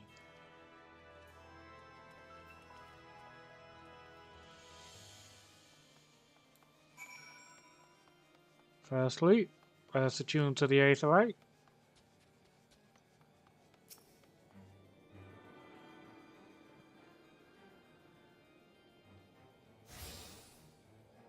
Yeah, we managed to get there.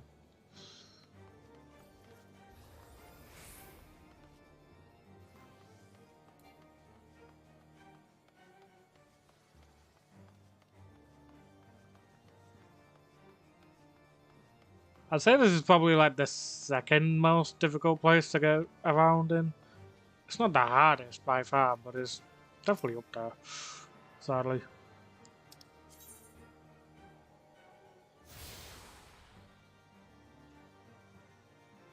And I believe the Machinist Guild, yeah?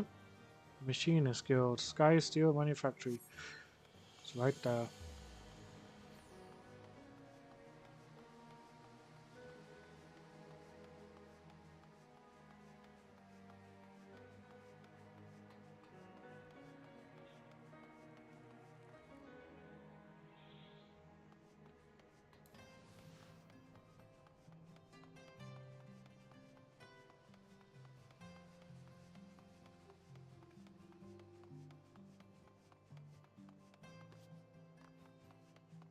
I love how Midgard Soma is just sitting on my shoulder. Like, I've always just realised that. It's just hella annoying, if anything.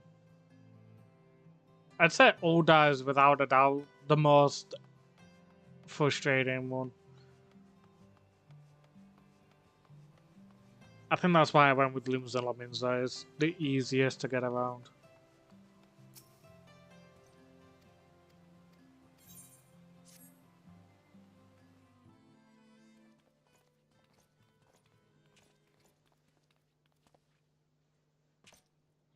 My lord, I have returned with the Scions. I hope your journey was not too taxing.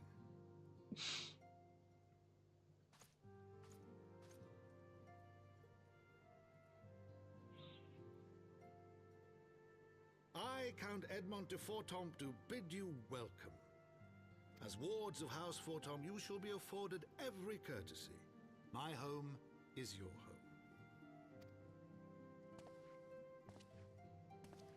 My companions and I are deeply honored, Count Forton. The honor is mine, Master Alphino. Consider it an expression of our gratitude for your service to Ishgard.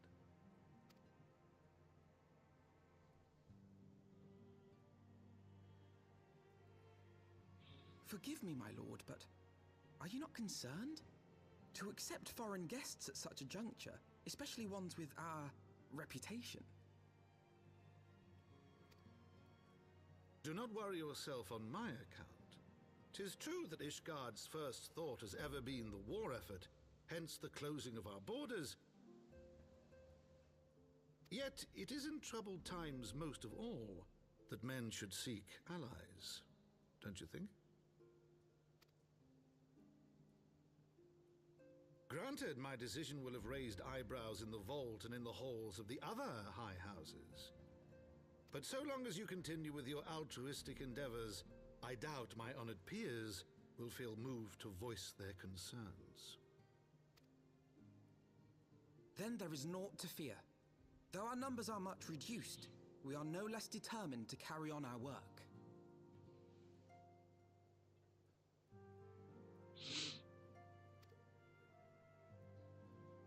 Full glad am I to hear it. But before you return to your labors, why not take a tour of the city?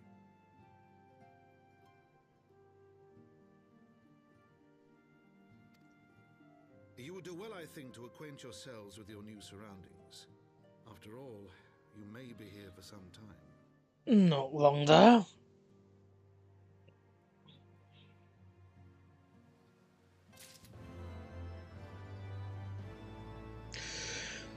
And there we have it. I am going to end off this massive ass stream here. Good lord, I've not even eaten. I think the only thing I had was a couple of pears, and that was before streaming. Ooh. Surprisingly though, I don't feel hungry, but nonetheless, I'm gonna have to get some food. I've been streaming for 8 hours and 53 minutes. Christ. Oh boy. So yeah, I'm going to end off this stream here. We finally got to Heavensward, thankfully before the patch and any maintenance that's happening. So I will try to see if Saki will be okay to record some Borderlands tomorrow. And then the day after, maybe do Digimon World Next Order. And then hopefully we're actually close to completing those. We definitely are in terms of Digimon World Next Order. Because I can quickly just fly through the story for that for a bit, I think. And then start getting more Digimon to the city. So yeah. It might be a while before I get a chance to stream like this again. Or maybe it might just be a couple of days. I don't know.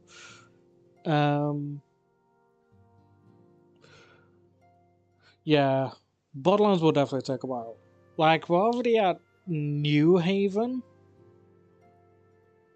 And we've met up with Tanis and Crazy O. But other than that, I don't know how much is left. Because it's been a while since I've completed Borderlands 1. But yeah. Hopefully might be able to do things in like might be able to do another stream of this soon-ish, but we'll see how things go. And hopefully, yeah, I can get Digimon done, because the sooner I get Digimon done, the sooner I can focus on new games that are going to be coming up. Because, oh god, I've just thought of like having 4 different series going at once. Oh, no thank you. That would be torture. I'd probably still end up doing it, but that would be torture. But yeah. So until either another recording session is done or until I next stream, I shall see you all next time. Bye guys!